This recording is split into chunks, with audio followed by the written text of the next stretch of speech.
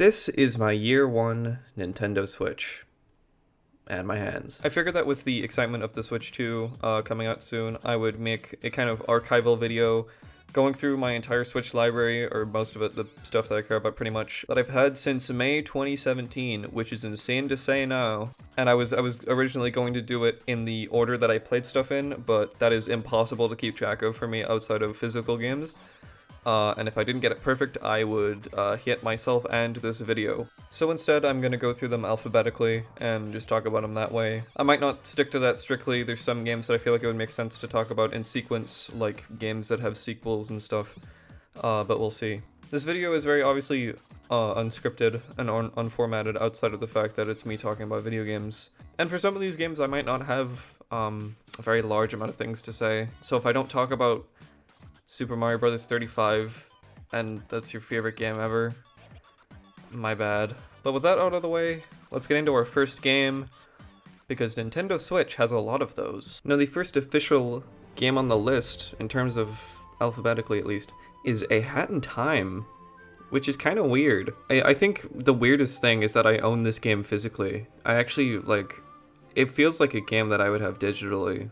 But, yeah, A Hat in Time is in my house. It's also just really funny because, spoilers for later in the list, I have Pikmin 4 and Metroid Prime Remastered, both digitally downloaded. But I guess A Hat in Time was just too important. This is one of the games that I have very limited memory of. I feel like I got it because Super Mario Odyssey, again, spoilers for the list, I've played Mario Odyssey. Holy shit. Mario Odyssey just left a desire for 3D platformers in my mouth. And I always knew of A Hat in Time. I don't know when I got it, but it was definitely some point down the line after Mario Odyssey. And my memory of the game was, yeah, it was pretty good.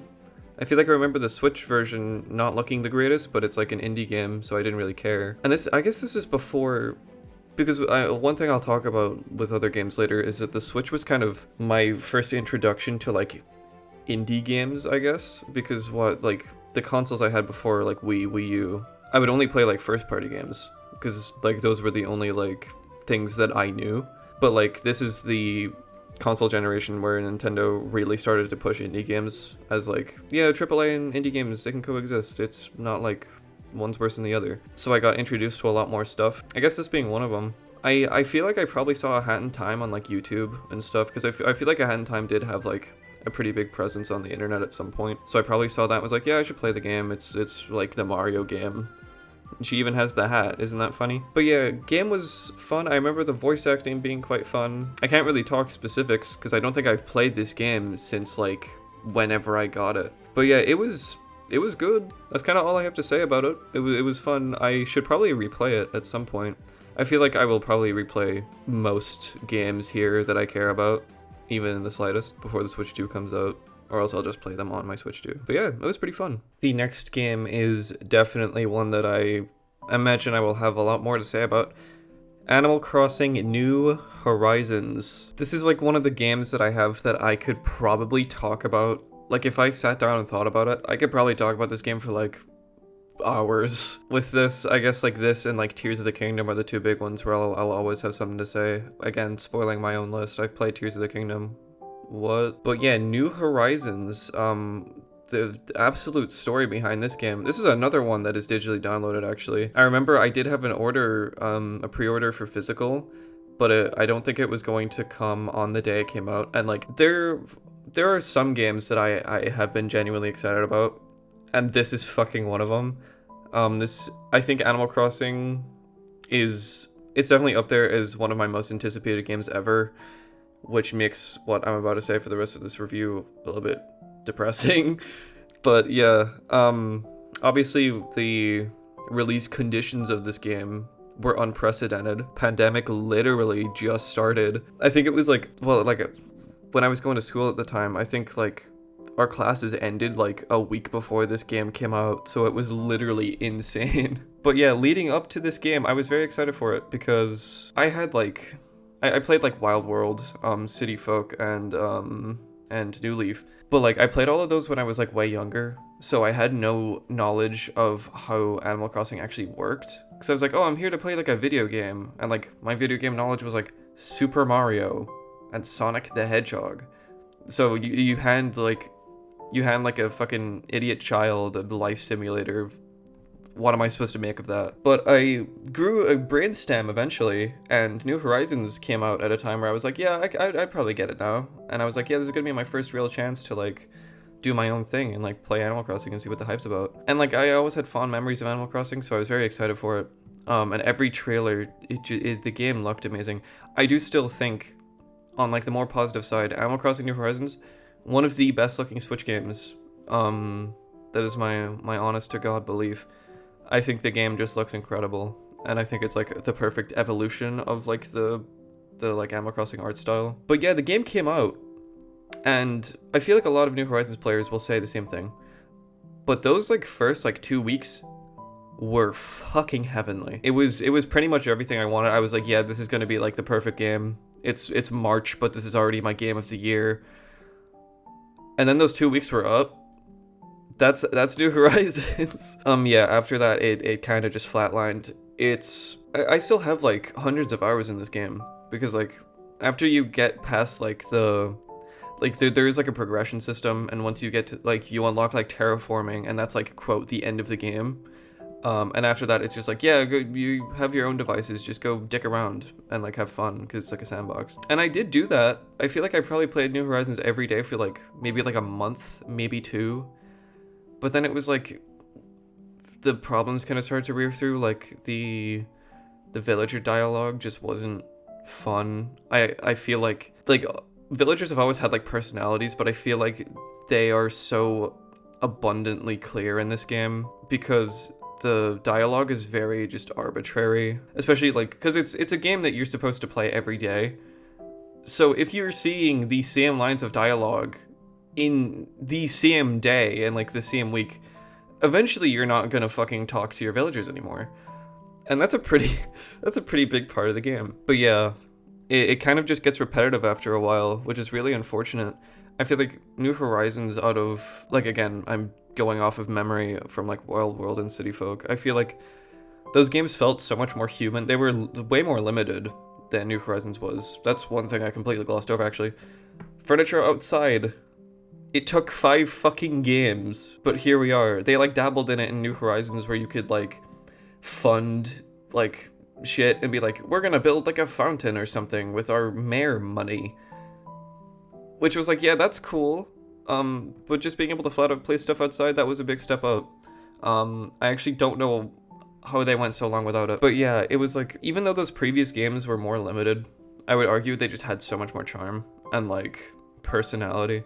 I feel like New Horizons is very just kind of, I don't even know, like kind of like static. Especially with like, it just, I don't know, even like old characters, like I remember for the Mayday event, I saw a rover and like stuff, and it was just like, why should I care? It just kind of feels like, especially whenever later on they added like Harv's Island, like the, well, not Harv's Island, but like the update that threw like every old like shopkeeper in. And I was like, I feel like I should be really happy about this, but this kind of just feels like these guys are like husks of like the characters I used to like, because they all just have like the same like boring dialogue every time. It's such a shame, because New Horizons was like genuinely very fun, and like I liked like the tool system. I thought that was like a cute idea, and like the crafting and stuff and getting materials. It was like all just like perfect conceptually. I just feel like as like a life sim game that you're supposed to play for like for days and days and days for like however long you want, I feel like it just doesn't really stick the landing. And like I feel like a good amount of time in this game that I have is honestly just like the multiplayer, and like that is by no means me saying the multiplayer is good. It's dog shit. It's literally like, okay, come check out my island. We can blow bubbles and look around my museum that hasn't changed in 2 years. But I would go to like friends' islands and just like dick around. Like it would literally be like, I'd be like typing in Discord, and like I just have Animal Crossing on in like the background. It's just like a thing for my thumbs to do, but we would just be having like a conversation. And like we do like events and stuff. And it was like, yeah, whatever. It's just, the multiplayer is not very interactive, which really sucks, because New Horizons was like the big one. I feel like everyone, like most people I know have played this game. So like if the multiplayer was good, like you could definitely do a lot of stuff with it, but it just really isn't. But it's like, would I call this game bad? No. but by no means is this a bad game. It's still Animal Crossing. It's still like very evidently like quality. I feel like they didn't do like a bad job. It's just like there was definitely some stuff to change that would have made it better. Like I do remember there were complaints of it being like really clunky and like slow to do stuff. There was obviously like the stuff for crafting where you can only do one at a time, and it's like, you really want me to sit here and make like 99 fish bait manually by myself? Like mashing the A button to speed up the animation only does so much. But yeah, it was like a bunch of smaller stuff that I think brought the game down. Also, just I don't know, I feel like there was just something missing with this one. Like, it didn't have the same staying power as the old ones did. I had no desire to really stick around. Every time I open the game, my villagers are always like, we haven't seen you in fucking 6 months. Where have you been? And I'm opening the game just because it's like I have nothing else to do. But yeah, next Animal Crossing game, I feel like I'm going to definitely be a lot more cautious because I feel like I was so excited for this game, and I kind of just, it just didn't really stick with me. I feel betrayed almost. I don't think I should, but I feel betrayed. Because of how excited I was. So like next Animal Crossing game, I'm gonna really be like, all right, well, like what's the deal here? Is it gonna be the same as last time? But yeah, like I still had fun with it in like the first while, and like here and there I would like hop on and be like, yeah, this is pretty cool. Like my island hasn't changed in years, but like initially making that island was so fun. And yeah, oh wait, actually I completely missed, I guess I'll kind of too, the Happy Home Paradise, the DLC, that came much later. That DLC was awesome. The DLC was really fun. I remember being like really surprised by it because I was like, I had no real interest in it, but then I got it and I was like, this is like strangely good. Why am I having fun with this game? Yeah, the DLC was awesome. It's probably my favorite part of the entire game. I just think it was so fun, and like the style of it all was fun, and it introduced like actually new characters, and that was cool. But this was more so just to talk about the main game experience. But yeah, game is still pretty good. I have no real desire to go back to it even now. I'm sure I'll open it and do whatever in due time. But yeah, I'm pretty conflicted about it. Still good, but it has problems that I think the next game should address. Again, I could probably make an entire video. If I wanted to sit down and script something and actually make it like serious, I could probably give like a review of the game. I don't know if I will, I probably won't, unless for some reason I get in an Animal Crossing mood in the next while. Now I'm jumping a lot further forward into the timeline. We have ANTONBLAST. This game only came out like pretty recently. Actually, when did Anton come out? It was like what, end of 2024? So we're pretty much up to date. This game I kind of just bought on a whim. I had friends who were talking about it, and I saw some stuff on like Twitter and Blue Sky about it, and I was like, this game is animated insanely well. And I knew it was inspired by like Wario Land, which is a series I've never played, but I was like, oh yeah, so it's like Pizza Tower. I also haven't played Pizza Tower, but I knew it was kind of similar. So I was like, yeah, fuck it. It's pretty cheap. I'll buy it because it looks pretty fun. And yeah, it's definitely a game I have to replay. I only did one playthrough of it and was like, yeah, I'm satisfied by that. I'm pretty dog shit. I'm pretty dog shit at it, and like it's kind of like worst performance on Switch didn't really help.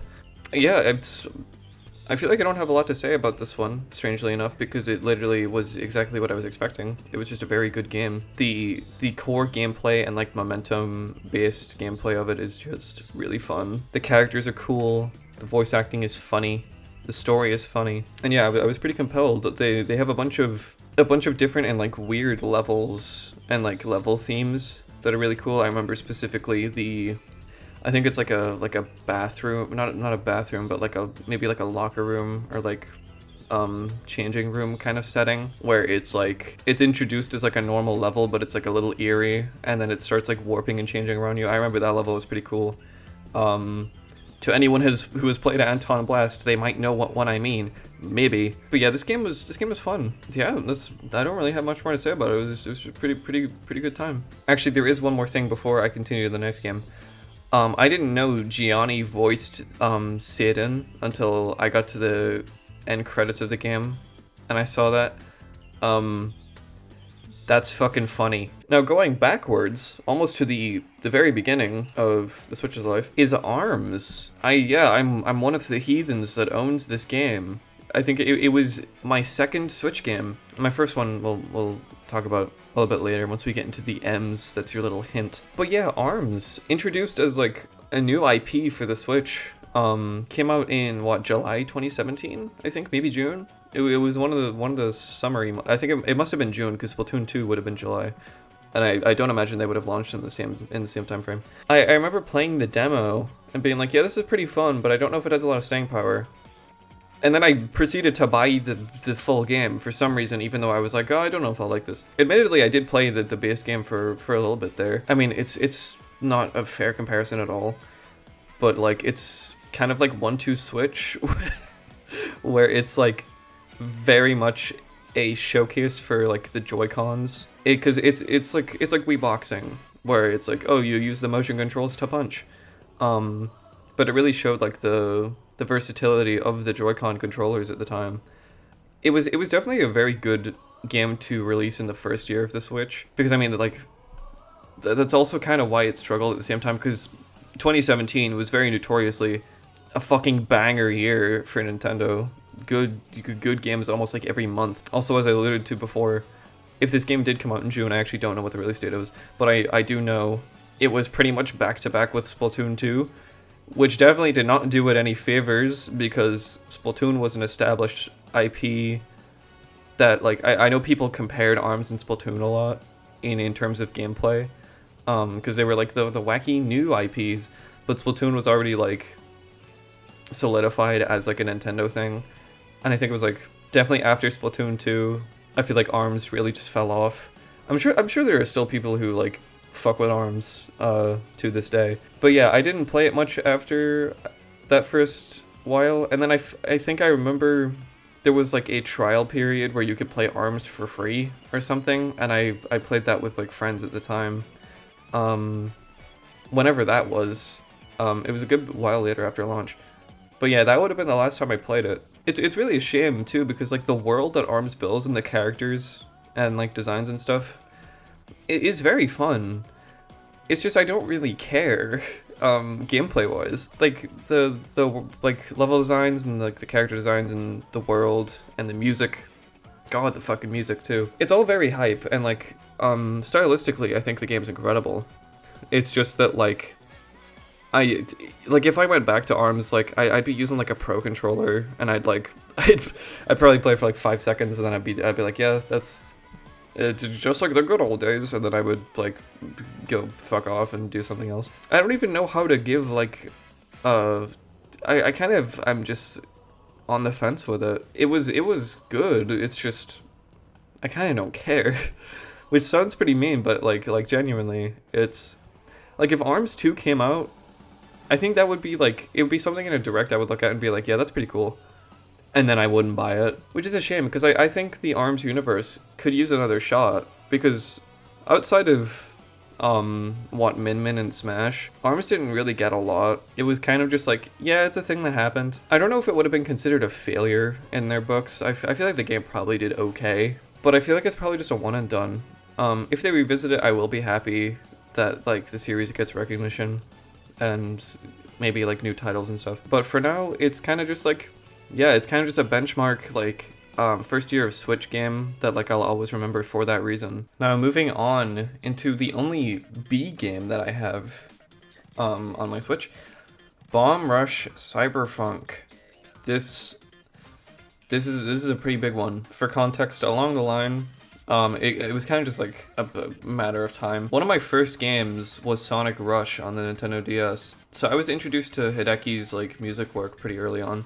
And then obviously I feel like Sonic and then eventually Splatoon kind of just curved me towards the pipeline of Jet Set Radio, which is a game that I always saw stuff about, but I had never played until I got Jet Set Radio on Steam a little while after like being introduced to the series through like music and stuff. And yeah, I loved what I played. It was obviously very dated and kind of janky, but like stylistically, that game was incredible. And then obviously you had all of the shit with like Sega not making sequels to some of their old series like that and like Crazy Taxi and stuff. But then Bomb Rush Cyberfunk kind of came along to pick up the slack. And then I do think it's very funny that I think it was pretty shortly after Bomb Rush Cyberfunk came out, they announced like, hey, we're gonna make a third Jet Set Radio, which was very funny. But yeah, in terms of game itself, this is probably the most excited I've been for like a new like indie release. It definitely is. I remember waiting for that entire summer, because the game didn't come out until the 18th of August of 2023, which is crazy to think about now that that's like what, like a year and a half ago. I remember me and Icy like just waiting for like news and stuff, and I remember like Team Reptile's Twitter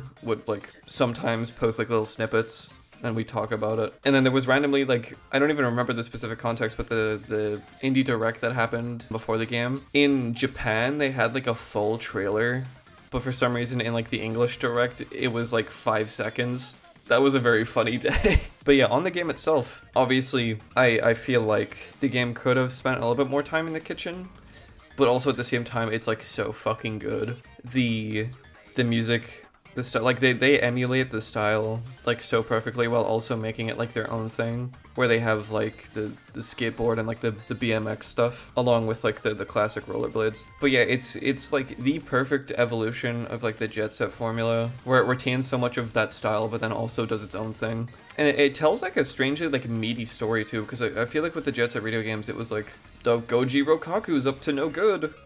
He's doing some freaky shit. But there wasn't really much story to those games. It was kind of just like objective based, like DJ Professor K would say something every now and then. It's like, oh yeah, we gotta go do this. But yeah, if they were to make a second Bomber Cyberfunk, I would be there in a heartbeat. The game was just incredibly fun, and like the characters and stuff in the world was just all very engaging.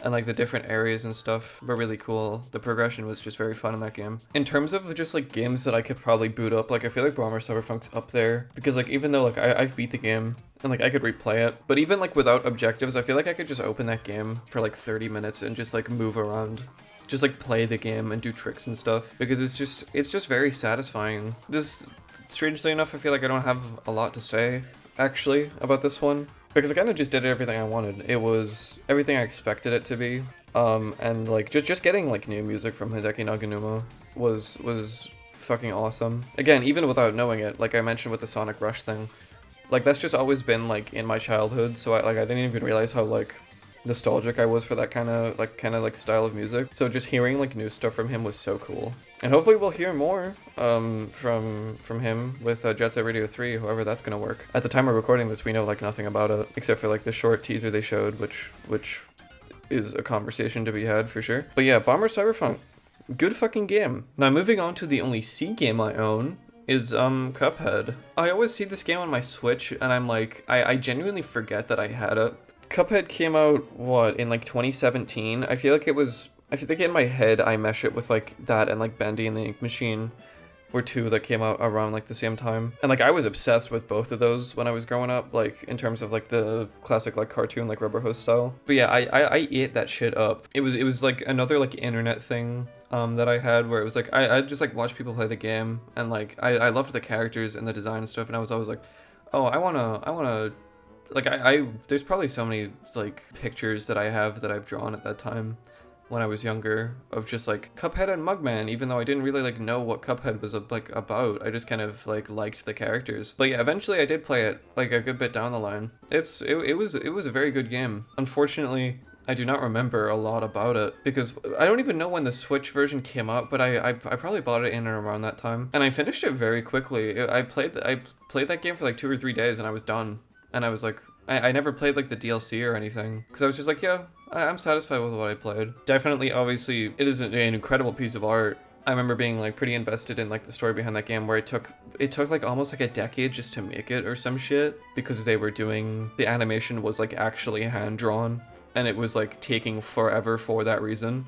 See, they were incredibly dedicated to that, and it came out as like an amazing game. Yeah, it was very fun. It was very challenging, and I do respect it for that. So yeah, I feel like I remember more from like watching like YouTubers play it than like me actually doing it myself, which is kind of sad to say. But yeah, it's definitely a game I need to replay, because I'm realizing I remembered not a lot of it, and I should give it another shot. But yeah, very fun game. I hope to see more from like Cuphead at some point, because I don't know what the state of the game is. I think it's like the DLC came out. I don't know if they'll ever do a sequel, but if they do, that'd be pretty cool. I do still enjoy those characters. Deltarune tomorrow. This one is definitely gonna like age a little bit poorly, because Deltarune Chapter 3 and 4 is going to come out this year, so I'm not going to say much on Deltarune because it's going to get immediately outdated with like the new stuff that comes out about it. But 1 and 2, Chapters 1 and 2, very good. Deltarune's a really weird experience for me, where it's like, because they release so sporadically, I go back and forth on caring about it, because like,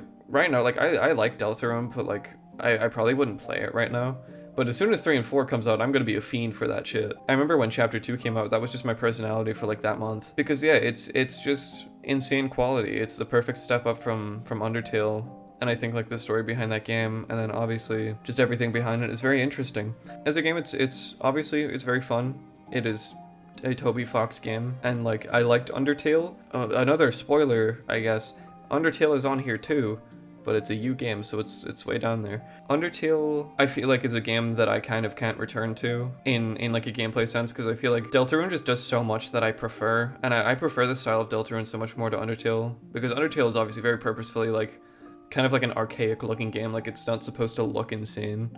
But like the art in Deltarune is fucking crazy. Deltarune tomorrow. Let's go, yeah, it's a Pluie. This one's just funny. Doom Eternal. I just feel like there's some games that it's like funny to own on Switch. This is kind of one of them. Doom Eternal is such a like unfortunate game for me, because like I played through it, and like that game was really fun, and like the story behind it and stuff was fun. I don't have much knowledge on the Doom series. I didn't even play Doom in 2016, so like in terms of like the bigger, wider like plot of that game, I had to go to like YouTube to figure it out and be like, oh, that makes sense. But yeah, this is like the only real Doom game that I have played, and like I was perfectly satisfied with the game. Obviously, like I've like grown up on Switch consoles, so like even though it obviously didn't look as good as like the other versions of the game, it like that kind of stuff doesn't faze me. In terms of graphics, I've been dealing with like dog shit graphics for my entire life, so it's like whatever. But yeah, I was satisfied with the game. The music is incredible. Just like the gameplay loop is very fun. You feel awesome when you're playing it. But then, unfortunately, Achilles' heel rises soon after, and that Ultra Kill is also a video game that exists. This isn't a video on my Steam library, so I'm not going to talk about Ultra Kill, but I'm just going to say that game completely ruined any desire for me to return to this game, because Ultra Kill is the crack cocaine of video games, and it's like a similar gameplay style, so like I'm probably never going to play Doom Eternal again, because I already know that as I'm playing it, in the back of my head, I'm just going to be like, I could be playing Ultra Kill right now. But yeah, in like the bubble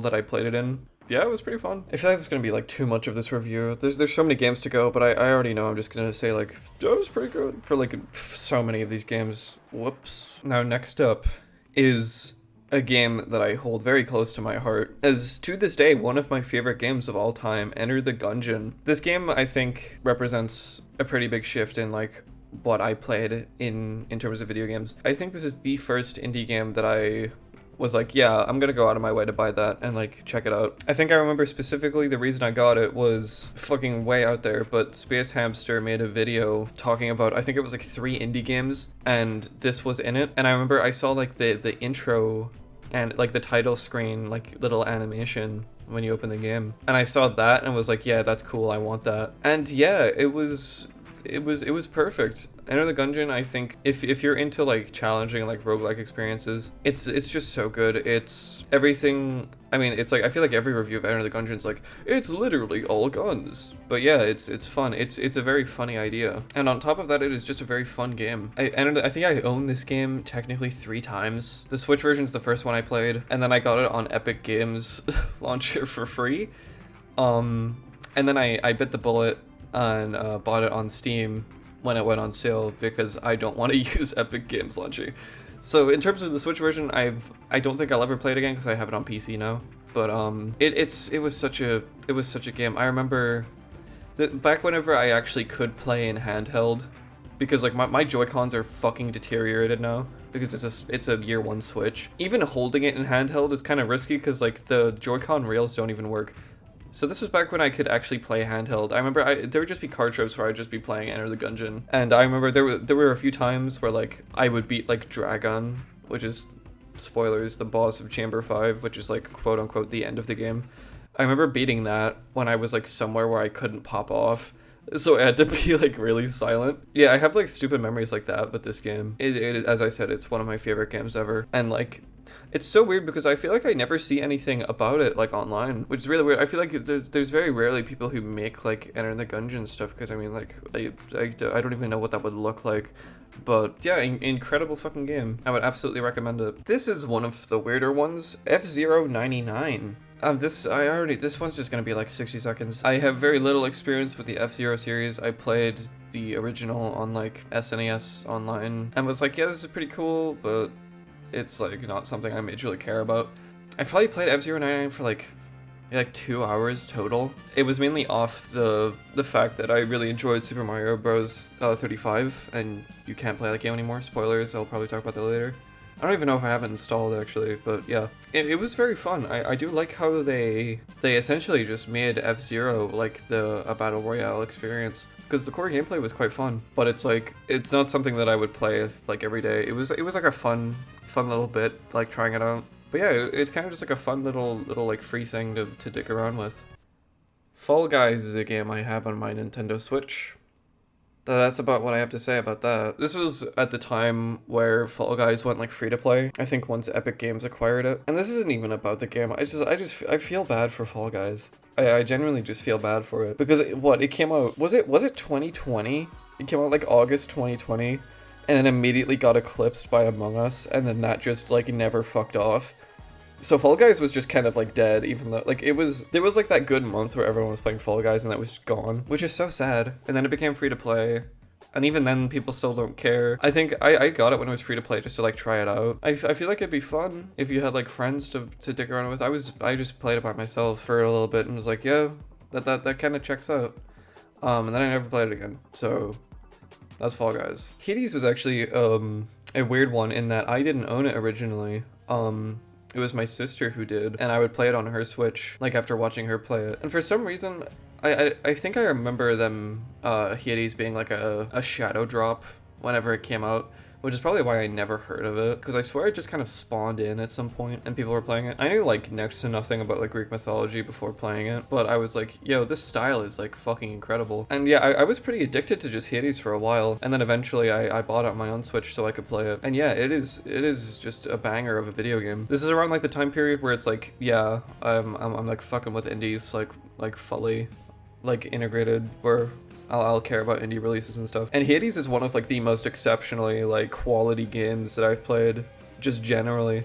Obviously looking at it now from a time where we have Hades 2 is a little bit weird, which isn't on the Switch, so I can't really talk about it. Hades 1 as an experience was so good. The gameplay loop of that game is cool, because like playing it, it's not as harsh as like other roguelike experience, like Enter the Gungeon, for example. That game like fucking like kicks your ass and calls you a bitch. But like I feel like Hades is a lot more approachable for people who don't like play a lot of roguelike games, because yeah, it's definitely still challenging, and like you do get frustrated, but like with how they integrate like the progression style of like character dialogue, whatever kind of like wizardry they put behind the game to make it so like characters always have something to say usually. Like even if you're not progressing that much, like characters will always have something new to talk about. And yeah, that's like the big thing about Hades, is that I feel it's like part roguelike, part visual novel, where like I strangely care about all of these characters. Yeah, it makes progression feel like so good and like natural, and it's just like the interactions in that game just feel like so cool. And like it's again something also in Hades 2. I think the Hades games are just very well made, and like they do not waste like players' time. Like you don't feel incredibly frustrated by like not progressing to a certain point, because the game just kind of like rewards you with other stuff as well, even outside of progression. So yeah, it is just all around very fun, and I think it's a very well made game. I also think that it's in contention for being like probably the best art style I've seen in a video game. So I'm gonna go a little out of order here and swap two titles, because I'm realizing next on my actual list is Kirby and the Forgotten Land, but I also have Star Allies. I just don't have it installed. So I'm going to talk about that one first, because it came out first. It came in 2018, I think, and it was my first Kirby game ever, so I figured it would make more sense in sequence. So this is probably going to be more of a double whammy, and me not having Star Allies installed is probably a pretty good tell on why I'm starting with that one. It's because it's ass. Okay, well maybe calling it ass is like a stretch. It was with literally zero basis on previous Kirby games, I thought it was pretty alright, but I feel like it's really weird because like the gimmick is like pretty cool. I liked the gimmick of like bringing friends, like the copy abilities in. And especially whenever they added like, oh, here's a bunch of characters from the Kirby series. They just like made it like, for some reason they made it like the Smash Bros of like Kirby games where like every character was in. That use of the gimmick was pretty cool. But talking strictly about it as a game, I mean, I definitely got my time out of it, but I feel like I have more memory of the game's like side modes. Like I think every game has like the arena mode or whatever where it's like a boss rush and you have to see how long you can last and stuff. I feel like I played that and like there was like other minigames and stuff too. But like the actual base game was like the most forgettable thing ever. I remember playing Return to Dreamland on like my friend's Wii at some point. I think it was after Star Allies. And like, you could genuinely tell me that those were like the same games and I'd probably believe you. The only difference is like graphically, like Star Allies is better. But I feel like Star Allies is like the most replaceable Kirby game ever. The gimmick is cool and fun. It's just that like the game itself and the level designs is just like stupid easy. I will say the final boss, very memorable. I still remember Void Termina now. And like I haven't played that game since it came out. And then obviously like the lore implications of that stuff too is really cool. But like Star Allies, I like played it. I think when they started updating it with the other characters, I played it a little bit more in like the arena mode and stuff. But like other than that, like it's like a kind of sterile 2D platform. It's weird though, because it's not like, it doesn't like look boring. I just feel like, especially now that I've gone and played other like Kirby games, like I played Superstar, obviously that game was really good, and then like Forgotten Land, obviously, which I'll talk about in a bit. But there's just nothing to it. Strangely, it feels like oddly lifeless, even though like it shouldn't, because there's obviously like a lot of effort behind it, and I'm pretty sure it was like, well, I don't actually know, but I feel like it was some kind of anniversary title.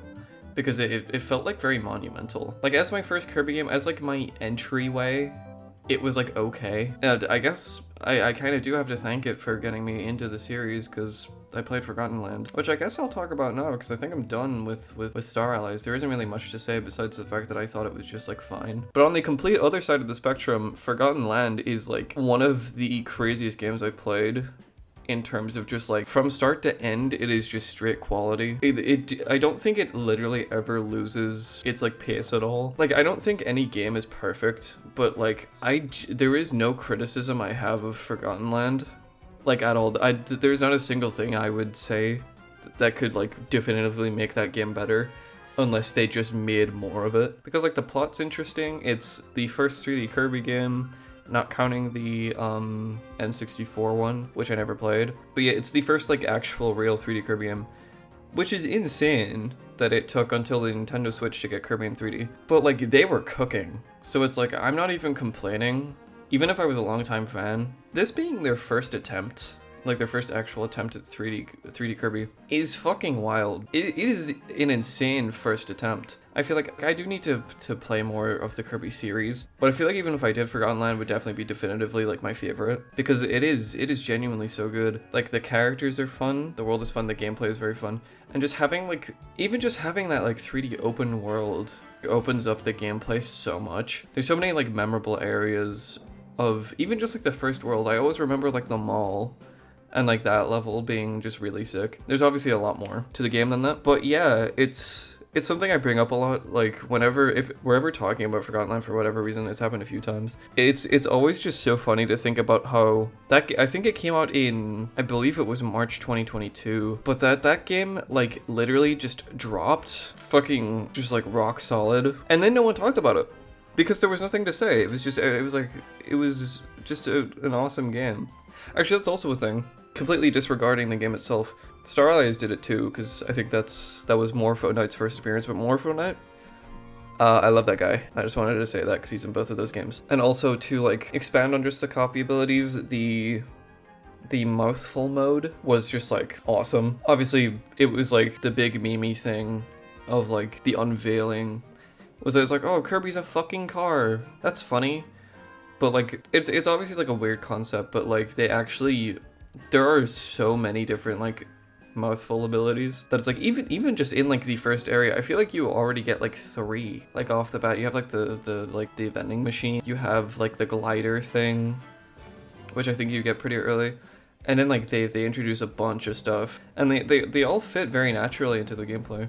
So as a gimmick, it's really cool. I would say, as I was talking about before, if I had to pick the best in terms of quality, not my own preference, if I had to pick the best quality game, I would say it's Forgotten Land, I think. Because I feel like everything else here, I have like something to complain about, at least to some extent. But like Forgotten Land is just, like, I could probably just replay it right now and I'd be like, yeah, this is awesome. It is just a good game. Next on my list is Luigi's Mansion 3. My history with the Luigi's Mansion series is like kind of funny because unfortunately I never played the first one. If you've watched the Lethal Company videos that I've made, I feel like probably like a good 50% of the music I use in those is from either Luigi's Mansion 1 or just like the series generally. Because I think especially Luigi's Mansion 1 has like the most like unreplicated just vibe ever. It is the most strange game, especially in the circumstances it came out under, where it was like they didn't have a 3D Mario to launch the GameCube with, but they instead had Luigi's Mansion, which is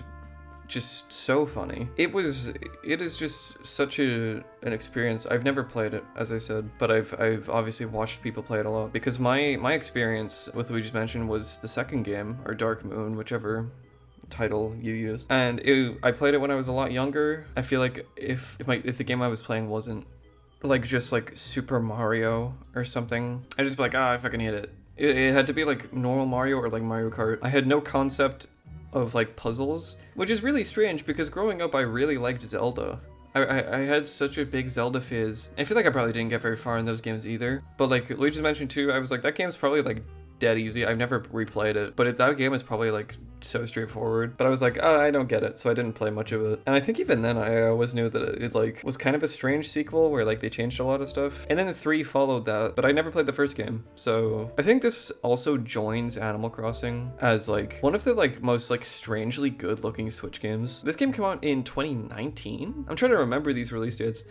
But like that, if that's true, that's a crazy early Switch title, and it like looks so good. It is like the perfect evolution of Luigi's Mansion 2. I think it definitely follows 2 more than it does 1 in terms of style. They use like similar ghost designs and stuff, but they also have like each like floor of the hotel has like a unique like boss ghost, which is kind of like how they had I think it was like the portrait ghosts in the first Luigi's Mansion game. So they had like the characters be a little bit more like, kind of show a lot more personality and like expressiveness, and I think Luigi's Mansion's always been pretty good for that because it is just such like an inherently weird thing. But yeah, it's a game that I feel like I probably pop it in like every like October and just play. Even if I don't complete it, I always just play through it. But yeah, like the core gameplay of Luigi's Mansion, like now that I'm older and I know what a video game is. But yeah, as game is very fun. I know the animation is one thing I remember specifically. That game handles character animation so well. I think Luigi's Mansion 3's like opening is just so memorable because just seeing like Mario and Peach and the Toads and Luigi all interacting in like such a fluid way was so cool, because that's like another thing that like obviously at some point I'll talk about Super Mario Bros. Wonder, where that intro kind of makes me feel this way, where it's like these characters are just doing things. Like in Wonder, it's like, oh, we're gonna go visit the other kingdom. And then with this, it's, oh, we're going to a hotel to hang out. Because I think in the previous 2 Luigi's Mansion games, Mario is like already gone. I don't know how they do it in 2. I can't remember, but I know definitely in 1 it's like Luigi just shows up to the mansion and the game starts. But they actually they like show Mario and Peach and the Toads and stuff before they get kidnapped by King Boo, which is really cool. And I remember Mario and Luigi having like cute interactions. Like whenever you save Mario near the end of the game, that like cutscene I can like still remember, even though I haven't like finished the game in quite a while. But yeah, they handle characters and character animation so well in that game. I feel like Luigi's Mansion 3 is like weirdly a game that I overlook. Like I forget that I have it sometimes, even though it's like genuinely fire. And yeah, I think it's a game I never see it like talked about, I guess because Luigi's Mansion is like still kind of a niche thing, but it is genuinely just such a good time. Next on the list is kind of a big one for me, with Mario and Luigi Brothership. The Switch as a system is kind of like the like messiah of Nintendo, where through its success, they just randomly brought back so many series that have been like dormant. And like the Mario and Luigi series, like there's probably so many videos talking about like the Alpha Dream stuff and like the stupid decisions they made that kind of fucked them over with like, yeah, like we'll stick to the 3DS and remake Superstar Saga, the first game, and then skip Partners in Time, the one that needed remastering, and then go straight to Bowser's Inside Story and then go bankrupt. But yeah. I grew up on the Mario and Luigi games. Again, I feel like I probably didn't get very far in them, because it isn't just like straightforward. It's an RPG. It's a game that is a little bit more than just running and jumping. But if something had Mario on it, I fucking played it. So I grew up in these games. I never played Superstar Saga. I still haven't. And I've played Partners in Time, Bowser's Inside Story, Dream Team, or Dream Team Bros as it was called here. I don't know if they all had bros. It was a weird European thing. And then I think Paper Jam was after that. I did not play Paper Jam. It's such a shame because I hear that game's like pretty ass, but like the gimmick seems pretty cool. And then I think that was the last original one, and then it was the 2 remakes, and then Alpha Dream is gone. I can't remember how long was between those. I think the last Bowser's Inside Story was the last one, like the remake.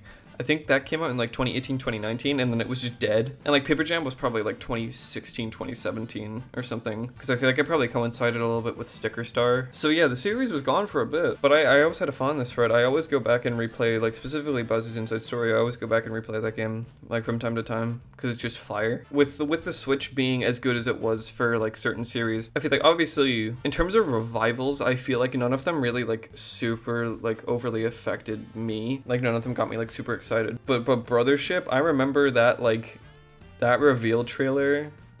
It opened a direct. I think it opened the the June 2024 direct. Just cold open. And like I knew it as soon as Luigi popped out of the bushes. I know it's like a universal experience for people who played Mario and Luigi, where they just knew by the style that it was that game. And that was so good. And like that direct was like notoriously just fire, because I don't really remember what was in the middle, but it started with Brothership and ended with Prime 4, which is insane, and will probably go down as one of the best Nintendo Direct ever. But that like reveal was like so fucking, it like that meant so much to me. And in like that style, and then obviously going into me actually playing the game, they evolve like the 2D style, like I would say almost flawlessly.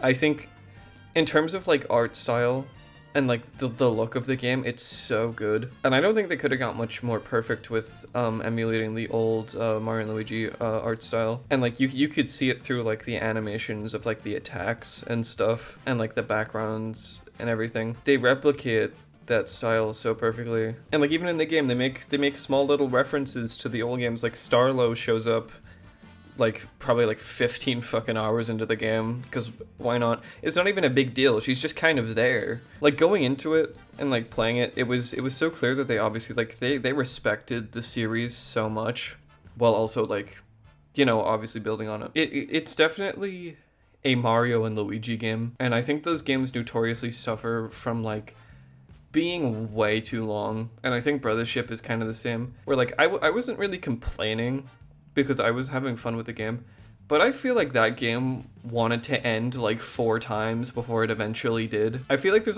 like 2 fake out endings, and then like you unlock a new area. It's like, oh, there's your next fucking like 10 hours of gameplay. And then also in terms of criticisms, I feel like the game looks really good, but I feel like it just kind of doesn't run that well, which is kind of a shame, because I think the art style for the game is like fucking superb. But yeah, there's like smaller stuff like that holding it down. I remember whenever the game came out, there was like huge drama because of the IGN rating, and people were, I think there was like bugs and stuff with the game, which I didn't really experience. So my experience was kind of tame. I just kind of have those smaller kind of nitpicks where it's like, I remember, yeah, that was another thing. The opening of the game, I felt it like a little bit, but I was just so excited that I didn't really care. The opening of that game is insanely slow. I think it takes like 2 or 3 hours for you to get the hammer, which is like, to explain in context, you have different like attack styles, and the 2 main ones is jumping and the hammer. So you're like jumping on enemies for like 2 hours, and then you get the hammer, which is like kind of different. And then like the first boss is like 5 hours in. You do like 2 areas of the game with no boss, and it's really weird. I think pacing is just that game's biggest issue, because it just feels really random. Especially some of the quests you go on just feel like it's like, all right, yeah, they want to squeeze like 5 more hours out of me. But again, I wasn't really complaining. I thought the game was really good. Like the story was like, in terms of like the stories of the Mario and Luigi games, they're never like insane, but they're always like quite good. But yeah, the story here is very good. It's just very like feel good.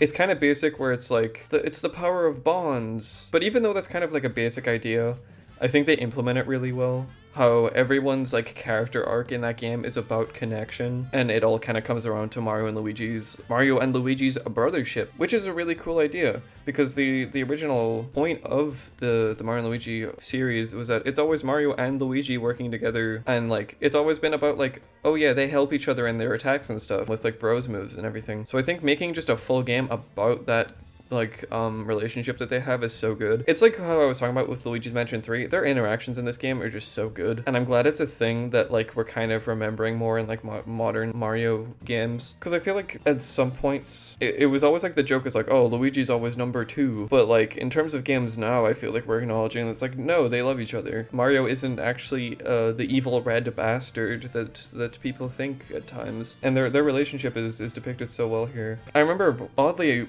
Bowser Jr. was like strangely one of my favorite characters in the game, and his little arc with Buddy was just kind of fire. And then obviously they had like Bowser too, and just having Bowser be there, I've already said Bowser's Inside Story is probably my favorite one. Just having him there, animated in the way he was, and with like that personality that he has in those games, it was so good. He was also probably one of my favorites. I feel like he shows up strangely late in the game, and I feel like he doesn't really do much, which is a shame, because I really liked the time that he had in the game. But I feel like he kind of gets sidelined because he shows up so late, and then like Reclusa appears, and like that's the whole thing. Actually, wait, yeah, that's another thing. This is such a tangent. Maybe my biggest critique of the game is that Zocket, it's like a twist fake villain where Zocket is like not actually the bad guy and is instead, I don't even remember her name, the person that Connie's mentor, it was actually her being like controlled by the gloom. I feel like that entire plot point was just not set up that well. Because I remember they posted like the character designs and like the 2D renders, and Zocket was one of them, and they were like, this is like the main villain of the game. And I saw that design, I was like, because I feel like the Mario and Luigi games always have just banger villains. I especially like Princess Shroob, that like final fight was sick as hell. Fawful, and then which eventually becomes Dark Bowser, which is like probably the most infamous moment in the entire series, and like stuff like that. They always just have banger villains. So to see Zocket, I was really excited for Zocket, and then they kind of just don't do anything for the entire game. And like for the first few hours it was like, oh, they're mysterious, we're gonna learn about them soon, right? And then like you play another 5 hours, and then you play another 5 hours, and I feel like you don't even fight, what are they called? The something core? The extension core. I think you fight one of them like once, and like 15 hours of the game have gone by, and Zocket has just appeared and like spoke vaguely about a big bad idea, and everyone's like, oh, we gotta stop this guy. But then I think Zocket has a single boss fight, and it's like, wow, finally we're here, Zocket's gonna do something. And then it's like a fake out boss, it's like a fake out final boss, and then like the actual ending of the game kind of starts to come into view, and it's like, oh, they're being controlled by like Reclusa. It was the actual villain. I will say Reclusa, sick ass villain, cool design, and like they just have such a good personality. It's obviously like a little bit cheesy where it's like, oh, everyone should be alone. It was still, I enjoyed Reclusa a lot as a villain. And then there was like, I thought I was going to stop talking about this game like 5 minutes ago, but there was this segment where everyone is starting to like be controlled by them, and you're in the final area of the game, and you're running through the area, and you get caught by like the bulbs, but they don't show it. So Mario and Luigi are just randomly in the Mushroom Kingdom, but it's like, it strangely felt like, it sounds stupid to say, but it felt like a creepypasta or something, where it's like, it starts like degrading, and like the characters are acting weird, and like things start glitching, and like the music stops at random times, and it's like genuinely kind of like a weird moment in the game, and it was actually really cool. I feel like it went on for like a little bit too long, but yeah, and it's like Mario and Luigi are being like kept in like their their like ideal world, which is the Mushroom Kingdom, but like nothing feels right. It's like Peach and Bowser are friends and like everyone's like way too nice to you. That whole moment near the end of the game was just fucking awesome. And then like the final fight segment was sick too. What was my original point? Yeah, Zocket sucked. I hated Zocket, whatever. The game was a banger. I feel like I could replay it in maybe like 5 years. The game is so long. It like pans a lot where it feels like a lot of it's kind of unnecessary, but at the same time the gameplay is still so good that like I kind of don't care. But you definitely need to put up a lot more time than you think aside for it. But besides those issues, I think the game is very good, and it was like as a follow-up to a childhood series of mine after so long. I loved it. Next up we have Mario Kart 8 Deluxe, which is the very first game I got on my Nintendo Switch. Kinda crazy. This is the one that I think every Switch owner jokes about, where it is the infinite money glitch for Nintendo, where it just randomly keeps selling, and like every like Black Friday and every holiday they always bundle it. But yeah, it was a pretty safe first game to get. I owned a Wii U. I had already played Mario Kart 8, but I mean obviously I didn't care, because I was extremely excited for the Nintendo Switch, like terribly so. Like it was my personality. My personality was just that the Nintendo Switch was coming out and that I wanted it. So having a game that I had already played before with like new stuff and enhancements was like the perfect way to learn the hardware and to like just kind of dick around where it's like, oh, I'm playing on the TV, oh, I'm playing in handheld, oh, I'm playing on tabletop, I guess, because I'm never gonna do that again in the next fucking 8 years, and like dicking around like playing with the Joy-Cons on their sides and then playing with them normally. It was a good game to just kind of do that with. And like I think this game came out in like April 2017, I think. So it was like 1 month later you had your Mario Kart, and it would be your Mario Kart for the next 8 years, which I guess is a knock against the game. It's not something I care about, I guess, because I think Mario Kart 8 Deluxe is a perfectly good game, but it was the Mario Kart for the Nintendo Switch, and it came out literally instantly, and we got no Mario Kart 9. Obviously, you had the booster the booster course pass later down the line, which basically just doubled the content in the game. But in terms of like having that game straight away, it was Mario Kart 8 Deluxe. For me, it was just Mario Kart 8 with the DLC that I didn't have. So like out the gate there was already new content, and like I owned the game, and like why I said I don't care that it's the Switch's Mario Kart is that like for so many people this is just like, this is a new Mario Kart, because the Wii U sold like a laughable amount. I don't even remember how many. It was like 20, it might not have even been like 20 million people had a Wii U. Like not a lot of people who had a Switch had played Mario Kart 8 before. So like it was basically just a brand new game. And like Mario Kart 8 like always like looked really good, like on the Wii U and then on the Switch as well. It was kind of just right at home. And then that's not even thinking about like the new stuff they added. They had like I think they added like, was it like a Bowser Jr. Dry Bones, and was it the Inkling new as well? I think Inkling was new. They had the Animal Crossing and the Zelda characters before, and then obviously the original Mario Kart 8 had like the really dog shit battle mode, where instead of being like specially made tracks, it was just the Grand Prix like the racing tracks as battle mode courses, which doesn't work because they're not designed for that, and it was ass. But they fixed battle mode. They made like the stages, and they added like the cool ones. They brought back like Woohoo Town from, I think it was 3DS, and then they added Urgent Underpass from Splatoon, and I love that map. But yeah, I played the hell out of this for my first while, and then obviously I started getting more and more games. I got like ARMS down the line, and then Splatoon 2, which that's actually fucked up that we haven't even got to Splatoon yet. I don't even know how long I'm going to talk about that. Jesus, I don't even want to think about it. But yeah, I got Splatoon 2 like that summer, so I kind of started playing it a little bit less. And weirdly, it wasn't until, I guess it was kind of their intention, was to give people who own the game more content with the booster course pass, which I think started in 2022 and then ended, I want to say, last year. So it was like you had like waves of content,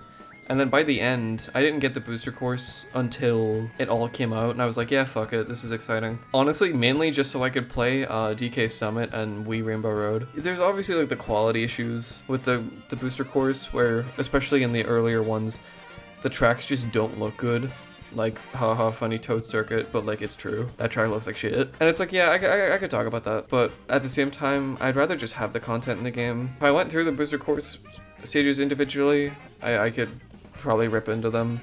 And then obviously you have like what courses they did pick as well. And I'm not mad that they're in the game. It's just I feel like there are other picks that could have been made that would have made it overall like a little bit better. Like the two that I'll always talk about is like Airship Fortress and Toad's Factory from DS and Wii. Obviously nostalgia behind those. There always will be, I feel like, with Mario Kart tracks. But it's like they did get a lot of good ones, especially from like Wii. Like if you liked Mario Kart Wii, you pretty much got every banger in it. But yeah, once they added the booster course pass and like all of that was done, it was mainly because of our Discord server. We started doing Mario Kart events where every week we'd play Mario Kart, and that got me back into the game again after quite a while. So I got like a lot of hours in it again, and it was really weird playing it because I would always remember like, hey, this is like my first Switch game. This is kind of cool that like it's kind of come full circle and I'm playing it a bunch at the end of the Switch's life. But yeah, in terms of what there is actually to say about Mario Kart 8 Deluxe, there isn't much, because I feel like that game is just like good. Obviously, I think, I don't remember how old Mario Kart 8 is, but I think it's definitely over like 10 years old, and we've been playing the same game for 10 years. And obviously, at the time we're recording this, we haven't seen anything of Mario Kart 9 outside of the like 15-20 seconds they showed in the Switch 2 like unveil little announcement. So if it's even called that, we don't know what the gameplay thing is, but we're getting a new Mario Kart after 10 years. Thank God. I feel like I could definitely make do with Mario Kart 8, but having a mix-up, especially with the style they showed in the Mario Kart 9 little trailer thing, it'll be a good change of pace. But like, Mario Kart 8 Deluxe has like served its time.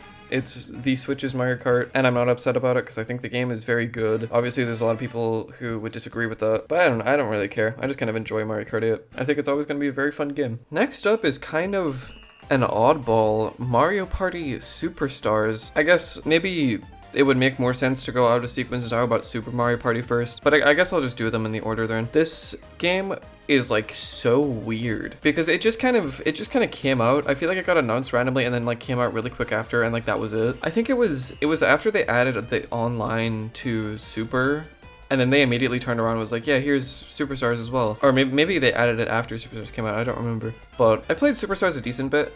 I kind of owned it for like a long while, and actually, I guess context, I didn't have many friends that would want to play games with me, and like my siblings were a little bit older than me, so we didn't really play games like that much together. So I was one of those sad, lonely fucks that would play Mario Party by themselves. But then it was with this game was probably like my first time. Like, I'd obviously played Mario Party with people before, but it was a very rare occurrence. So Superstars was like my first time where I really got to play with people because I had friends online now, so I could play that. But like, that wasn't even until like a little bit before Jamboree came out where I started doing that. So I kind of just owned this game for a long time and was like, yeah, this is kind of fun, but I didn't really play it much. In terms of the game itself, for what it meant for the series, it was kind of like the return to form. Because like Super was kind of like a step in the right direction, but then that game also has its own fucking like slew of stupid issues where like that game is kind of just ass looking back. But coming off the foot of Mario Party 9 and 10 with the car formula, it was like water in a desert. And then I think this was like a really good follow-up. I think just generally the Mario Parties on Switch are like so weird where it's like, yeah, Super makes sense. And then Mario Party Superstars kind of just came out. And then Jamboree also kind of just came out. Obviously, I think all of those games are very good, but it's so funny how they were just kind of doing Mario Parties again. I don't know why they felt weird to me. I feel, especially Jamboree, where that game came out last year and like the Switch is about to like die. Obviously it'll be playable on Switch too, but it's just kind of funny that like they didn't just wait. Yeah, the weird part was just how untouched this game was. I think Superstars was a really good like base point for a Mario Party game, and like very rarely will I actually ask for like, oh please, live service updates, add free updates to this game, because I mean we saw it with like the Mario Sports titles. I feel like all of them kind of sucked just because they followed that model, but I was genuinely like, hey, if Superstars gets like a DLC or like an update, I'll be there. But it kind of just never did. It was just like the 5 boards that were all remakes of old boards, and like the base like 100 something mini games. I don't even know if it had 100, it probably did. And the same like dog shit like character roster where like the spiciest thing you would find is like Birdo, and then everyone else like maybe like Rosalina, and then everyone else was just like, yep, that makes sense, because they stripped down the character roster a bunch from Super to Superstars, which I guess that's kind of just a thing with the Super games, is that they have a bunch of characters because they did the same in Jamboree. So I don't know, it was still weird though. I feel like Horrorland and Woody Woods and like maybe Peach's Birthday Cake are like fine, but like the other two, even sometimes Peach's Birthday Cake, because it's a very linear board. Like the boards were pretty good. But the rest of those were like, eh. It's like I'm never itching to go back to Yoshi's Tropical Island at all. But yeah, I guess just having a game that is like Horrorland Simulator is perfectly fine because that's such a banger of a board. And I think I remember I don't know if it was in Super or if it was also in Superstars, but like the economy was really like weird. But yeah, Super was kind of weird. It was like the perfect Mario Party game to just kind of dick around with, and then like eventually I had friends who would play it too. And yeah, it was perfectly serviceable. It's just kind of like forgettable because it came out in like 2021, well, like middle of Switch's life, I'm pretty sure. And it was kind of just kind of whatever. Like if you ask me to name like 10 Switch games, I'm just saying that Mario Party Superstars is probably not making it out of the Mario Parties for sure. It did what it I guess set out to do though. It was just like a Mario Party celebration of a bunch of the old stuff. But like I feel like updates could have definitely helped this game have a little bit more longevity. But I guess they just cared more about making Jamboree, so they never did. But yeah, it's a perfectly fun game. Like, I would probably, like, return to it at some point if I was playing it with friends and be like, hey, let's look at the old Mario Parties. Because it was definitely very fun. It's like the weird middle child between, like, Super and then Super Mario Party Jamboree, where it feels like it kind of just happened, but, like, no knocks against it because it was still pretty good. I enjoy it. Now, for the next game that's on the list, we have Metroid Dread. Metroid Dread was technically my first Metroid game, unless I'm pretty sure in like Smash Bros. Brawl you could play like a demo of like the original or something that I might have played. I don't even remember if that was a thing. But Metroid Dread is my first full Metroid game. Metroid was kind of one of those series that I feel like there were like a few series. I feel like a lot of people experienced the same thing where I knew it from Smash Bros. Because Samus and Zero Suit Samus were in that game. And then there was like the Ridley boss fight. Again, Brawl was my first Smash game. But outside of that, I didn't really know anything about it. And it was always a series that I always was like, yeah, this is a big Nintendo thing, but I've just never had the chance to get into it. Because I would have been born pretty soon before like the series went on its like big hiatus. When did Other M come out? I'm actually gonna look that up. Yeah, Other M came out in 2010. I would have been 5 years old. And then I think like, when did Prime 3 come out? Because I think that the original Prime was like 2001. Oh yeah, Prime 3 was 2007. Which was like the last, I think, big game. And the last one in the main series was Fusion, which I think was 2004. And then after that, it was just like whatever bullshit that was like the Wii U 3DS generation for Metroid, where it was like Federation Force. I honest to God can't even think of anything. There was like Nintendo Land, there was Metroid in that, I guess. So I never really had an opportunity to get into it, and I was always like, oh, it's just one of those, it's like Star Fox, where they don't make them anymore, or it's like F-Zero, when that really wasn't the case, especially with the Switch generation, where it made its big comeback as a series, and Dread was the first installment of the base series. I very embarrassingly remember that during the Direct, when they revealed it, they brought up Metroid Prime 4, and then went into this, and then it said Metroid 5, and that genuinely confused me because I didn't know what the difference between Metroid and Metroid Prime was because I wasn't into the series yet. So, but yeah, when I saw Metroid Dread, I didn't even know,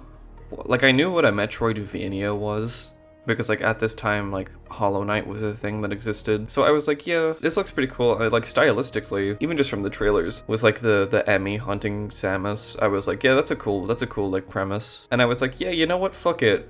I'm just gonna go on a whim and buy this and see what I think. And I am very glad I did, because Dread is probably like, I don't know where I would rank it in terms of Switch games. I don't know if it would be in like my top 10, but it's definitely one of like the best Switch games I've played. Just like based on like, I could go back and replay this all the time. I know people have like issues with it because it follows Fusion's formula of being a little bit more linear than like the previous 3 games, but I have no like point of reference for that. I've never played Fusion and I've never completed Super, but outside of that I don't really know. I feel like Metroid Dread was, I can't remember, I'm bringing it up again when I shouldn't. I can't remember when I played Ultra Kill, but I feel like it was after Dread. Dread was like the precursor to how much I loved that game, because like the movement in Dread, for some reason, just reminds me of Ultra Kill, even though those are completely different games. But just like Samus is so good. I think that's partially why I never finished Super, because I started with Dread, where Samus is like the most buttery smooth thing to control ever, and then you go to Super and it's like kind of awkward because it's an older game, obviously. But yeah, in terms of just raw gameplay, it's really fucking sick. It was my first experience with like a Metroidvania fully, like from start to end. And like that progression system, even though like, yeah, in Dread it's more linear than it would be in previous games. Like there's very limited opportunity for sequence breaks, and like you have the whole thing where like I remember I watched like a video on it where it's like, yeah, doors will close behind you a bunch. There'll be like points of no return in like the area design. But just like getting those items and using them and like progressing through the game, like I kind of want to replay it just thinking about it. But yeah, it's gameplay wise is so incredible, and like the story is so cool too. There's something about like Metroid stories, and I love it, especially in Dread, where you have like the opening sequence and then you kind of don't know what's going on except for what quote Adam is telling you about like the Emmy and stuff, but like from your perspective, you don't know what's going on. And then you meet like Wyatt Robe, where you get like your big exposition. And then you have like the moment where Samus talks, which that's one thing that I'm so sad about when I was playing this game, is that I didn't understand how hype it was, because I had to like watch reactions, because the entire Metroid Dread, like the name thing, it just went over my head. I don't remember what game it was. I think it was one of the Prime games. It might have been Prime 3 or Prime 2 or something.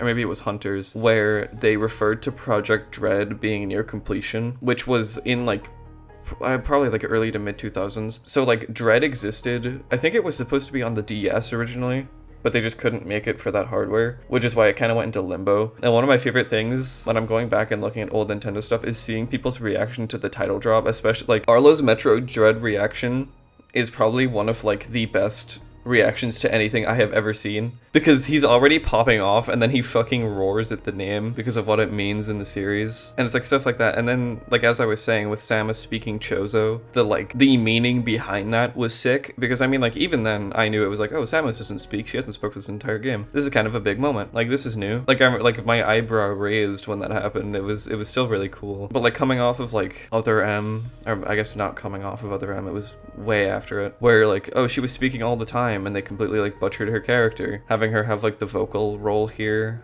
and have it be like just like quick and cool and like to the characters you can get was sick. And then obviously learning about the lore like later, having her like speak her native language was like super sick. But yeah, like just Metroid Dread as an event is crazy, because like I mean yeah, when Prime 4 comes out it'll be like the same thing but for the Prime series. But it was like this was the first Metroid game in so long, because they announced Prime 4 in like 2018, I think, and then they canceled it the year after they revealed it, and then said they were restarting with Retro. So it's like Prime 4 wasn't even like, it was something that was in the background that was always happening, but it wasn't something that was going to like directly come to Metroid fans anytime soon. So having Dread like break that up was so good, because it kind of was like at the halfway point in like Prime 4's development long term. It was like, yeah, here's your like new 2D Metroid game. I remember they said there was 19 years between Fusion and Dread in the Direct, which is insane. I was literally born after Fusion came out. So like, in terms of Metroid games, I never had the opportunity to like really get into it. And that's why the Switch is so good, because it brought back so many series that people would have missed out on. And I'm really glad, because as an introduction to the Metroid series, it was so good. In terms of like my criticisms, I probably just have the ones that everyone else has, where it's like, I mean, next on the list is Metroid Prime Remastered. So I'm gonna be, I guess, talking about those games back to back. But like comparing the areas and the map in Dread and in Prime, the areas in Dread are like pretty forgettable. I remember, I think like late game there's like a forest jungle area, and then there's like the final place where it's like stormy and stuff. But besides that, it's kind of just like, here's your starting area, here's your lava area, and then the starting area becomes the ice area, which is actually pretty cool, but it just kind of seems pretty like bog standard. And it's like, yeah, I remember there was like, here's like the water area that looks like the starting area, because it's all one big underground facility, and all the areas look the fucking same, just with different lighting and different like effects in them. And like, yeah, comparing that to like Metroid Prime, where there's very distinct locations. Like, I remember the names of places in Prime, like Talon 4 Overworld, like Magmore Caverns, Fendrana Drifts and stuff. There's like, I remember the name Cataris, I think. I don't remember a single other name in Dread for any locations, which is really unfortunate. I guess it's kind of like, in terms of like Prime, it's kind of an unfair comparison, because like Prime, you're exploring like the planet of Talon 4 and all of its areas. But with Dread, I'm pretty sure you're just like underground. Well, I don't even remember the planet's name in Dread, unfortunately. It's like Z something. But yeah, you're just exploring that one like kind of compact area. So a lot of the areas do look the same, and like I get why. But kind of like bleeding into that idea as well is the music, which I'm not going to talk about a lot because I'm sure people have talked about it previously. But especially like, again, when I played Prime, that game's soundtrack is fucking amazing. And Dreads is the most like boring, like droning music ever. Like just kind of, it's ambient in a way that's like, it doesn't upset me that it's there.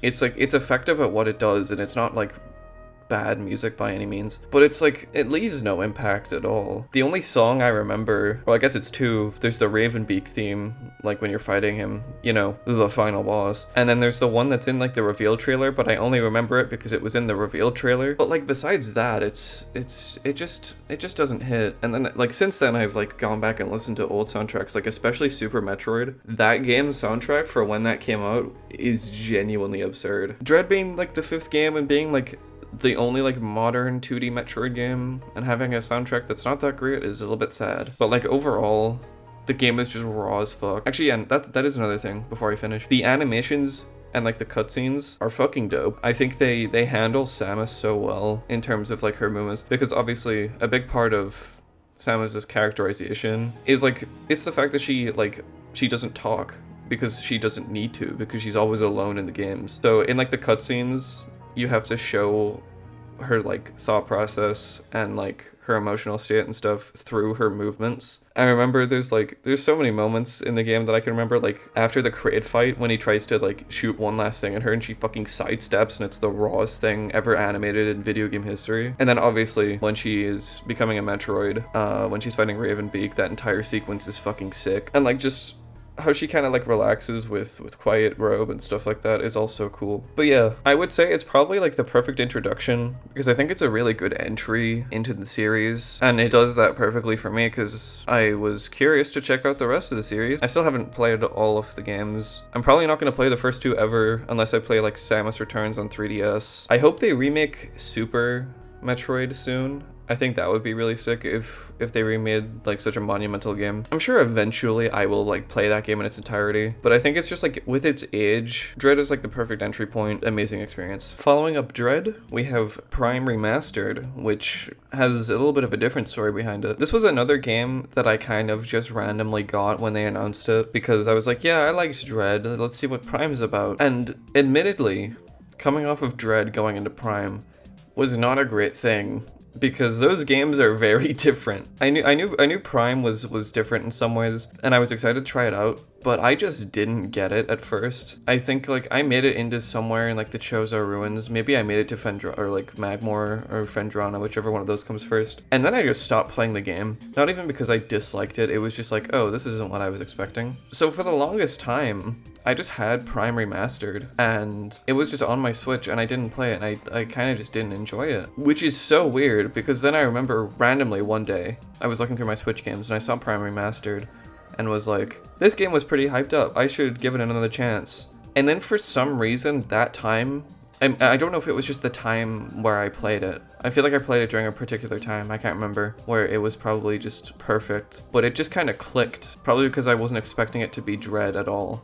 And I played the shit out of that game. And as I'm recording this, I'm actually currently replaying it for Prime 4's sake. It is such a fantastic game, and especially with the remaster, there's very few tells that this is like a GameCube game, because they just did such a good job at like modernizing it. Like it looks like it could be like a modern Prime game. So it being the first one is pretty insane. Prime has a very particular gameplay style where it's not just like the combat and the progression, but it's also scanning things. And like that kind of world building, especially on my first time going through, you get to like, I remember specifically you get to like the space pirate base in Fendrana Drifts, where you find Metroids for the first time. And like they have a bunch of lore in there where it's like, It's just talking about like how they're operating and what they're doing, and even some stuff that wasn't related to like the phase-on stuff that they were doing on Talon 4. Just like that kind of world building. It was the same with like the Chozo logs too,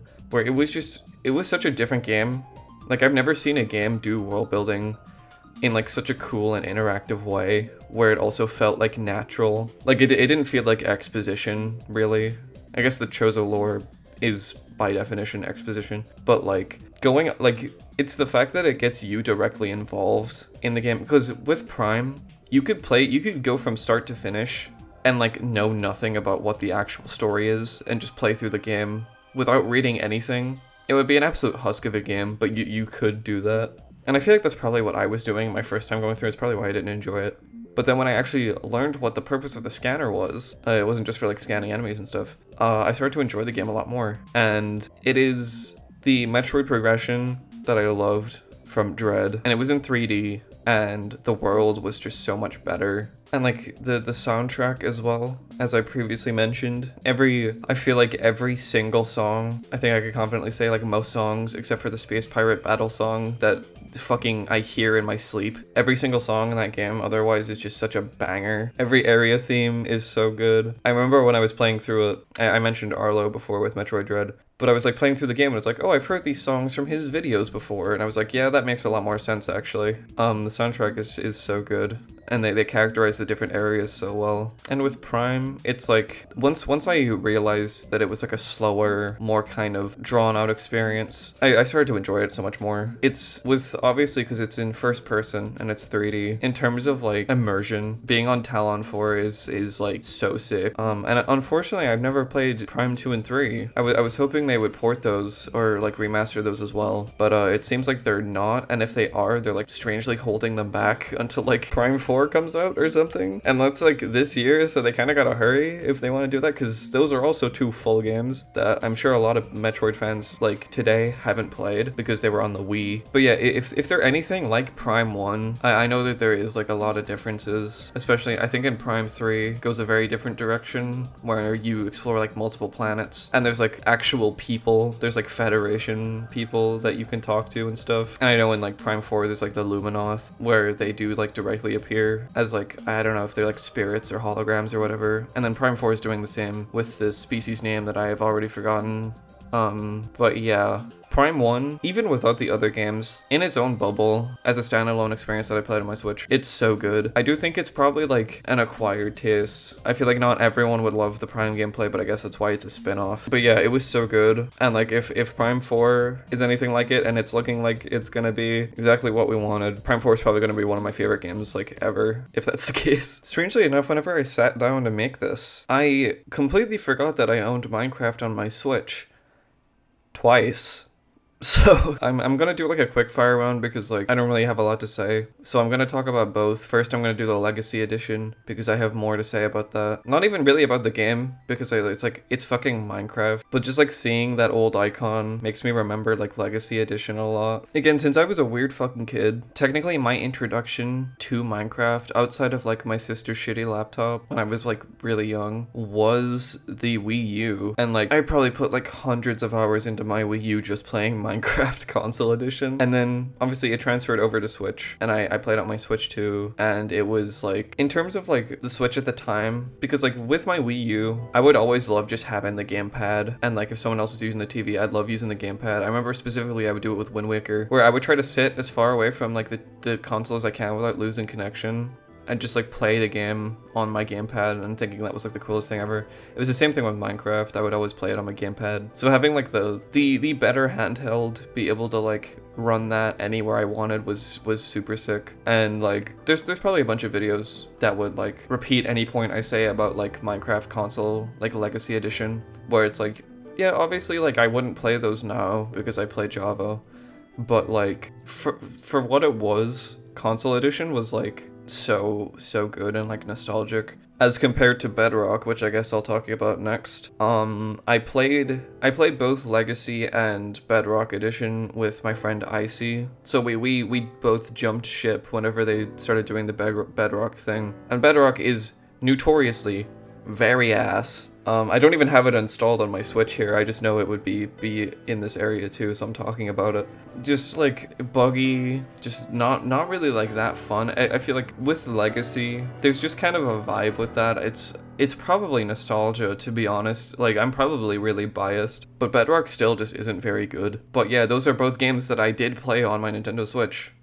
So, there you go. If you wanted to hear me talk about Minecraft today, I gave the most, like, bare bones talk about Minecraft. This is gonna be another quick one. I want to talk about the Nintendo Switch Sports demo, the playtest, because I have a memory of doing this with Icy, not with him, because I don't think you could play together with friends, but we were, like, trying to matchmake together, and we were just, like, in DMs talking to each other about the game as we were playing it.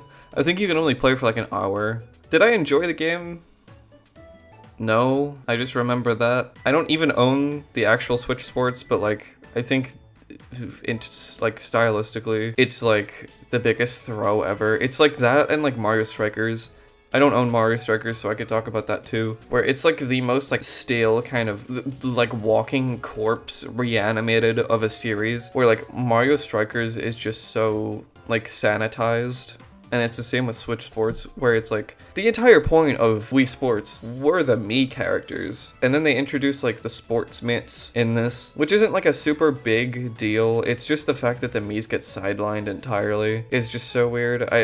Everything about Switch Sports I just despise as a video game. But I remember this playtest, I played it with my friend, and we kind of had fun. It was like a fun hour, I guess. Onto a more positive experience is Paper Mario: The Thousand Year Door. So now I get to talk about another video game history that is pretty fucked up for me, because my first in the series was Super Paper Mario on the Wii, which was like a strange kind of conjoining of the old and new Paper Mario, quote unquote, where it still kind of had like that story driven aspect of the previous two games, but it was like so different and like weird. It was definitely a good introduction to the weirdness of Paper Mario. But then after that, I played Sticker Star, and like that was, to be fair, for the time it came out, I was like young, and it was like a Mario thing, so I didn't necessarily care too much. But I never beat that game as a kid either. Like, I just didn't really care. And then I skipped Color Splash, and then I didn't play Origami King, even though I heard Origami King was better, but it was the same kind of gameplay. But it wasn't until this where I actually was like, yeah, let's see what the hype's about. Because this is like the big one that everyone talks about. This was the one that like everyone was popping off on. I think this might have been the first. It was either this or Super Mario RPG that started just the line of like RPG revivals, where I think it went Mario RPG, Thousand Year Door, then Brothership, all in the 1 year, which is insane. But yeah, in terms of what I thought about Thousand Year Door, after it being hyped up for so long, was that, yeah, that makes sense. The game and its writing and its characters were all very good, and it was pretty much exactly what was advertised. I will say, I would find it hard to replay it today, like again, because that game really does just kind of like waste your time. But like also at the same time, some of it's like so good to where I feel like everyone, like a lot of people I think that own a Switch should like at least play it once, because it's just so good, especially if you like the other Mario RPG series. Because my original start was with Mario and Luigi, so then jumping over and seeing like the similarities and differences between those series was really cool. It's definitely a game, like its characters and its story are definitely what drive it, but then also like the very gameplay is very fun. And like just, I didn't know about it beforehand, but having the battles be contextualized as like stage performances is super cool, and especially when you're like fighting a boss or you're in a different area and like the stage and the set all like change depending on like the scenario is super cool. And then you have like your buddy characters who are all very fun. It's kind of a shame because I feel like I didn't see like, whenever I got like later in the game, I would use the ones that you get at that point. So in terms of like Goombella and like Koops and stuff, I feel like I never saw them outside of their own chapters in the game, which is kind of a shame because all the characters are really cool. If I had to pick a favorite, it's probably Yosh. I think that guy's pretty fucking awesome. I got the red one. Also, like that game's soundtrack, I will still bang out anytime, especially like the X Not Fortress, that song specifically. There's so many good songs in the game. but that song specifically banged out on the daily. It's another game from the GameCube that I'm really glad they decided to like modernize and bring back, especially because for the time that they brought it back, it was so unlike them to directly acknowledge the old Paper Mario, because you have the whole issue where they're like purposefully sanitizing the old, like the new games, because everyone's like always talking about like, oh, all of these Toads are just look the same and they have no personality and there's no different looking characters ever outside of like the one new character they invent for every game, who is like your follower buddy that's always just the same character every time. So just having them directly acknowledge the Paper Mario series and like its legacy, and like going back and looking at like that game that everyone held in such high regard was just so cool, and it's awesome to have it just on the Switch. Obviously a lot of people probably care about the game a lot more than I do because I didn't grow up on it, but like as a standalone thing, it's still very, very good. Then like coming off of the back of what I was saying about Metroid Dread is Pikmin 4. It was a similar experience to Dread for me, where its significance and everything like completely went over my head, because my experience with the Pikmin series was again through Smash Brothers, because Olimar was in that. And then it was the Pikmin 3 demo on the Wii U that I would constantly just replay. For some reason, I never got Pikmin 3. I just never got it, which is really weird because I loved the demo. But I was like, oh, it's too much of a risk to buy the full game. It probably wasn't. I probably would have loved it. But I think it was just that Pikmin, I feel like a lot of people have this thing where looking from the outside in on a Pikmin game is like the most intimidating thing ever. Because it seems really stressful. And like sometimes it is, where you have to keep your Pikmin like alive. And there's a bunch of stuff trying to kill you and your Pikmin. And I remember watching that, like especially when I was younger, and I was like, that's scary. I don't want to do that. But it's definitely one of those games that like once you play it, you get it. And Pikmin 4 was kind of the perfect one for that. Whenever it came out, people were saying it was like on the easier side. The older games were a little bit more difficult. But like for me, that was fine, because I just needed like an entry level, like, hey, I want to get into this. Because it was the same attitude I had with Dread, where I was like, yeah, I liked Metroid once I started playing those, so I'm going to try Pikmin as well. Because I always thought they looked cool. And like, just as characters, the Pikmin characters are always very fun. And yeah, I got Pikmin 4. And it's another one that's like, that looks like strangely good. It's like Luigi's Mansion 3. That's also another thing about Prime Remastered that I'm remembering that I didn't say. That game looks fucking like stellar. I didn't talk about that enough, but it's the same with Pikmin 4. I especially remember once you get to like the beach like water area, that place just looks insane, like graphically. I guess to be fair, Pikmin has always looked very good. I especially remember, I think people made jokes in Pikmin 3 where it was like the like high resolution like orange or something, where like the fruit looks completely realistic for like no reason. Yeah, that was a strange thing. I remember in the Pikmin 3 demo when I would play that, I always wanted to drink that juice that they were drinking. I don't know why I brought that up, but yeah, visually, game is incredible. And as the first foray into the Pikmin series, it like teaches you everything really well, and it's like all completely natural. It's a game that I have to replay. And I've tried before, but for some reason I just haven't been into it the same as I have been the first time I played it. But it's like such a good game. And it has all the Pikmin types in it. And then the new one with the ice and the glow Pikmin. Being set around like a house and then eventually inside the house is super cool. And it has an upgrade system. It has like, you save people and you populate like the hub area.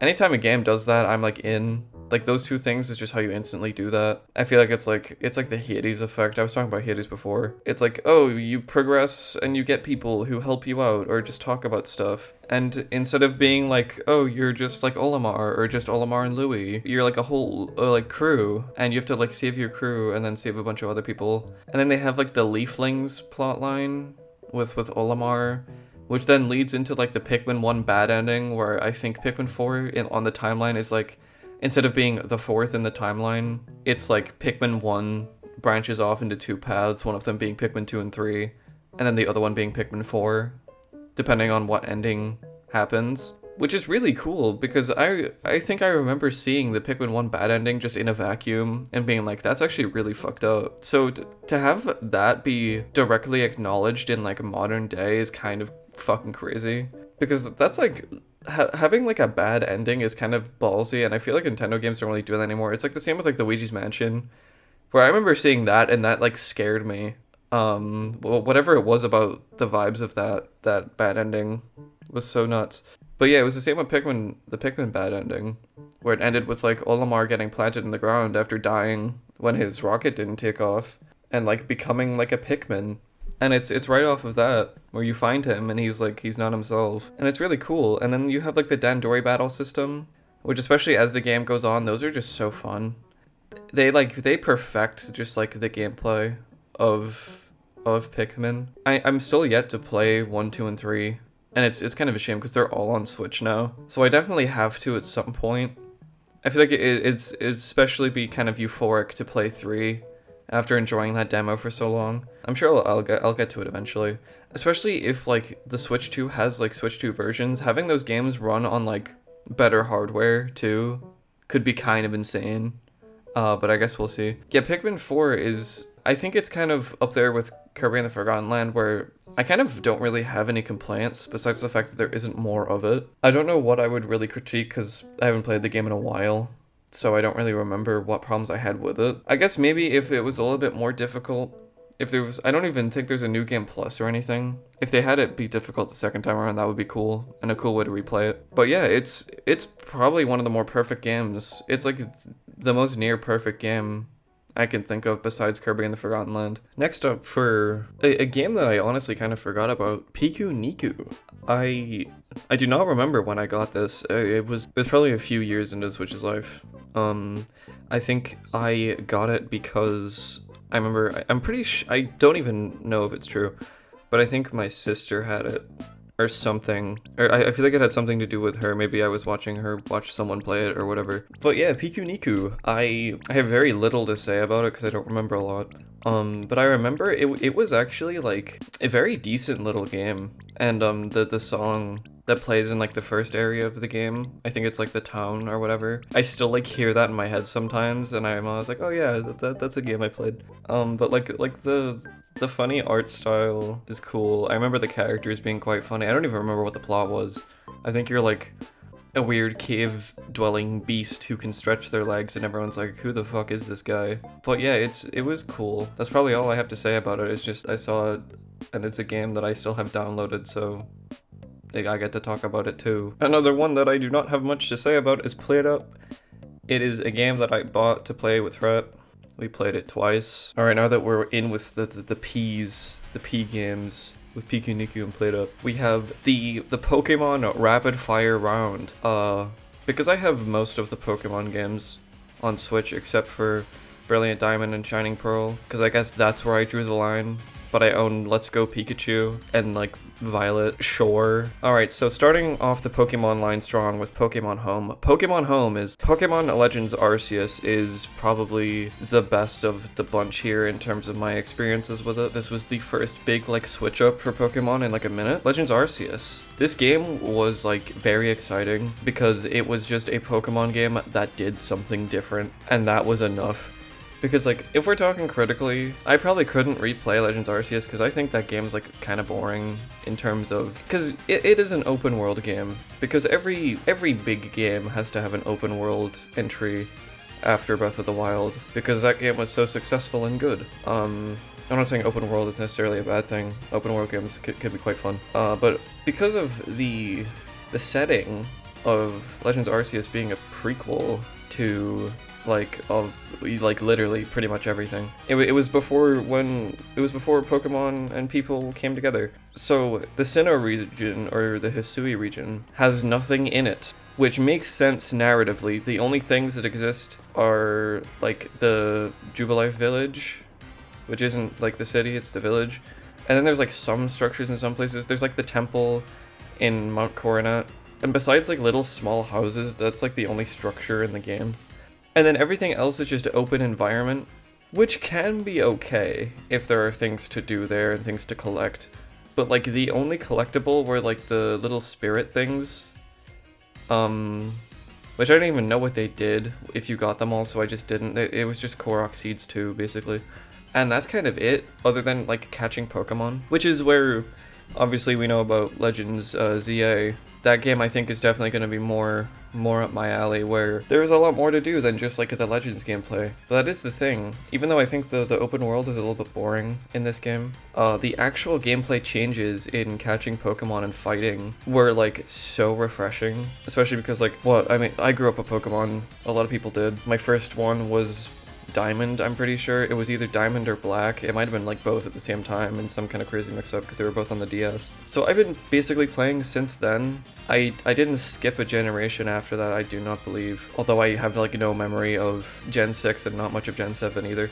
But basically, I've been playing the games for a while. So changing fundamentally how you do like the things you've grown up like knowing how to do was such a good change. Catching Pokemon being the actual action of catching them like as a thing you can do, and like you have like the sneak strike and everything, just making it so you don't have to press a button to throw a Pokeball, but instead you have to actually like you have to aim it and throw it and time it right and make sure it's not like aggroed or and stuff, like changes a lot more than I thought it did. And then you have like the agile and strong style, which won't return in ZA, I assume, because that game has its own different battle system that I'm quite excited for. But like that also was cool because it added like some strategy to like, oh, do you want to attack fast or do you want to attack slower and then hit harder and stuff. And also just the starter lineup is incredible.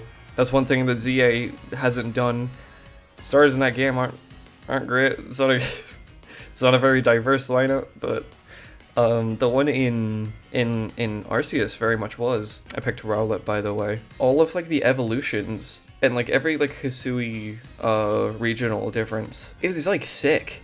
It's like strangely like really good. And also like the story was genuinely quite interesting, just from the angle that it's from the past, and you have all of these characters who are like, oh, it's like Benny's related to Wally from the future, and then there's like the person, I don't even remember the leader of the Galactic squad, who's like Cyrus's ancestor, and like stuff like that was really cool, where they drew in a bunch of different regions and having their origins be in this one place. Like was it like Professor like Lavender? Was that his name? The guy with the hat at the start of the game? Like he looks like Hop and stuff like that. And also it's like kind of serious too, where it's, oh, you're an outsider and we'll fucking kill you if you don't prove that you're not evil or whatever. Admittedly, I think the isekai angle where Arceus contacts you by iPhone and says, do this, Lucas or Dawn from Pokemon Generation 4.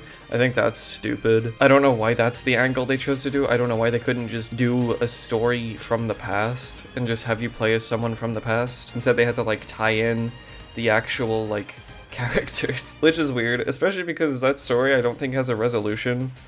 So it kind of implies that whoever got sent to the past is still stuck there, which I obviously don't think that's the case. I feel like they probably wouldn't do that. I never actually fully beat the game. I got like the first ending. I fought Volo and stuff. I never got all the Pokemon to fight Arceus though, which is kind of funny. But from the stuff that I played, it's like a Game Freak game where there's so much lacking in it that like if they just had more time, they could have really done something. The art style that it was going for is really cool, but it also just doesn't look good graphically. Like in game, the game doesn't look good at all.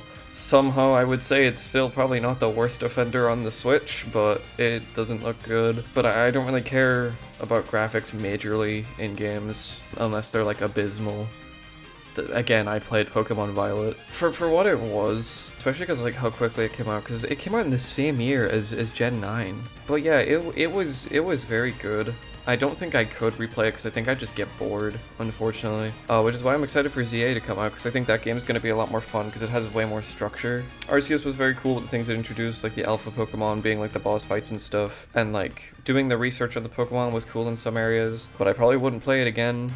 I think it was a perfectly good game with some downsides and stuff, obviously most of them being like graphically, but yeah, I did enjoy my time with it. Onto a game that I do not have as many kind things to say about, Pokemon Shield / Sword. I think this game is like fine. It is, if I had to rate it, I would probably give it straight through the middle, 5 out of 10. It is a Pokemon game on Switch. It was the first big generation, like new generation on console hardware Pokemon ever, because it was always handheld. Because the console games were always restricted to like Stadium and Coliseum and fucking Hey You Pikachu and whatever the hell, Pokemon TV. So there was a lot riding on this game, but I think that the hardware switch and also just structurally how Game Freak is, they do not make the most of it. I mean, we all remember the fucking debacle that went down with the tree thing and then the National Dex, and then everyone fucking bought it anyway, and it was one of the best-selling Pokemon games ever because we're all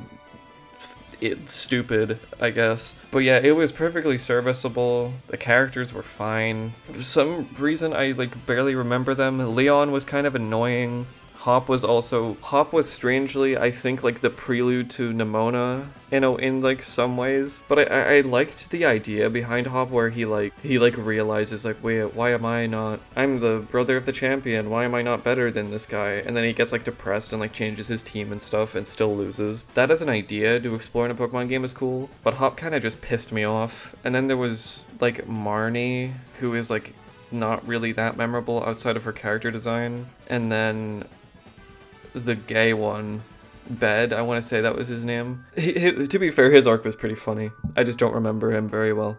What was the evil team? Team Yell? They were like the fake, like, evil team who were supposed to kind of just be Marnie's followers. To be fair, I kind of like that it's kind of funny.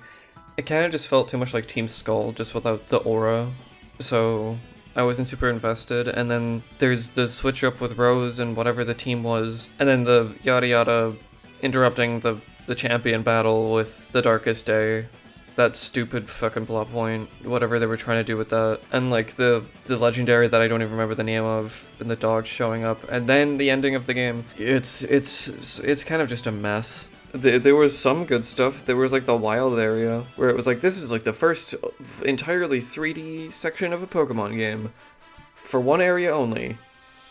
At like the start of the game, and that's it. Everywhere else is like the ones on the 3DS. But I guess it was kind of hopeful because they were definitely testing the idea of like that 3D environment, which then probably led into Arceus, and then obviously Violet as a greater expansion. It is a perfectly inoffensive Pokemon game that you could hand to a child who wants to play Pokemon, and they would have fun with it. But besides that, I have no intention of going back to it unless I'm like playing all the Pokemon games for some reason. It's probably the most forgettable one on here, besides Let's Go Pikachu, I guess, but that's not really an original game. But yeah, it's whatever. On just an absolute chain of talking shit about games, Pokemon Violet. This will be good. In the game's credit, I do think this is one of the better Pokemon stories that have been told since like Gen 5, and also the character designs are good. Those are the good things about the game. The new Pokemon are also good. The designs are always pretty nice. But it gets a little bit ridiculous when it looks like that. I didn't struggle with like many glitches or anything. I know there were a lot of people who had their runs of the game be like genuinely fucked at times. I didn't have any of that.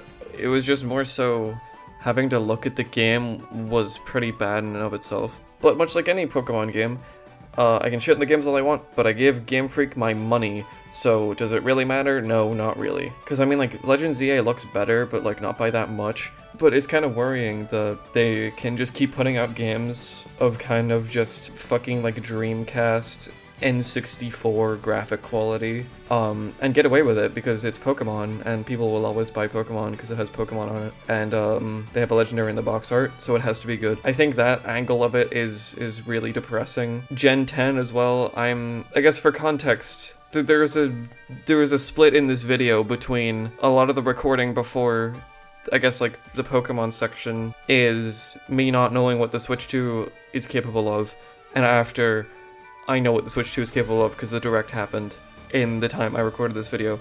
They're not gonna use any of that in the slightest because they couldn't figure out the Switch 1 hardware, so how are they gonna do 2 as well? It's just gonna be so sad because I feel like the games are gonna stay that way for a while, where graphically they're just not great. And it's really unfortunate, especially in the case of Violet, because the content in the game was good. Like, the story in that game was good, and like they did fundamentally change the Pokemon formula. It's like open world, it's like actually open world, albeit there is like a set order to go to places, which is kind of unfortunate, but I guess that's just how they wanted to structure it, and like I didn't really mind it that much. So it's like still kind of linear, but there is a world to explore, and there are things in the world, although it's like it is kind of the same problem as Legends, but like instead of there being nothing, it's just there are things, but the things are in one set block in the world. Like there is a city that could genuinely just be in like a square formation as if it was in the DS games, and then it just cuts off and it's grass and like wilderness outside of it. And there's just two distinct areas. You're either in the wild or in a city. And also makes it so like the only like location I remember outside of like the school is like the city Iono is in. So like the locations aren't really like that great, but like as the first like open world mainline game, it was pretty good, especially with the gimmick where you get like the legendary Pokemon at the start of the game instead of the end. There was a lot of stuff that they went against, like fundamentally. They did the thing with like the professors where you meet them at the end of the game instead of at the start, and you have the twist where they've been dead the entire time and it's the AI robots left behind and you have to beat them at the end of the game. And like obviously Area Zero and stuff. If it looked cooler, it would have been way better, but even just like conceptually, Area Zero and the entire ending segment of the game was just awesome. Especially because like the rivals, they made the rivals also way more compelling in this game compared to Pokemon Shield. Like I can say as I was playing the game, I cared about them each to like a pretty high degree. And like yeah, like Penny's plotline was like very predictable and stuff, but like it wasn't bad. It's like whatever they were saying was still good. And like there was like the smaller character stuff as well, where like her big like fight is supposed to be huge and it has this fucking like rave music going on when you're fighting her. But it's one of the easiest fights in the game, and it's like they're using Pokemon to like tell a story. Huh? Because like yeah, she isn't like this crazy big boss. She wants to be, and she was like pretending like she was this whole time, but she's kind of just a pushover because she still like cares about her friends and everything. That entire aspect of the game was pretty awesome, even if like the story was like predictable. But like again, as I said, it's not bad. And then you have like the strangely weird like dark angle with Arvin and either his mother or father, depending on which version of the game you bought, where it like reminded me of like N and Getsus in a way. But like that little part of the game was really cool as well, where like he realizes like, oh yeah, my parents really are dead. And then there's like Nobona, who was the actual champion of the game. Whatever Geta I think was the champion. That's another thing. The Champions Road part of the game kind of sucked, because the point is that the entire game is the Champions Road instead of it being like, or not the Champions Road, the Victory Road, sorry. The entire game is the Victory Road rather than having a section of the game being like, oh, this is like your big final step up until you fight the Elite Four. Because that section of the game, I did think like the examination process was quite funny, and it's like, oh, it makes sense because it's a school. But it was a little underwhelming. The Elite Four was pretty cool. I thought the bit where Larry was a gym leader and then also an Elite Four member was like really funny. And he's really upset about it because he's just doing it to get money. Because it's like small stuff like that was like super cool. There are a lot of aspects of Pokemon Violet that I really adore. And like I probably will replay it at some point to like better formulate those thoughts and ideas. Because I only played it through the one time. I never bought the DLC. I'm a big Pokemon Black and White guy. And I know some of the DLC is about Unova, and I've heard the music, and I think that's really cool that they do that, and they have like characters that are related to people from those games. But Gen 5 baiting didn't work on me. I didn't buy the DLC, and I think I'm just like a lot more cautious about Pokemon games now after like Violet. It took me embarrassingly long to think for myself in that way, I guess. Legends ZA, in all fairness, does look like it's going to be quite fun, so I probably will get that game. But like I'm more so for like Gen 10. If it's like the same kind of issues, I'm probably just gonna skip it. And it was the same with like Brilliant Diamond, Shining Pearl, where I was like, this is just a complete 180. This feels like more of a disservice to those games than actually remaking them in a meaningful way. But yeah, Violet was in all fairness, for what it was, very good. But at the same time, I hate saying for what it was when it's fucking Pokemon. Because you have like your big Marios and Zeldas, Pokemon should be in that caliber too. For fuck's sake, the 3D Kirby game looks better than Pokemon, and that was his first 3D game. And like, how are we letting this happen? Not saying that Kirby is like of less quality than Pokemon, it's just that I imagine Pokemon, being the highest grossing series ever, is probably a little bit more popular than the guy. So it's a little weird that we're like still having this conversation, and like the Switch is 8 years old, and the games haven't like it. Yeah, if anything, Violet looks worse than Shield. I don't know how it's possible. It's not really a knock on the people who are making the games, because it's obviously very much like a scheduling and time issue, where you have the people on top pressuring them, being like, you need to get this out so then we can make the cards and the anime and the toys and the merchandise and the shirts and whatever to sell at every fucking corner shop in the world. But it's like, it's still so unfortunate. And like, I do feel bad for Game Freak, because I feel like they do really want to try. Like, clearly some of these games have a lot of ambition behind them. It's just that they don't have the actual time and resources to make them, which is why I think ZA is a little bit more promising, because they announced that game a year ago and then just sat on it. They didn't announce anything or talk about it at all, and it's not even coming out until the end of this year. So like, I actually do have like a good amount of hope for that game, that it'll turn out pretty alright. I'm talking about Violet as if it's the last Pokemon game on the list, so I still have to talk about Let's Go Pikachu. I probably don't have much to say about that actually. It is a game that I bought on my Nintendo system, and I regret buying it, because why did I buy it? It is a Kanto remake. I think that's a big reason why I wanted to play it, because I played Gen 1 on my virtual console, my 3DS, and I got to like Lieutenant Surge's gym, and I got to like the garbage bin puzzle, and then just stopped playing because I wasn't going to do that. So I wanted a chance to play Let's Go Pikachu, because I always wanted to play Fire Red and Leaf Green, but I never could. And it's like, it's a perfectly okay Gen 1 experience with like the Let's Go elements thrown in. The game also, I think it, strangely enough, I think this is the best looking Pokemon game on Switch, and I think it came out in like 2018. Or like 2019. It was one of the earliest Switch games. I think it was even before Shield, I don't remember. But it looked like strangely good for what it was. Obviously it wasn't like groundbreaking, but it had a nice style. And it had like, oh, the fun like Gen 1 characters, and it's like, oh, Blue's in the game, even though like your rival is someone different, but Blue and Red are there, which is like kind of cute. But it's just like, so much of Pokemon's like brand is Generation 1, to the point where it's like, I don't care anymore. I don't even know why I got Let's Go Pikachu. I feel like I care more about Eevee than Pikachu, because you can't even evolve him. Like, I love Raichu, but I couldn't give a fuck about the little guy, and you can't evolve him, so you just have Pikachu for the entire game. So I feel like I would have liked Eevee more, but that's a critique on like, what, like 12-year-old me, I suppose. You bought the wrong version, asshole. I don't think I even beat it. I got like pretty far in. It was a perfectly good game. It's Pokemon Generation 1. Again, it's like Shield, where you could hand this to anyone and they'll probably enjoy it if they like Pokemon. I feel like if I went back now and did like the Pokemon Go one Joy-Con catching thing, I probably wouldn't like it as much, because Pokemon Go just isn't as fun as like the actual games. But yeah, it's a game I played. The next two games are pretty funny. Portal and Portal 2. I also own them on Steam, but I played them on my Switch, I guess. I always feel like this with games that like are like must plays, like Portal and like Half-Life specifically, where I don't really have a lot to say and I don't really think much on them. I will say I have only played like an hour of Portal 2 and I just haven't had the time to go back to it. But Portal 1 is like, yeah, like it's good. It's a good game, but I feel like it's like I don't really have anything else to add to that, because it's games that are just like if you like, I've played some of Half-Life.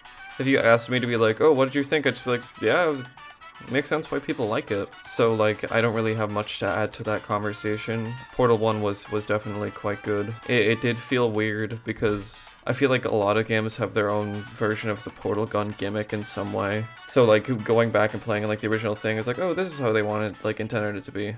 Ring Fit Adventure is a very special Switch game in that it was like the most like Wii feeling thing I've ever played, because obviously you have like the whole like peripheral leg strap and the ring con, and like that entire gimmick. It was a really weird like announcement and like thing to exist, but it honestly genuinely kind of banged. It was like the funness of like the Wii balance board and stuff, where it's like, oh, you can get fit, but like actually this time. The game itself is like very simple, obviously, but it has like enough depth for it to be like something you want to do consistently, and there's like a whole battle system and stuff, which is really sick. And like the RPG elements and like the music is so memorable from that game. Like they put so much into it, a lot more than I thought, and it also just like looks really cool stylistically. And they even have like stuff outside of like the main mode where you can do like mini games, and then later they added like a rhythm game thing where they had some of the music be from like different things like Mario Odyssey and Breath of the Wild. and Splatoon for, you know, whenever you want to bust down sweaty style to the rumping fucking soundtrack of The Legend of Zelda Breath of the Wild. It's like the ring is such a like weird out there idea, but it genuinely works really well, and like it just feels good to use as well, because it's like it genuinely like makes you work for it, like especially if you're playing for like a minute, like you will probably like get tired.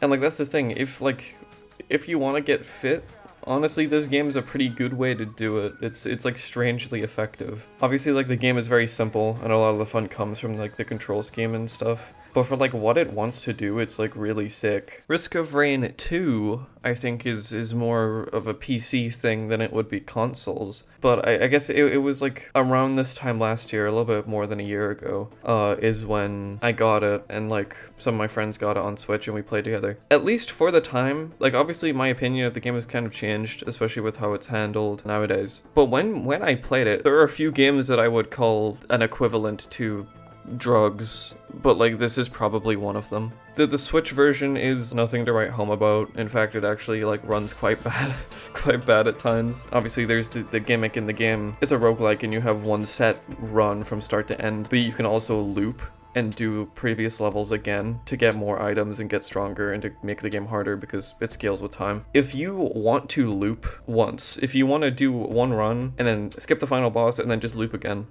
good luck, because the game runs pretty poorly even on your first loop, like your first run. And with the item scaling and like the enemy scaling with time, you're not gonna have a very fluid experience. But as like my first time playing the game, it was like insanely fun. It's just kind of unfortunate that like the Switch struggles with it because it's kind of an insane game. The gameplay loop is like insanely fun, and it's the first multiplayer roguelike experience I've ever had. So being able to play it with friends was also just like fucking insane. There was a good like 2-week period in what I think was March 2024 where it was just like me, Fret, and Amber who would just be on that game for like hours every day. And yeah, it was so much fun. I remember at the end of last year when we got like you get like your end of year, like here's what you played in each month. I think like most of my months were like, oh, your most played game was Splatoon 3. And then March, just like the hours just spike up and it's Risk of Rain 2 instead. And then I play it a bunch in April too, but then it kind of dropped off. But yeah, the game is crazy. Unfortunately, Survivors of the Void DLC is excellent. I got that at some point after because I was like, yeah, this game is good enough for me to get the DLC and stuff. Seekers of the Storm, I'm not like in like the Risk of Rain community at all, but that DLC kind of fucking blows. It was still fun, obviously, but like they're fixing it to this day. They have like a whole update plan, like schedule for it, where they're essentially just changing everything they added, which is unfortunate, and it did kind of hinder my enjoyment of the game a little bit because I was very excited for it, and then it kind of turned out not great. But in terms of just the base game experience, it is insanely fun, and if you're into roguelikes, I would very highly recommend it. And also like in terms of style, and I feel like you can't talk about Risk of Rain without talking about the soundtrack. It is probably one of the best game soundtracks I've ever listened to. It kind of reminds me of like, I don't know, like Metroid Prime, but more actiony. And like even like I was talking about like the Series of the Storm update not being great, but like every update and every DLC, the music was always the thing that was consistently good. Unfortunately in the Switch version, when they added the DLC, they also somehow broke the music, so sometimes it will just stop playing. So I still haven't heard like most of the songs from the new DLC, but yeah, the soundtrack when it wants to play is very good. Scott Pilgrim vs. the World, the game. I played this game for 5 minutes. I love Scott Pilgrim though. Now naturally, with the order of things, we're now into our little Sonic collection here. Now that we're on to the S's, actually, there's a lot of games that'll probably have a lot to say. I'm looking down the line here. I wonder what the Splatoon guy's gonna say about Splatoon. For right now, well, actually, I need to talk about Sonic Forces as well. It's uninstalled on my Switch. I wonder what that has to say about what I have to say about Sonic Forces. But we have 4 Sonic games here. For each, I will probably have a decent amount to say. I guess before I get into Frontiers, I'll start with Forces because it came first. And I'm gonna run over it pretty quickly. Sonic Forces is a video game that you can play on your Nintendo Switch, but that you probably shouldn't. I remember when they were announcing this game was in 2017, so I was a pretty young kid. I was like 12, and the concept of the game was like my 12-year-old brain's dream, where it was like, oh, it's like dark and fucked up, and like Sonic is lost, and Eggman is winning. And it kind of had a vibe that reminded me of Shadow the Hedgehog, which is one of the first Sonic games I ever played, along with Sonic Heroes, which is a fucking insane back-to-back. Yeah, I was very excited for it. I was too stupid to realize that, like, they were posting gameplay and it didn't look good. Because, like, I wasn't in the whole, like, Sonic discourse angle at that age. I barely even knew about, like, I barely even knew people didn't like the games. I just like Sonic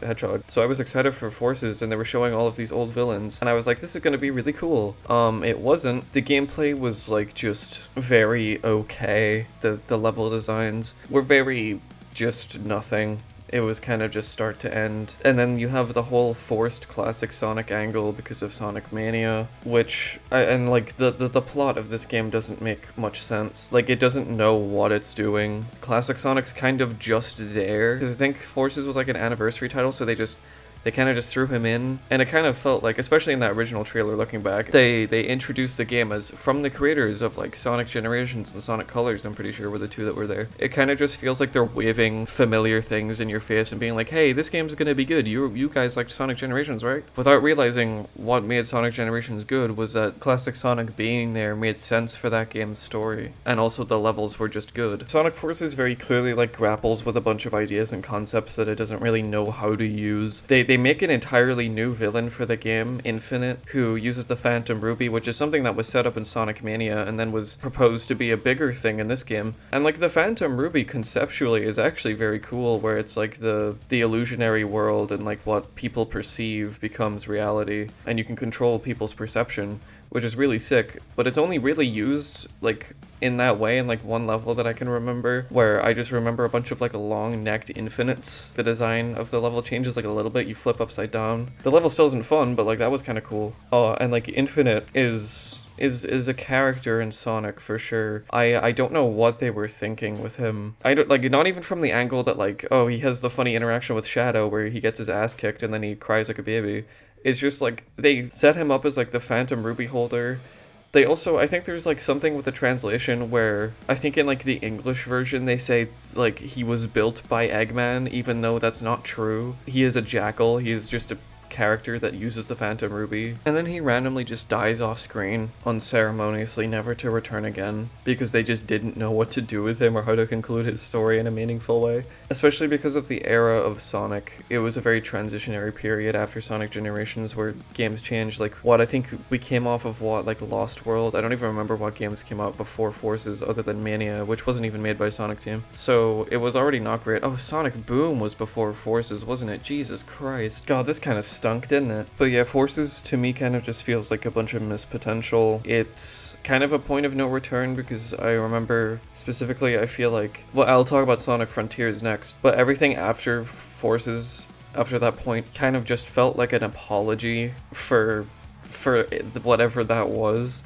I remember Ian Flynn, the current like main writer for Sonic games, wrote like a comic that was basically just like a fan fiction trying to make sense of Force's plotline, where it was like, this is why Knuckles and Silver got involved, and it was like, yeah, it was like a good kind of way to try to tie into it, but it's also kind of funny because it feels like it's kind of just trying to like throw a bandage on a bleeding wound. And then like the IDW comics like run off of the story of Sonic Forces, which is kind of like, it's kind of sick that they at least acknowledge it, but it's also really weird how they do it, where it's like, we'll talk about like the resistance and the war that happened and like the aftermath of that, but God forbid anyone mention the Phantom Ruby or Infinite. We can't do either of those things. He doesn't exist anymore. He's dead off screen, or he's just in the unknown chamber somewhere waiting to come back in Silver Generations or some bullshit. But yeah, point is, game wasn't that good. It didn't really have a lot to say. Frontiers has a similar problem where it latches onto Sonic Generations in its like assets and stuff.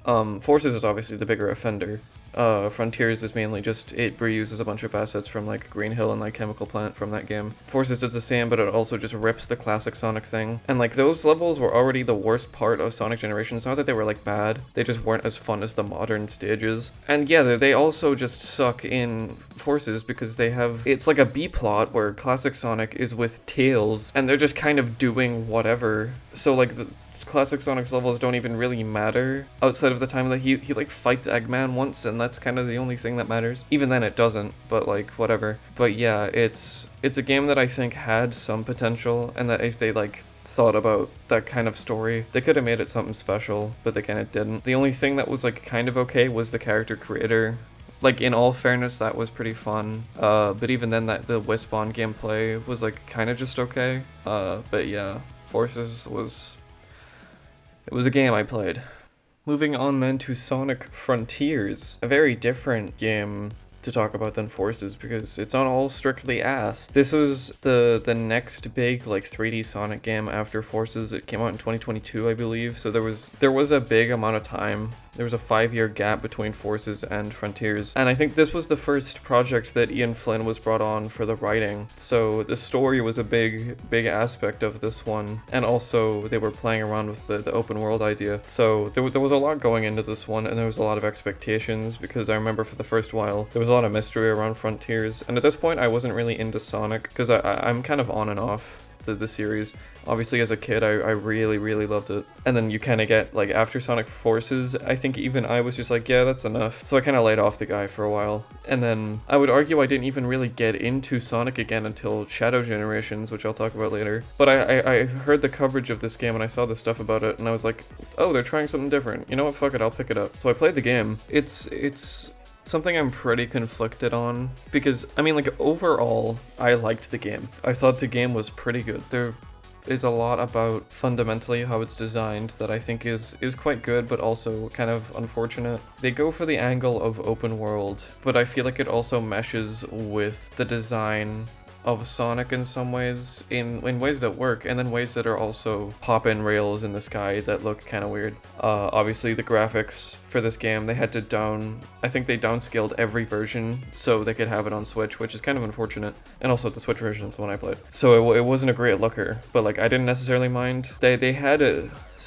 like an art style kind of, but like the jokes about like, oh, it's Sonic and Unreal Engine is like also kind of true at times, especially because a lot of the art style comes out from like the architecture and the structures in the game, and like the designs of like the enemies and stuff. So whenever you're running around in like a field, it genuinely does kind of just like look like a tech demo. But the core gameplay, whenever you're like zipping around the open world of Sonic and you're like rail grinding and doing a bunch of shit, it is quite fun. I don't really mind the open world aspect, and there's a lot of collectibles to get in the open world and stuff, and there's like different areas and everything, which is like pretty fun. There's a decent variety, at least in the first 3 islands. In terms of pacing and stuff, the latter 2 are kind of unfortunate. I guess, yeah, I can talk about that as well. The different kind of angle for the gameplay where you have to collect the Chaos Emeralds on every island. It's not like an end game thing. You can turn into Supersonic for each boss. And like, obviously, if you want to talk gameplay, those bosses probably aren't anything too insane. But in terms of spectacle, like, they just fucking rocked. Each boss in the first 3 islands are all just like iconic moments now, I would say, in like Sonic's history, where the huge focus that they had on Supersonic, because like in Sonic Forces, Supersonic was like, I'm pretty sure he was DLC, because a big part of that story was, why don't they just use the Chaos Emeralds to do something about it? Because you don't collect them in the game at all. It's super strange. And then in Frontiers, they have a huge emphasis on the Supersonic aspect, and he's a huge thing in the game. But then you get like a new Supersonic form in like the DLC, I think. I guess that's another disclaimer. I did not play the DLC very much. I didn't get to the end of it, and I'm kind of glad I didn't, because I heard that it was kind of bad on launch, but that's besides the point. But yeah, gameplay wise, I think it's still pretty fun. You have like the difference between the cyberspace and the open world. I'll be honest, the cyberspace levels didn't really do it for me, because like I've been watching like Jody play Sonic Unleashed, because it got the recompile recently, and it's like, I think it is to do with the camera angle, but Sonic feels like a fucking slug in those levels, and they're also a bunch of like asset rips. Like there's like Sky Sanctuary, there's Green Hill, there's Chemical Plant and stuff, and it's like, we've seen these levels so many times, but for Chemical Plant and Green Hill Zone especially, it's just like, man, I can't do this anymore. Some of them are like pretty fun and like decently challenging. but I cared a lot more for the open world stuff myself, so I didn't really dick around with them more than I had to. The story, I know, in this game is like a pretty big point of contention, because some people love the Ian Flynn writing and some people don't. I think it was pretty good. I think Ian Flynn's like a pretty good guy to have behind the series, at least, because like he very much does care. But admittedly, the incessant like references and stuff in the game, once you get to like the latter half and they're still doing it, you do kind of notice it, where it's like, oh yeah, this reminds me of thing from thing. It didn't like get on my nerves or anything. It's just kind of funny how often it happens. But I guess it also kind of feeds into the idea that like Frontiers is just like, we're sorry. It just feels like they're saying sorry just fundamentally, and they're like, yeah, we can still make stuff. But like, I think Frontiers is like a good stepping stone towards the right direction. I think it had a lot missing, and if it had a better development and maybe some like more time, I think it could have been pretty cool. It was still quite fun. I did try replaying it. I got a decent bit in, but then I literally just got bored. So I don't know what that says about the game. But from what I remember playing it the first time, yeah, it was cool. It's just like unfortunate because I remember seeing concept art and stuff for the game where it looked a lot more like grand and big. But I feel like it really did struggle with some limitations in the final product. But like, it's still a perfectly decent Sonic game, and it was a good little prelude to Shadow Generations, I will say. Luckily enough for this little segment, I'm probably gonna just keep having more positive things to say about these games, because next is Sonic Mania. Now for context, when I was growing up, it was more so in that like 2000s era Sonic. My first Sonic games, as I mentioned before, was Sonic Heroes and Shadow the Hedgehog. So I hadn't really played the 2D games until I played Sonic 1, 2, and CD on mobile phones, the Christian Whitehead ports. And that was my only experience with 2D Sonic, and I didn't play them a lot, because even then I knew that Sonic the Hedgehog 1 was dog shit, and Sonic CD was just kind of weird. So Mania was like my first introduction to 2D Sonic. Obviously I had played a lot of 2D platformers at this point. One of my first games ever was New Super Mario Bros. So I was big into platformers growing up, and Sonic Mania is literally like that perfected. Luckily enough, nowadays I would say that there's like a good few like solid 2D platformers that I played my time. Then all I had really played was like the New Super Mario Bros. Series, and like that was pretty much what my 2D platforming experiences were. Sonic Mania is made by a collection of fans. I don't remember specifically who outside of Christian Whitehead, because I saw him in the thing and was like, hey, that's the guy that made the mobile ports. But there was a bunch of other people on it. I know T. Lopes made, I think, all of the music, and they had him on later for like Sonic Superstars, but not the entire soundtrack for some reason. Sonic Superstars isn't on this list. I didn't get that game, and I probably never will. But point is, Mania came out right before Forces, and was probably, I assume, in development at the same time as it. But while they were working on Forces, Mania was handed off to the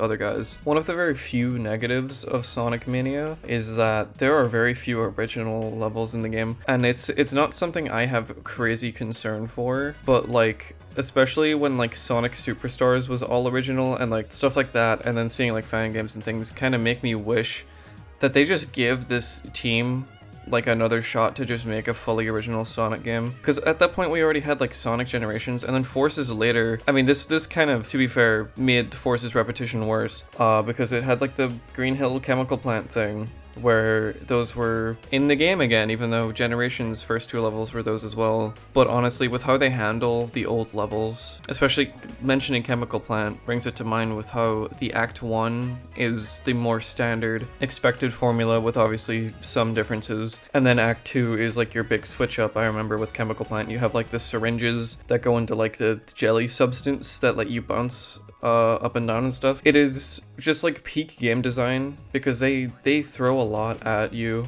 like especially if you've played these levels before and all of these new things start kind of flying in your face. They just introduce a bunch of like different mechanics in a way that just makes sense and is like easy to understand. They really don't like fuck around, because you have 2 acts in each zone, and then you're on to the next thing. And like usually it's like Act 1 might introduce a gimmick, and then Act 2 will iterate on it and make it like a big new thing. Again, Chemical Plant is kind of the example of that. And then it's just on to the next thing, and then you have a bunch of like references to old games and things, but not in like a Generations way where it's like, oh, it's the thing happening again. It's more kind of in like I guess a fun way, and like they really dig dig deep for some of these references and stuff. You have like references to like the Game Gear. I'm pretty sure there was like a Game Gear thing.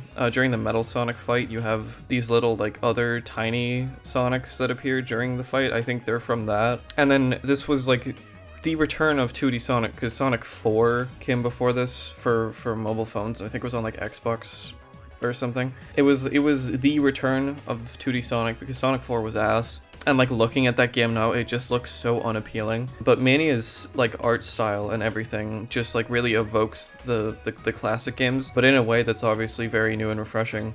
It's one of my favorite art styles in a game ever. And then, of course, I mentioned T-Lopes before, but every single song in this game, I don't think there is a single bad song in the entire soundtrack. And like the remixes of old themes are always very good, and then you have like the newer stuff that all just kind of connects and just makes for a fucking awesome experience. And you have like the 2D cutscenes between stages, because like the joy of classic Sonic is that because of the limitations, he obviously couldn't speak, so a lot of the story is just told through like miming, I guess. And they kind of bring that back in Mania as well, a lot of its cutscenes that are always very fun to watch, and they're just animated superbly. Sonic Mania is definitely one of the games I have on my Switch that I could probably just endlessly return to. I haven't even like I don't even have it archived, I just have it installed. Even when I'm not in like a big like Sonic-y mood, sometimes I'll just play Mania because it's just that fun. I could probably sit here and talk about everything that it does perfectly,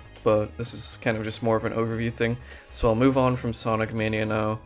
It is definitely in contention with the Sonic games I have. It's in contention for my favorite one. It's also probably like one of my favorite Sonic games of all time, but competing with it is the next game, Sonic X Shadow Generations. I had played Sonic Generations before, the base game, on PS3. I really wanted Sonic Generations because I thought it was like the coolest looking thing ever, and I'd always seen it on YouTube and stuff. But for some reason, like when I got it, I just didn't care anymore. And like I think I got to like Chemical Plant or like Sky Sanctuary and I just stopped. I don't even remember. I probably just wanted it for so long to like the point where whenever I actually got it, I was just like, oh, okay, cool. But then I always regretted that because I wanted to give Generations like a proper shot. And eventually I was given the opportunity with this re-release, along with the Shadow Generations expansion. So as I've already touched on, Shadow the Hedgehog 2005 is a video game that I remember. I don't know if I'd say fondly, but it's definitely one of like the earliest games I played, and was one of the earliest Sonic games I played. So like seeing a new entry for Shadow was kind of insane, especially because they shafted him in the Sonic Forces DLC where he had like 3 levels, and also he just wasn't good in that game. And then just as a whole, Shadow's character was kind of just in the shitter for like 10 years. It was like around the era where Sega was kind of just like pointing their fingers and making fun of themselves, and they were like, hey, look how edgy this guy is, and then that became his sole character trait, and thus was born one of my least favorite things in human history, Shadow from Sonic Boom. You know, only the important things. So to see them focusing on a Shadow story in the build-up to release was insane. And then like we learn more about it, and we learned that like Black Doom was a big part of it too. He hasn't been in a game since Shadow the Hedgehog in 2005, so that was kind of crazy to see them start pulling from the stranger parts of the series history. And then later we got like Dark Generation, or Dark Beginnings even, which had like Emerald and obviously Maria and Gerald, and it showed Team Dark doing shit and interacting again for like God knows how long, not counting like Sonic Racing, because who fucking cares? So like going into this, I was already hyped as shit because I got to replay a game that I always wanted to replay, and then the Shadow aspect I was so unbelievably excited for, just because I mean, like, Shadow is fucking cool, and they knew that because, I mean, like, obviously as a full title, Sonic Generations is good, and it is fun, but I will say I definitely preferred the Shadow Generations segment, just because it is more of a modernization of the Sonic formula, and I guess it takes a lot from Frontiers movement, I believe, so it was probably a little bit more, like, immediately familiar to me. Sonic Generations definitely, like, relies a lot more on, like, quick reaction times and, like, knowing the stages, whereas Shadow Generations is, like, an entirely different beast, where it's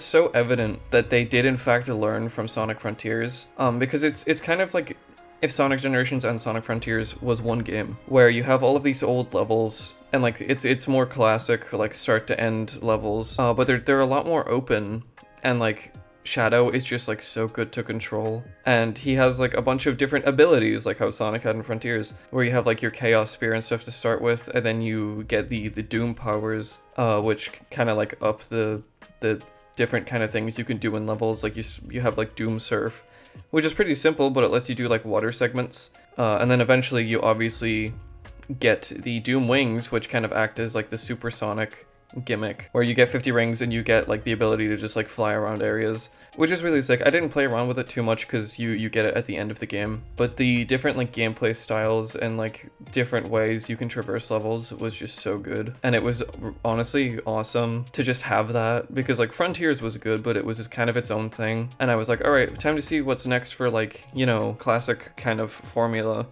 like the more modern formula that we're used to. So seeing like the lessons that they learned from that, and all of the pretty much like all of the good shit from Frontiers, sorry, made its way into Generations. And then that's not even touching on like the levels, much like Generations, it takes from old levels from Shadow's history. And like every selection is kind of a banger. Chaos Island is funny because it doesn't make any sense, but those levels were still pretty cool. My only like critique was that Westopolis wasn't there, because I think that would have been a cute little nod to Shadow the Hedgehog, because the only real references to Shadow the Hedgehog is Black Doom being there, and then in like the intro of the game, in like the opening little bit, I Am All of Me plays for like a little bit of like the title screen, and I think that those are the only like direct references to it, besides, you know, when you get like the things in like the Shadow Museum or whatever it's called, where you get to read entries about each game. But eventually Westopolis did technically make kind of an appearance with the movie tie-in DLC,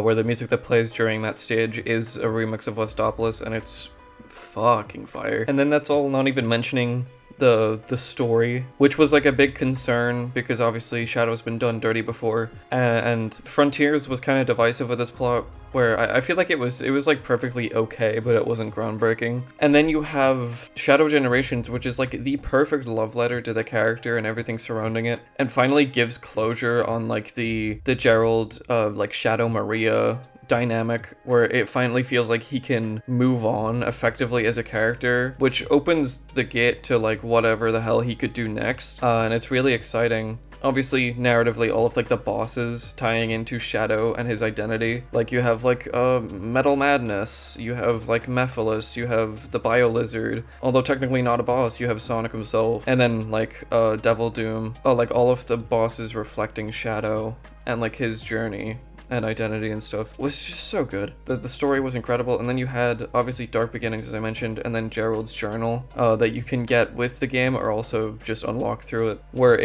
it develops like Gerald more, and you learn a lot more about Maria and Gerald, because they're actually characters that you can interact with in the game for the first time ever, because they were always kind of just like parts of Shadow's history, but we didn't really know much about them. And it's so perfect for literally any Sonic fan. I think Sonic X Shadow Generations is like probably the best game to get, because you get two like different stories. Obviously Generations plot isn't anything to be too excited about, like Sonic Generations I mean, but you get like the two different gameplay styles, and it's such a good package for like an old game as well. Like Generations is like over 10 years old, still a very good game, and then having the Shadow Generations stuff on top of it is just amazing. Alright, well, we finally made it. We're here at the big part of the video. You guys remember when I made Splatoon content consistently?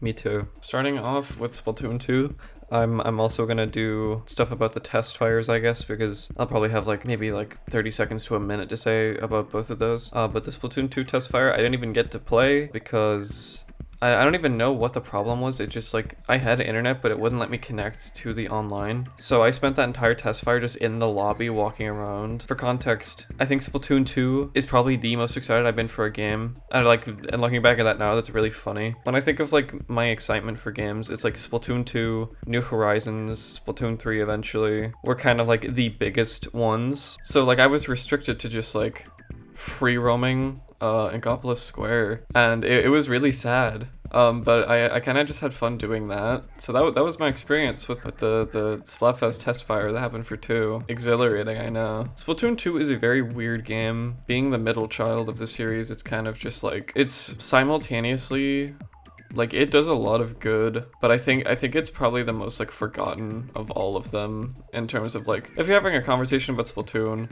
It's probably about Splatoon 3 or 1. I feel like Splatoon 2 nostalgia isn't really like a huge thing, except for when we totally pretended like it was. I think it was when like crab meta was big in Splatoon 3, and people were like, let's go back to Splatoon 2. No, I'm not gonna talk about like balancing, really. I'm not the kind of guy for that. Obviously, Splatoon 2, in its endpoint in the multiplayer, was not very great. The meta weapons were ass. They were ass. It was ass. It was boring as fuck. But more so, speaking from a game like point of view, I guess I'll go through like the multiplayer.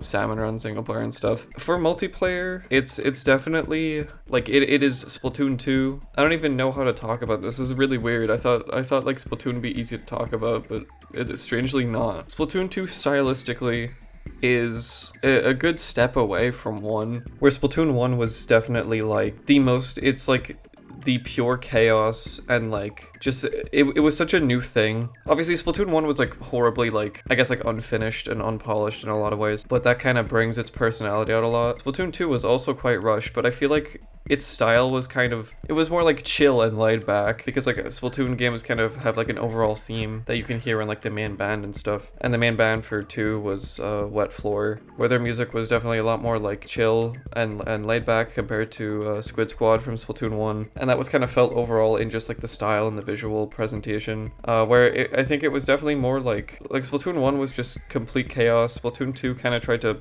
hone it in a little bit, to the point where it's like, I feel like that's why, if I'm talking about Splatoon, in terms of like style, Splatoon 2 probably isn't going to come up much, because I feel like it's not even that the game presentation is bad. Like, it makes sense and it works for what is built in that game, but it's like, especially with Splatoon 3 following it, that like Splatoon 3 just kind of has more of a personality than 2. Which is like weird, because I don't necessarily think Splatoon 2 doesn't have that. It's just different, which is okay. I just definitely prefer 1 and then eventually the style that 3 goes for. It was definitely like kind of apparent with the story mode for Splatoon 2 as well, at least the base story mode, where it just like, it was just Splatoon 1 again. I mean, like, that story mode was just like, especially when it was followed by Octo expansion, which I'll get into in a little bit, it's so just like sad. The gimmick was just that you could use weapons that weren't just the shooter, which sounds cool, but none of the levels were designed around that, like in a way that was like super interesting. So the entire story mode just kind of felt like, oh, we're just like, if you like the gameplay of Splatoon, you could like blast through it a few hours and like still probably have fun, but it just like wasn't anything special. In terms of just like the core multiplayer though, like kind of going back to that, I definitely think like, especially through the lens of Splatoon 3 being the most recent game in the series right now, Splatoon 2's like maps and stuff, I definitely like kind of miss in some ways. Obviously, I think in terms of just like map designs, in terms of like core ideas, the maps are always very good. If they're fun to play on or if they're good competitively, that's a different story. But like there was definitely like a lot of cool stuff that they did with the maps in 2.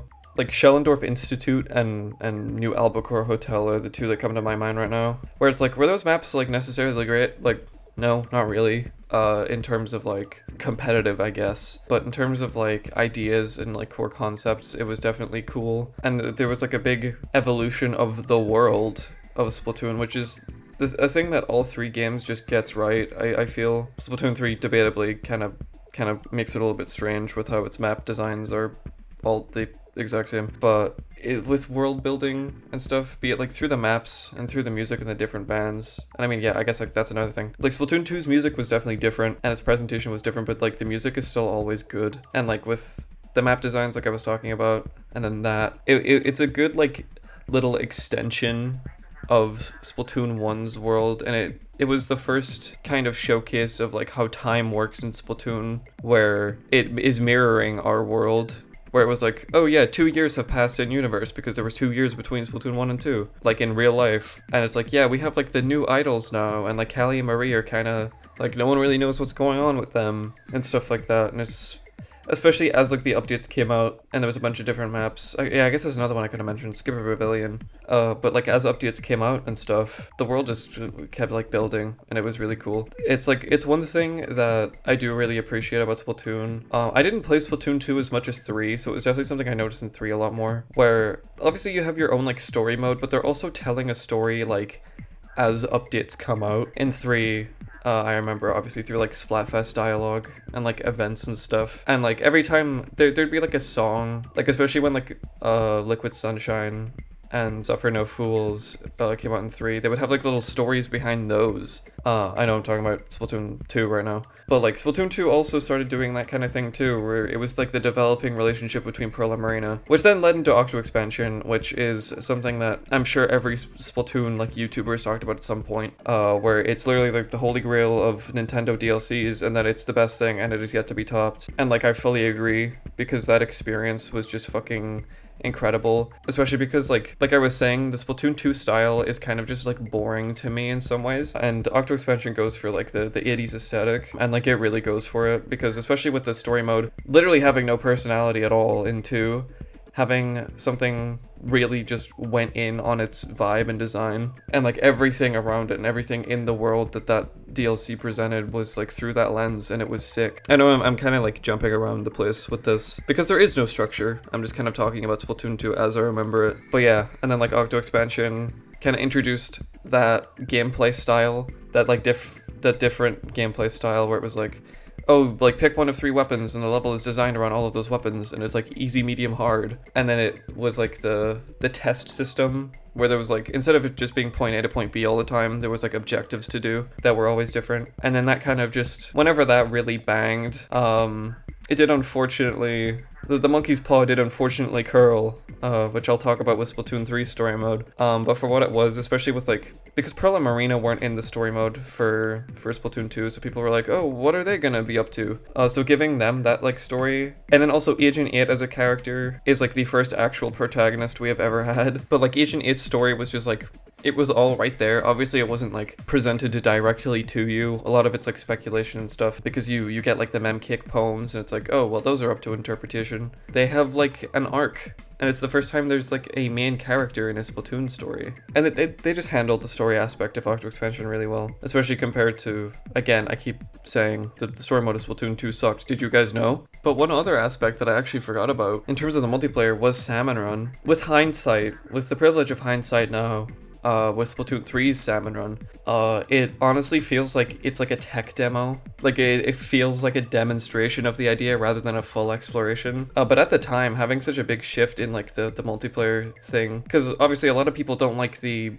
versus aspect of Splatoon and like online shooters in general. So offering like a co-op, like wave, like horde mode, I think was just a really good move, and it definitely, I feel like it definitely pulled more people in, because like there's people who just play Salmon Run. I don't know how they do it, how they just play that mode, but this was definitely like the start of that. Obviously Splatoon 3 added so much to the mode where it's like, if I went back, I would actively be like, this is shit.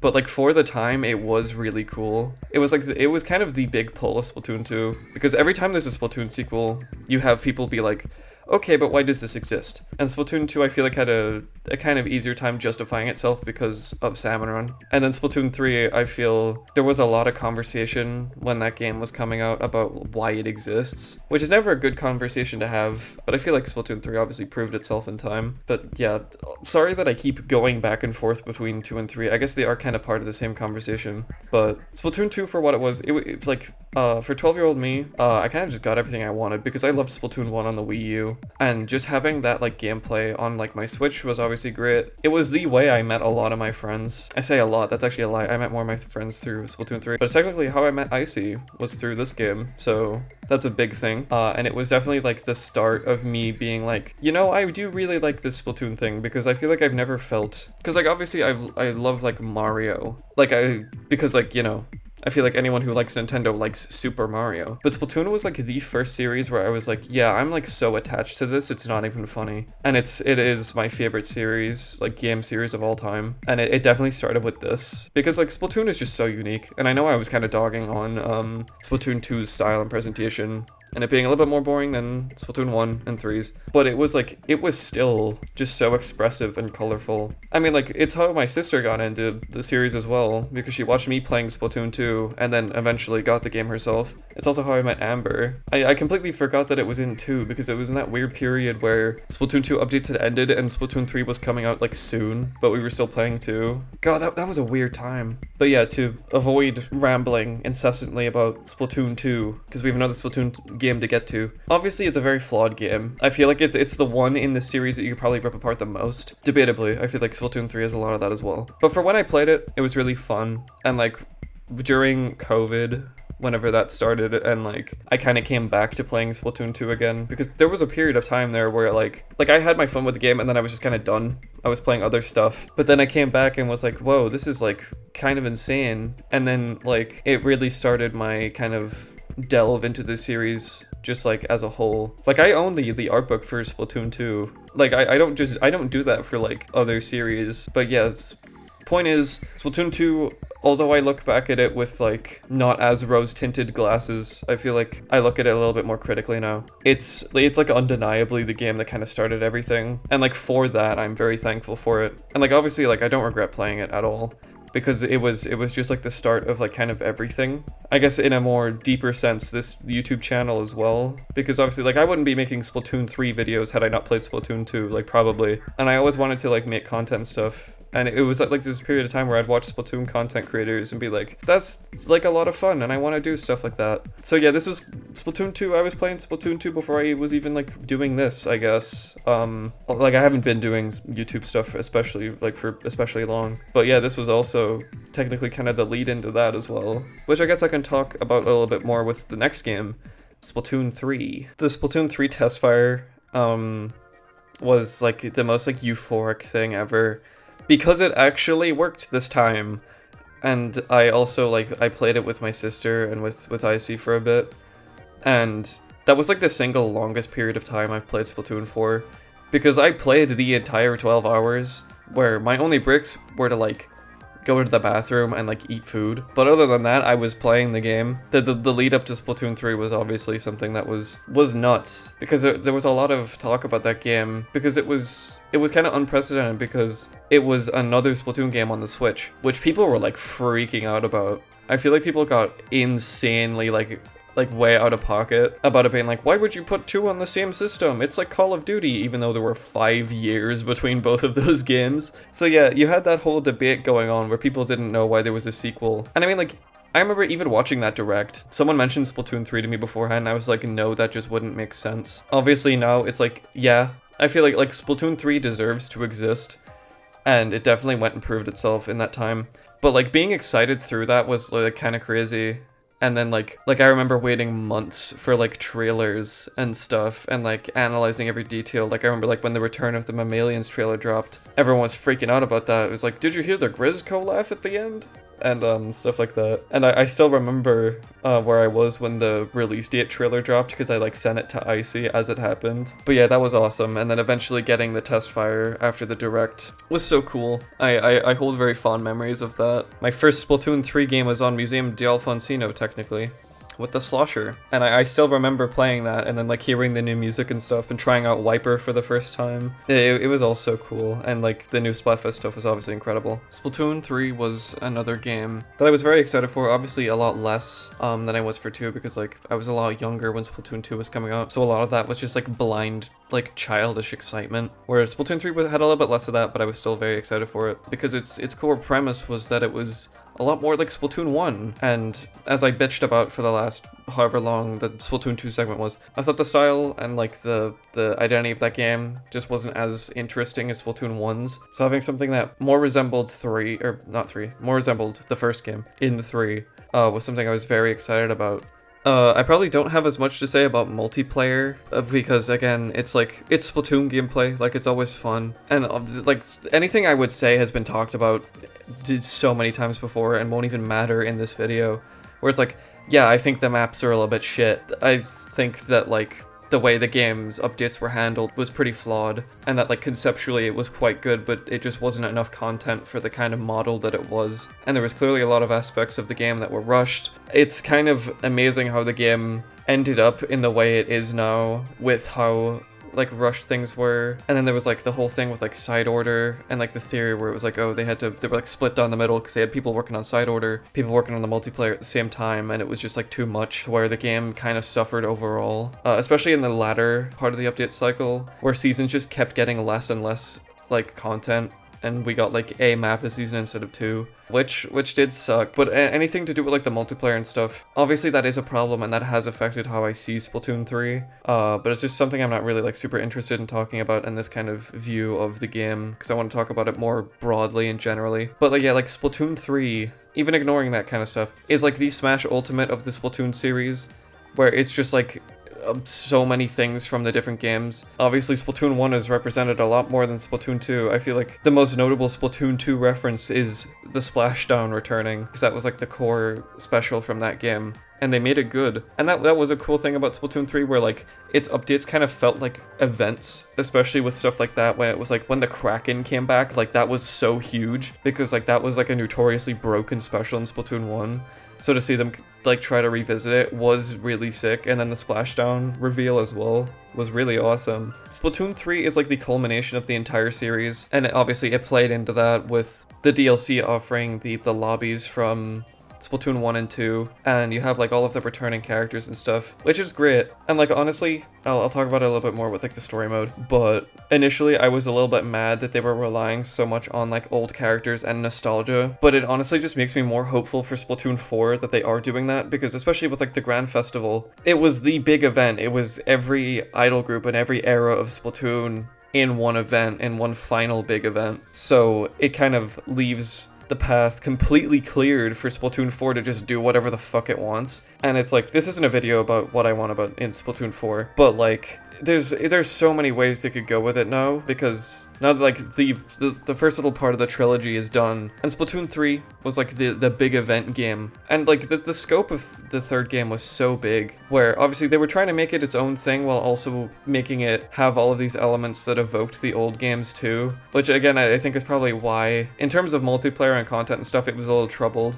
because it was such an ambitious game that like I feel like that is probably why it struggled a bit. But like, yeah, like I have my problems with Splatoon 3 and its update cycle, and like the obvious glaring issues of just like there just aren't enough weapons in the game to accommodate for the specials and stuff like that. But I will always appreciate what it did to kind of bring the series together and like celebrate it all as one huge thing. And it really was kind of inspiring as well, because Splatoon was a new IP in 2015. I think the last new IP before that was Pikmin in like the early 2000s.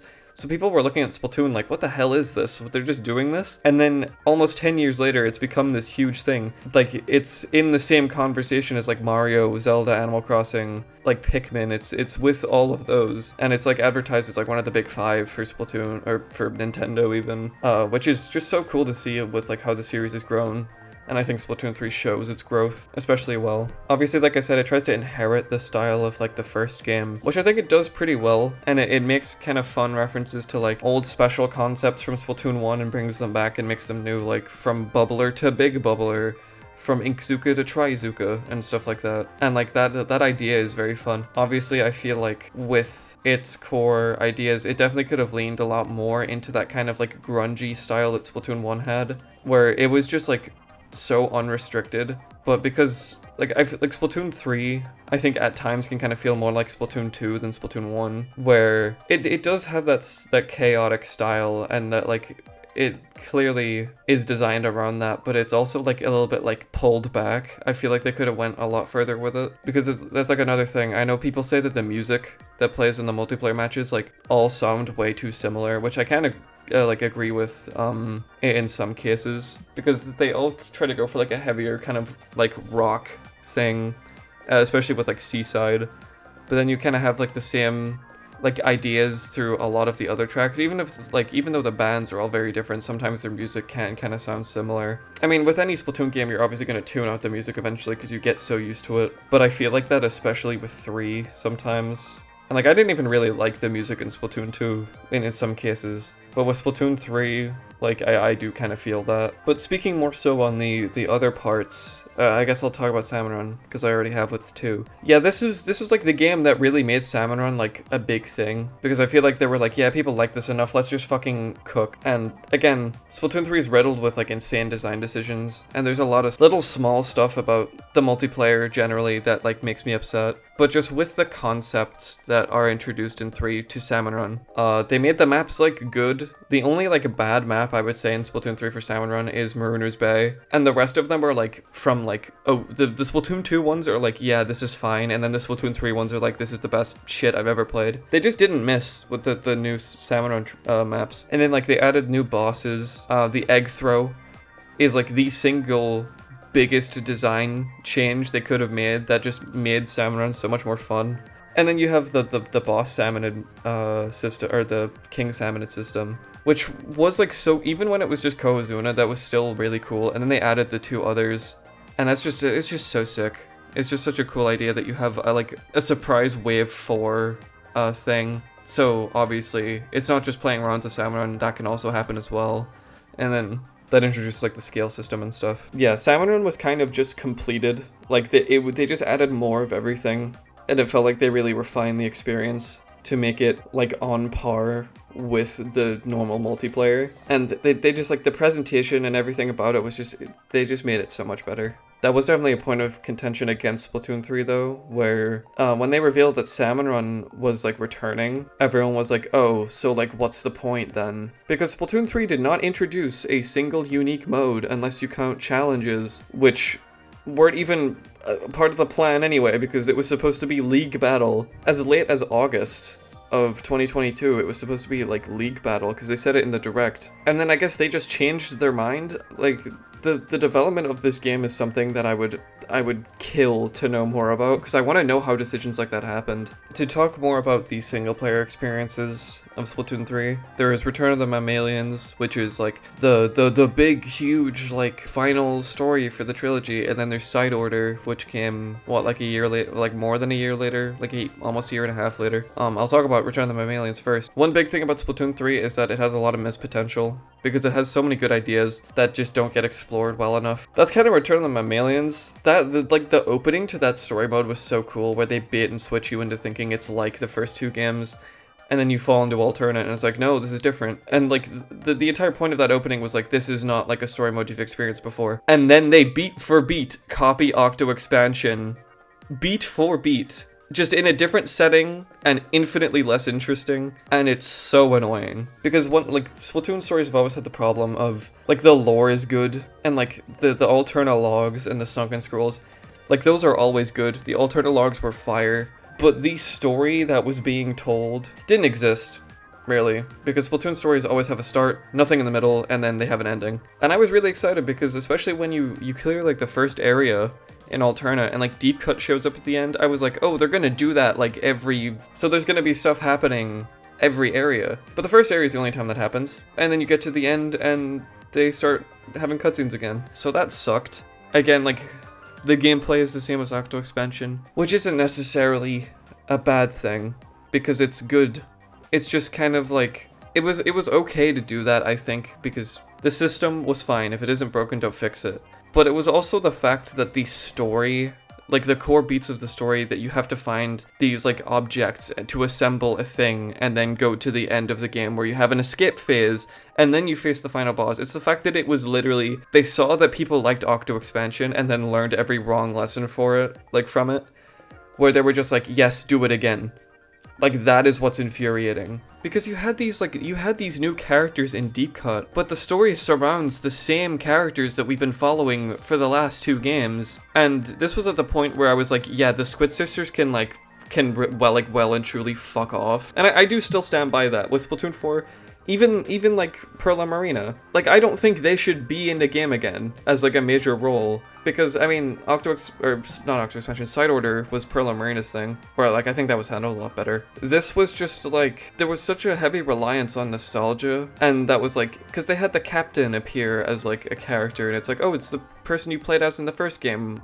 Do you feel old yet? And it felt like they were just throwing a bunch of like these ideas at you, and they had like Callie and Marie be your main supporting people again, and it was just so much stuff where it was like, it felt like it wanted to be referencing the old games, but it also wanted to be new and do its own thing, and by wanting that, it kind of just didn't do anything at all.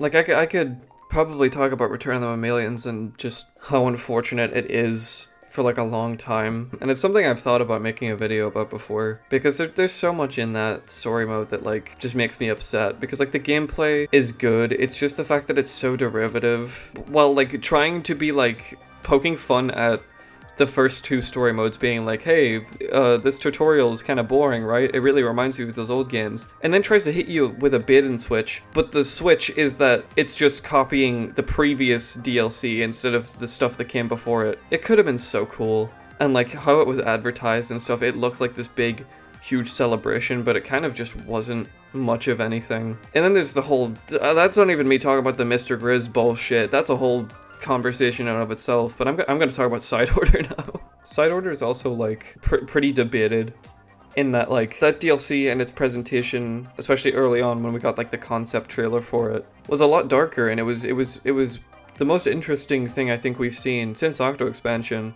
And because it was like the DLC story mode for Splatoon 3, people were like, oh, it's going to be as good as Octo Expansion, we're so fucking back. And then when it dropped, a lot of people were disappointed because it was another like case of there was so much potential behind it that it didn't quite meet. I feel like I was definitely a lot more satisfied with Side Order than a lot of people, but I definitely can see that like there was a lot of design decisions that could have made that would have just made it better, because it was Nintendo's first crack at a roguelike experience, which was insane. Hearing that they were putting a roguelike story mode, like single player thing, into a Splatoon game was like absurd at the time. And like unfortunately, I do think that it feels very kind of bare bones in that I feel like you're supposed to play it multiple times, like over and over again. But like gameplay wise, I feel like that gets boring pretty quickly because I think it's just too limited. Like there's just not enough floor variations, there's not enough like interesting colored chips, there's not enough bosses or enemy types, which sucks because what is there is like a really good foundation, and I think it could be made better, but there's just like limitations on the entire system. Every run is 30 floors, just set limit 30 floors. You can only have a certain amount of color chips before they start like not counting. There's like 8 enemy types in the game. There's 3 bosses, not counting the final one. Like I enjoyed the gameplay of it, and like stylistically I think it is very cool looking and sounding. That is another thing actually about Side Order. Honestly, probably the best thing about it is the sound design and like the music, where everything is designed around the world. And then there's the problems with like the story, where because of it being a roguelike, they have to tell the story in a different way. For me, I beat Side Order on my first run, so I was very, very fucking confused when I did one run of the game and it just kind of ended. And it made a little bit more sense, obviously, because you're supposed to get like the logs with like subsequent runs, and you see like the dialogue in the elevators and stuff. But whenever there was also no reward after that, because your only incentive to keep playing is to get like the lore and to unlock the weapons from multiplayer, and like that's it. There's no end game. The end game is the first time you beat the final boss, and then like that's it. It treats it like that's the ending of the game, even though it's literally just not, because it's not supposed to be. You're supposed to replay it multiple times, but then when you replay it multiple times, nothing changes, except for like the 3 like dead fish logs that you get, which is like kind of like a post-game thing. But even then, it's like, I don't know, I feel like it was a very ambitious thing, and it's in line with Splatoon 3, where I feel like it was incredibly ambitious, but a lot of those ideas just weren't met, be it because of development or time or whatever. I'm thankful that we have it at all, because Side Order was genuinely very fun, and it was so nice to have just like a new story like that again. But like I feel like if they like updated it or something, which they don't do for the single player, I could have done wonders for the whole experience.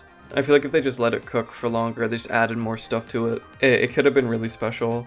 I feel like I definitely prefer Octo Expansion because it feels like a more complete package, but I definitely appreciate Side Order for trying to be something different and be something new, and to change the formula, especially after Return of the Mammalians. And it's so unfortunate because I think it laid a great foundation for what a roguelike Splatoon experience could be, but because it's the single player stuff, they're probably never going to revisit that again, which is such a shame. Like, obviously, I'm happy that the next thing is probably going to be new, but it breaks my heart that, like, the concepts in Side Order are probably just going to be left in that DLC forever, and then never expanded on, because there's so much you could do with it. That's probably all I have to say about Splatoon 3 right now.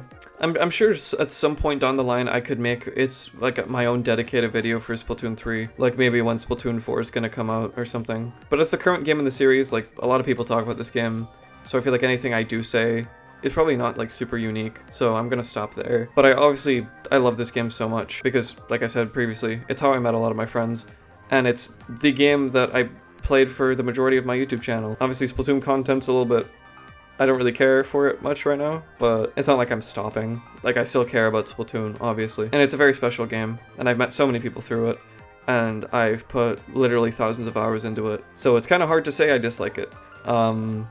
It's such a special series to me, and like these two games are key components of my Switch library. The next game on the lineup is the very non-controversial Super Mario 3D All-Stars. We finally made it, everyone. We're in the Super Mario game title segment, which is what, 1, 2, 3, 4, 5, 6, 7 games. So we're gonna have a lot of Mario back to back. So Super Mario 3D All-Stars had quite the thing going for it when it was coming out, because Nintendo does not usually do limited releases for things, like just normal games. But this, for whatever reason, was one of the times where they just kind of wanted to. It was between this and Super Mario Bros. 35, which I don't have installed, but that game is very fun, where they just randomly were like, why not make this a limited release? And that decision still baffles me, because, I mean, like, eventually it got a little bit better, because Super Mario 64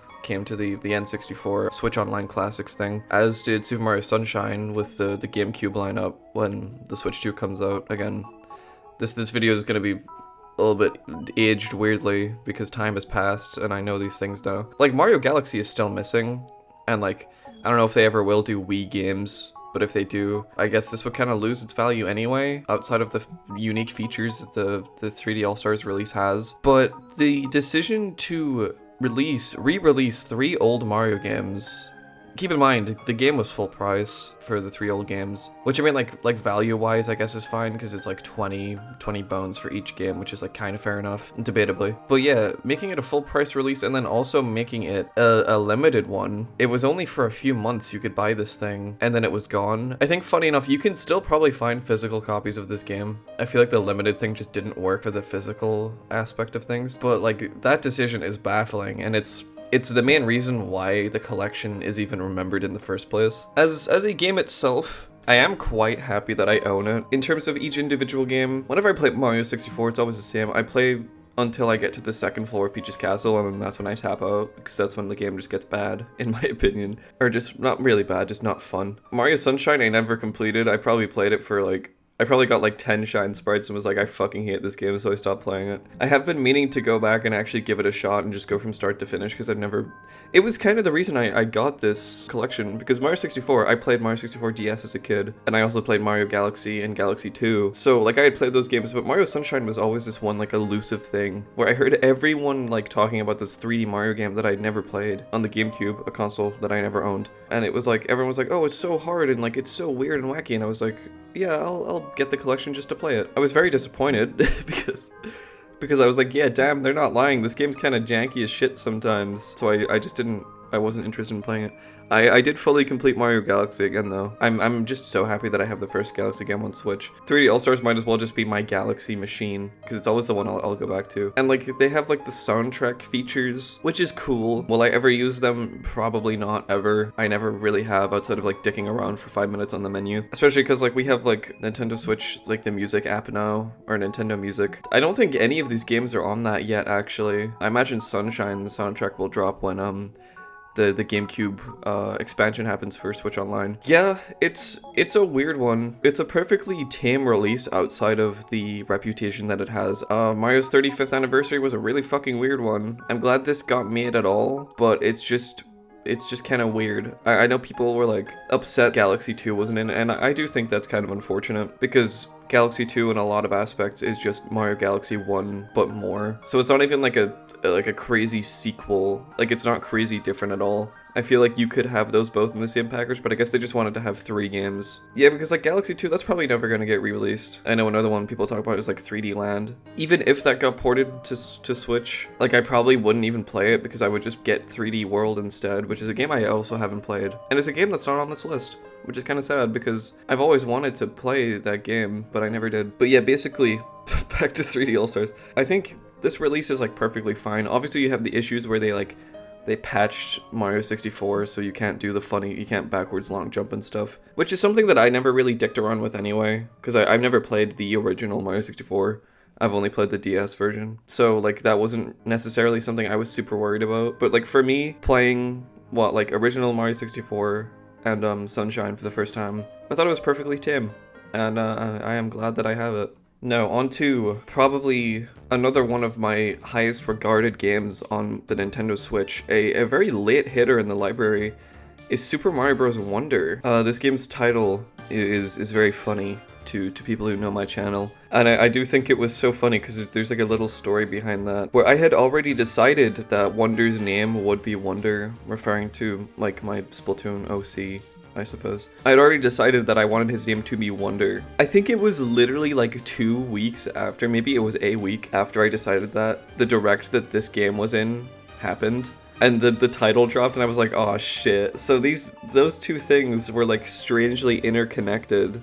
Me deciding his name and then the reveal of Mario Wonder. It's not really a secret with how much I love this game. It was my favorite game of 2023. In fact, over Tears of the Kingdom, because with what I'll talk about later, I have a lot more to complain about with Tears of the Kingdom than I do this game. So I was like, yeah, I actually like this more, I guess. Which always felt wrong to say, because I feel like everyone was like, oh, Tears of the Kingdom was awesome. And then for me to rock up with my game of the year being fucking Super Mario was funny. Because as I mentioned before with Mario and Luigi Brothership, this was the most like seen thing ever for me. Because like I grew up with the 2D Mario games, like the new Super Mario Bros. Series. A lot of people did. And over time that series kind of degraded because it was just the same thing every time with very little iteration.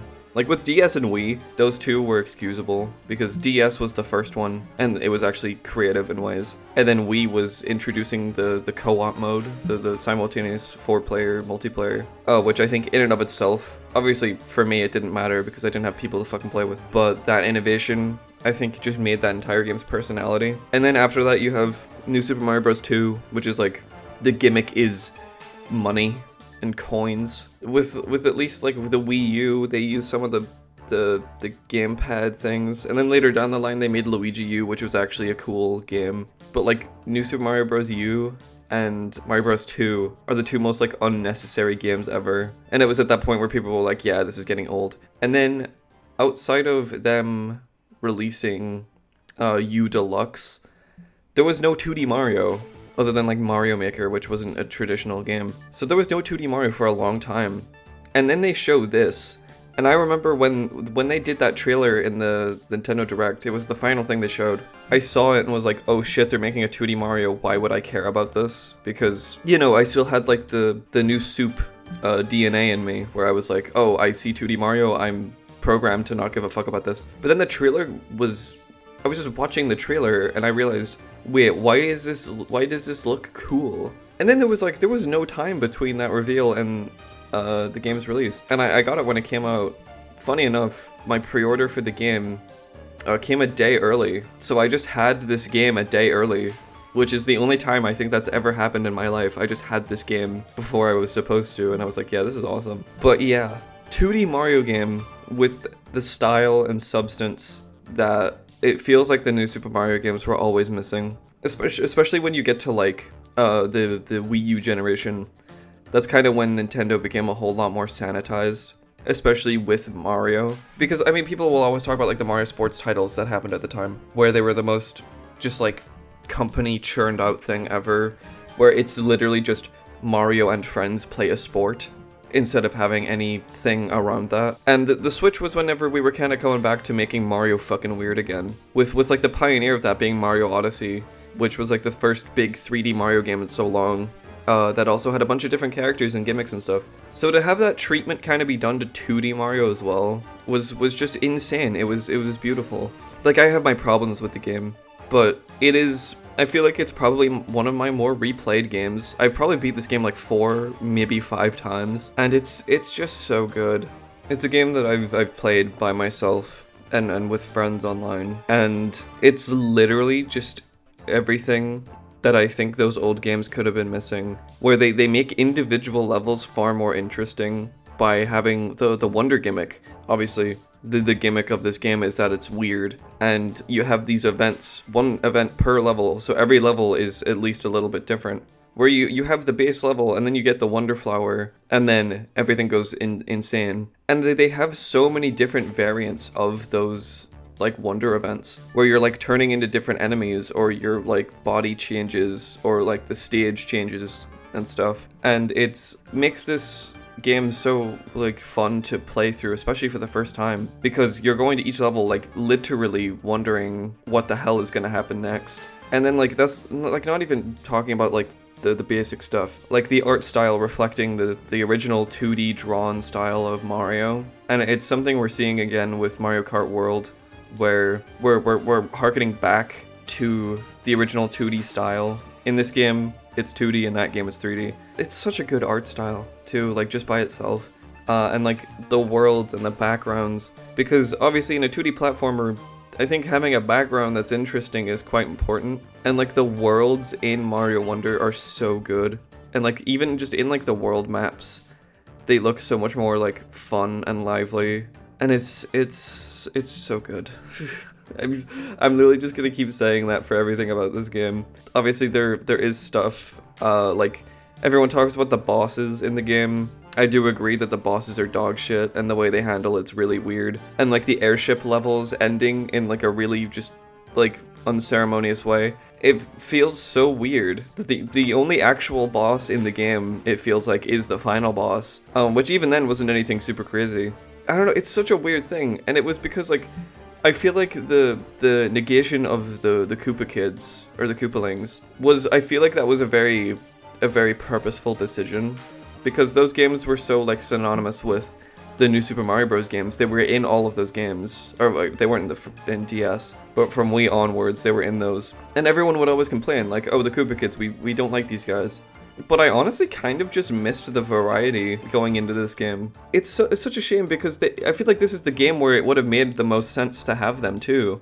Because, like, Bowser Jr. is, like, the only guy you're fighting, and he has, like, wonder effects that change him. But I feel like with the unique attributes of each of the Koopalings, if you put a wonder effect on them, you could make just more unique boss fights. So negating them from the game entirely and just pretending they don't exist was, like, a little bit weird. And I remember when the game started and they weren't there, I was happy. But by the end of it, I was like, this is just kind of strange. Mario Wonder also introduced the talking flower, who seems to have caught on a little bit, because he appears in the new Jamboree expansion. I know a lot of people were worried that he would be annoying. I never really had that concern, because I was just on board with that idea from the beginning, where I was like, even if this is annoying, it's still gonna be, like, annoying in a funny way. But he brings so much personality into the game, and I love the flowers just all around the area. And, like, having that spoken dialogue was just kind of really funny conceptually for a 2D Mario game. And of course, another thing to mention surrounding the game, I mean, it doesn't really affect gameplay, but this was the first Mario game where Charles Martinet was no longer the voice of Mario, and they brought in Kevin Afghani to do Mario and Luigi. And I think they also changed everyone's voices for this game, which I actually think was kind of a cool creative decision, which also kind of takes away, because, like, Charles Martinet not being Mario anymore is, like, it still is kind of just a huge thing, because he's been Mario since he had a voice, and, like, this being the first game where that wasn't the case is like huge. So to have everyone else be voiced differently kind of takes attention away from that idea. And also, just because the game is weird and the entire gimmick is that it's weird, having everyone be voiced differently kind of adds to that kind of a idea as well, which I really like. I think Kevin's, like, Mario and Luigi, and then eventually Wario and Waluigi, I think they have gotten better over time, definitely. Especially with, like, whenever I was, like, playing, like, Brothership, I remember specifically that I was, like, hearing his voice lines and that, and I was like, yeah, we're, like, that's them. I don't even make that conscious thought in my head anymore that it's like, oh, this is a different guy. Definitely in Mario Wonder, like, I feel like Luigi was fine. I think it was Mario more so that I kind of had to get used to. But, like, I'll go back and replay this game, and, like, yeah, I'll make that connection in my head that it's like, oh, this isn't, like, the Mario that I've known. But, like, I think it's cool that this game is kind of part of the progression of that voice. And that's kind of a cool thing about the later Mario Switch games, where you can hear that voice kind of develop and stuff, and I just think that's kind of a cool little part of the game. To avoid talking about this game for the rest of the video, which is already long enough, I'm going to stop talking about Wonder here. It is definitely in my top 10 Switch games ever, and it's so weird because it came out so late. And like, it was like 2023, and for some reason I was already like, alright, the Switch is going to slow down a little bit. And then this game just kind of like fucked me up bad, and it's just a game that I can pop in even just randomly for 5 minutes and just like play through. And like that kind of whimsy is returned with this game and hopefully future titles as well. And I'm just so happy that it exists for that. Next is one of the weirder games I think that I'll discuss, mainly because like I don't even really know what to say about it. Is Super Mario Maker 2. Now, when this game was announced, it was actually quite exciting because I think it was 2019 when it was releasing, and that was kind of the period where not every Wii U game had like made the jump to Switch yet. And I mean, like, obviously the entire generation, there would be games jumping back and like from the Wii U to the Switch so people could actually play it. Like, obviously that's how Mario Kart 8 Deluxe actually got people to play it, and then it even goes as far as now where Xenoblade Chronicles X has only just made it. And this was kind of like that. It wasn't the first game, but it was a sequel, which was very exciting. And like the trailer showed off the slopes and stuff, which people wanted. Originally, I played the first one on Wii U and I really loved it. I thought the core idea was super fun, so I was really excited for 2. But unfortunately, I think this is like the consensus generally with this game is that it just wasn't as good as 1, even though like in terms of like objectively it is the better game. There's just some stuff about it that like didn't really feel as fun. Because I mean, for 1, it was the level editing itself was kind of just not as fun or intuitive, because the Wii U gamepad did have its benefits. And a huge part of the first game's charm was that you were using the Wii U gamepad and the stylus to actually place the stuff on the screen. They opted here to make it so you could use a controller for all of that, but it just kind of makes it feel a lot more clunky and slow. Because just having that tactile feel of like, oh, I'm putting my pen on the screen and it's placed in the blocks is way cooler. And even though like they added so much to the maker mode, just a bunch more like enemies and like items and gizmos and shit to make your levels a lot cooler, it just wasn't as fun, and I feel like people didn't really care as much about this game because of that. I know I spent a majority of my time playing the online with my friend Icy, which like we knew was dog shit. Like Nintendo Online has gotten better as time has gone on. I say better, it's still not great, but like this was like the prime, like, this fucking sucks. And like we knew it sucked, but it was still fun to do it anyway. To just go through levels like with maybe like 5 frames just lagging everywhere. It was so funny. And like it's so unfortunate because I feel like that's kind of all I have to say about it. It was kind of just a game that I played and kind of forgot about because it was just kind of that online little platform for me and Icy to play Mario levels on, which was fun. I did have fun going through the different creations, but I just didn't care as much. So like I didn't even explore levels much by myself. Like I never really went into like the search thing. It was like, oh, what levels are people making? Because I feel like there was just a lot less fun stuff to look for. And it's kind of unfortunate because people were really excited for the sequel. And I feel like, I mean, later down the line, they added the updates that like, they added like a link as like a whole different thing, which was really cool. And they added the worlds where you could make a bunch of, you can make like a custom little world map and put levels in it, which I think was like, that's a really cool idea. They just kind of added it after the point where everyone cared. And also I think that was the final update. I think this game got a year of updates because classic live service bullshit where they just didn't really know how that system worked and just didn't update their games for long enough. So I feel like Mario Maker 2 kind of just like died kind of a sad death. I'm sure there are people who still play it and stuff, but like I'm just like not super interested in it. But like the time I did have with it was fun. I just didn't really care about the creation aspect as much. Moving on then to another heavy hitter is Super Mario Odyssey. This is really funny because I was talking about Sonic Forces before. I got that game for Christmas along with this. So the competition was not very fierce because this game cleared without a doubt. I feel like Mario Odyssey is such an old game by now. It came out in 2017. To the point where it's like people know that this game is good, so I don't even know what to say about it other than the fact that it's just amazing. As like Mario's return to like 3D sandbox gameplay after like the last 3D game was like 3D World, which was like the 3D Land and 3D World games were basically 2D Mario but 3D in terms of like level designs. It was just like, oh yeah, we have a new dimension, but the levels are still like super linear. And this game really did remind me of like Mario Galaxy, which is a game I played a lot when I was younger. And there was so much hype surrounding it. This game felt like an event because, I mean, that first year of the Switch being out did also feel like an event as well, because you had like Breath of the Wild to start it off, and then this was towards the end of the year. And it was like, it felt like Mario was just like back at this point, and the hat gimmick is literally perfect. It's just such a good idea and conceptualized really well, and you just have a bunch of different enemies and stuff that you can be, and like the areas in the game, and like the little story is cute too,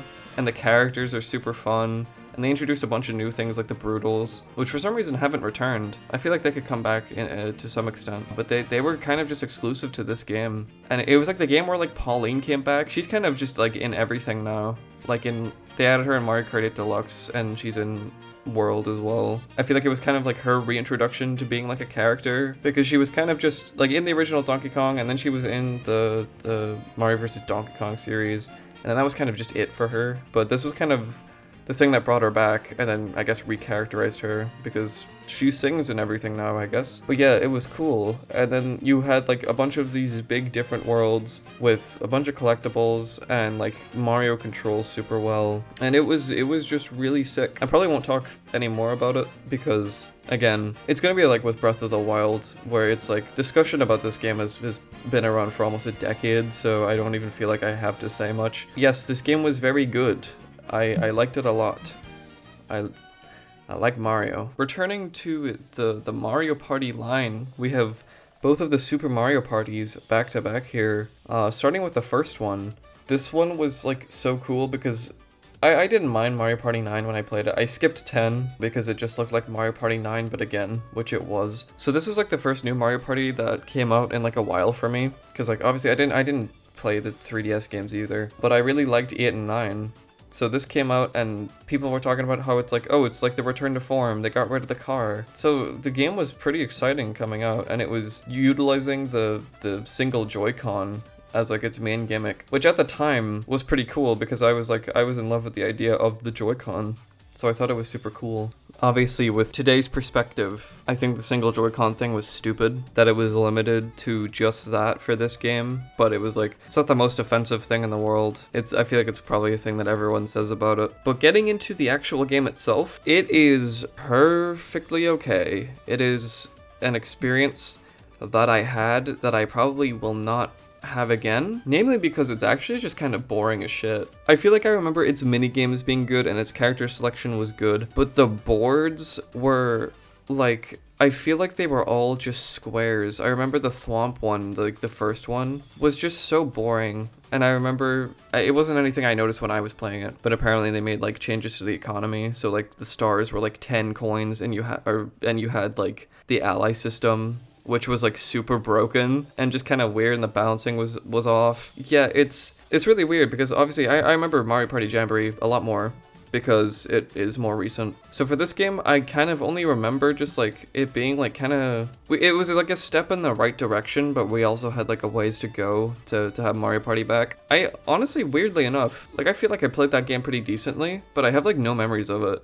which I guess is why I'll move on to Super Mario Party Jamboree, this game's sequel, which I do believe definitely did a better job.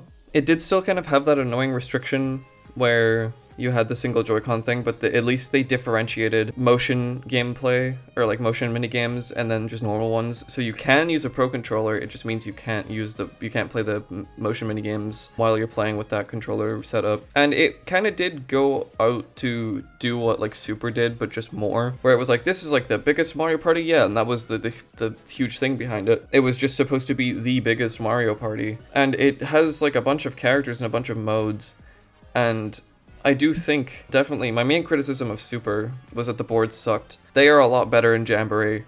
There's not a single one in that game that I would like actively hate playing on. There are some that like are definitely worse than others, like Mario's Rainbow Castle is like not one that I'd be crazy to revisit, but I do think it can be fun. And that's probably my least favorite in the game, and like I don't even dislike it really. The boards are really fun, and the minigame selection, I do think the minigames are quite good. I just feel like I feel like we we play the same mini games every time we play that game. Which I don't know, because usually we play with the motion off. I don't know, it's probably because of that, but I feel like we see some repeats. Maybe not in the same game, but over a course of multiple games, we'll see like the same mini games over and over. But in terms of the game being the biggest Mario Party ever, I do think it definitely does that, especially because it's getting an expansion, which is like kind of gimmicky, so I don't really care. Base game, there's a bunch of different modes. Like you have the party mode, you have the single player, which I think was a thing that was in like the DS, like the handheld ones, I'm pretty sure, which was cool. It was a fun little time waster and like a good way to learn the boards and the minigames and stuff. You have like the Koopa-athlon, which is like your, like, I guess not really battle royale, but just like your big huge multiplayer thing. And you have Bowser Kaboom Squad, which was probably my favorite. I never played like Rhythm Kitchen, and I think there was like a different one, like Paratroopa Flight Squad or something, which I never tried. Rhythm Kitchen does seem interesting, but I heard that the Paratroopa ones was like a tech demo, so I never tried it. Bowser Kaboom Squad was genuinely quite surprising, where it is definitely quite simple, but there is a surprising amount of depth to it at the same time, where there's like actual strategy and shit, and you can have a bunch of people in that lobby, which is super cool. And yeah, I mean, I don't really have much to say about Mario Party. I feel like it's usually very fun. And Jamboree was a very, very good title. There was definitely this stuff where they added a lot of flair to this game compared to like Super and then Superstars as well, where like animations were a lot different. And also they took a lot longer. I feel like one big thing about this game is that like it's kind of sluggish to just get through. Like it takes a while to just do basic things, and there are certain like animations and like cutscenes that take too long, and you can't even skip some of them, which is like a minor complaint in the grand scheme of things. But it's just kind of, I kind of wish the experience was a little bit smoother sometimes, because the actual gameplay is very fun. Super Mario RPG is next, and I feel like I don't have a lot to say about it. I don't know. I kind of just feel like this is definitely a game that I played. This reveal was really cool. Unfortunately, it did get leaked before the direct it was in, so I already, like, I mean, like, I knew about it, but I also was still like, that's probably the fakest leak ever, and then it actually happened. I still freaked out anyway. I feel like there was such, like, small kind of internet culture around this game specifically. I don't know, I feel like I always saw, like, Gino and, like, Malo in just, like, animations and stuff. And because this was an SNES game, Kid Me was like, these are Mario characters? I've never seen them before in my life. Where do I get the game where they're in? So it was kind of fulfilling to actually play this game. I was interested in it because this is a game that's talked up a lot, and like the style and everything of it, and it's basically the origin of like the Mario RPG games. And I grew up with Mario and Luigi, so this was kind of like going back to fucking patient zero. And yeah, I was kind of just interested in it for that reason. And I played it, and it is a good video game. It is very much, at its core, it makes me think of the Link's Awakening remake, which I've never played, but I've seen gameplay of, where it feels very much like it is the SNES game, but it just looks different. Like, it looks better, because it's still like the isometric design, and it still does feel like it's supposed to be played with like an SNES controller, which is kind of cool. I like that they kind of went about it that way, where it's just the same game, but they added a bunch of different stuff, some quality of life, and like different animations. I do remember specifically that I don't remember the exact terminology in the game, but whenever you get like a special move that you use all three of your party members for, all of the animations for those are like super smooth and like cool looking. And yeah, the game like looks great. It like plays perfectly, like pretty much as you would expect it to. It's basically like 1-to-1. I do feel that it's a little bit more dated, and you can kind of feel that in the game itself. Even though it's a remake, it does still feel like an older game, especially with like the dialogue and some of the jokes and stuff, but that's kind of part of its charm. I feel like that is kind of the Super Mario RPG thing, where it's kind of such a product of its time, and they even kept a lot of the cool stuff in it too, that was like unique to this game, like the Cool X fight, which was fucking sick with the way they did it in this game, where he keeps his like sprite art for the first time you fight him, and then he gets the 3D model. That's also another thing. The music in Mario RPG is like so iconic. and I would always hear it around YouTube and stuff in different videos. So I feel like I've always known the soundtrack of this game, and I think the remixes they do are pretty good. There are definitely some songs that I would like prefer as the originals, but they do give you the option for that, where you can have the original soundtrack instead of the new one, which is really cool. But I feel like for the most part, all of like the songs I think were done quite well. I also do like this game because it's just fucking weird. Mainly because I think like Square Enix worked on it too. So it's not even like Nintendo weird, it's like Square Enix weird too. Where like there's a bunch of different enemies and characters and stuff that just like look strange. You have like the main bad guys or like the weapon people.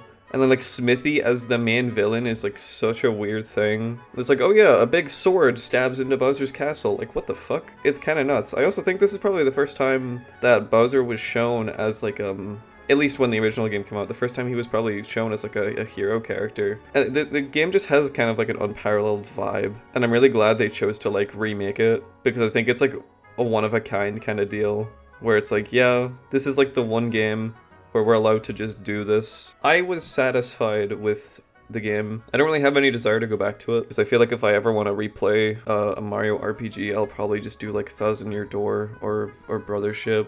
I'd do Brothership if I had like 50 hours to spare, I guess, but the point is, I don't know if I'll ever replay this. I probably will at some point, but it definitely satisfied at the time for when I played it. We just have like back-to-back like titans coming up here, because next is Super Smash Bros. Ultimate, which I'm not very qualified to talk about, I don't think. For context, for my Smash Bros. History, for the most part, it was just me playing alone with computer players, and I usually wasn't very good until Smash Ultimate, when I actually started playing the game a little bit, and I had a brainstem, so I was actually pretty okay. But yeah, my first game was Brawl, and then I played Smash 4 on the Wii U, and then Ultimate on Switch. Obviously, this is another one of those games where, like, you could make a fucking, like, 3-hour video on this alone, and I have to talk about it in, like, 5 minutes. So, what the fuck do I even say? This game is impossibly good. There are obviously things with it that I think could have been better, namely the entirety of World of Light and the Spirit system is like a whole mode that I think is just kind of a wet fart for the most part, especially coming off of Subspace Emissary and like the bullshit reasoning as to why that never happened again, I will still never get over. But talking strictly as a Smash Bros. Experience outside of those things, it is amazing. You have every single character and then what, like 10 DLC ones pretty much, I think. I actually think it's more than 10, it might be like 12, because including Piranha Plant, and then I think the second wave had 6 fighters instead of, what, the 5 of the first one. And all, like, most of the DLC picks were kind of bangers, where they really pulled from around areas. Obviously you have like your fucking like Byleth, like who gives a shit that that's a DLC slot? It's a useless thing to complain about in the big 2025, but there were definitely some misses with the DLC options. I feel like having Nintendo first parties at all as DLC slots and not just in the base game kind of feels weird. Like Min Min, I think deserves a slot, and I think having Arms Rep is cool, but I don't think it should have been DLC. Because when Min Min is in the same like DLC pack as like Steve from Minecraft and like Kazuya from Tekken, it's like, yeah, those are like cornerstone video game people, along with Min Min from ARMS, the game that everyone fucking forgot about. But the DLC like overall was very good, and the amount of content you were getting in that DLC was insane. The amount of content in this game generally is absurd, because you have like the normal Smash mode, you have online, which even then in and of itself is infinitely replayable because they added like the tournament modes and stuff. They added a bunch of different like rule sets and everything.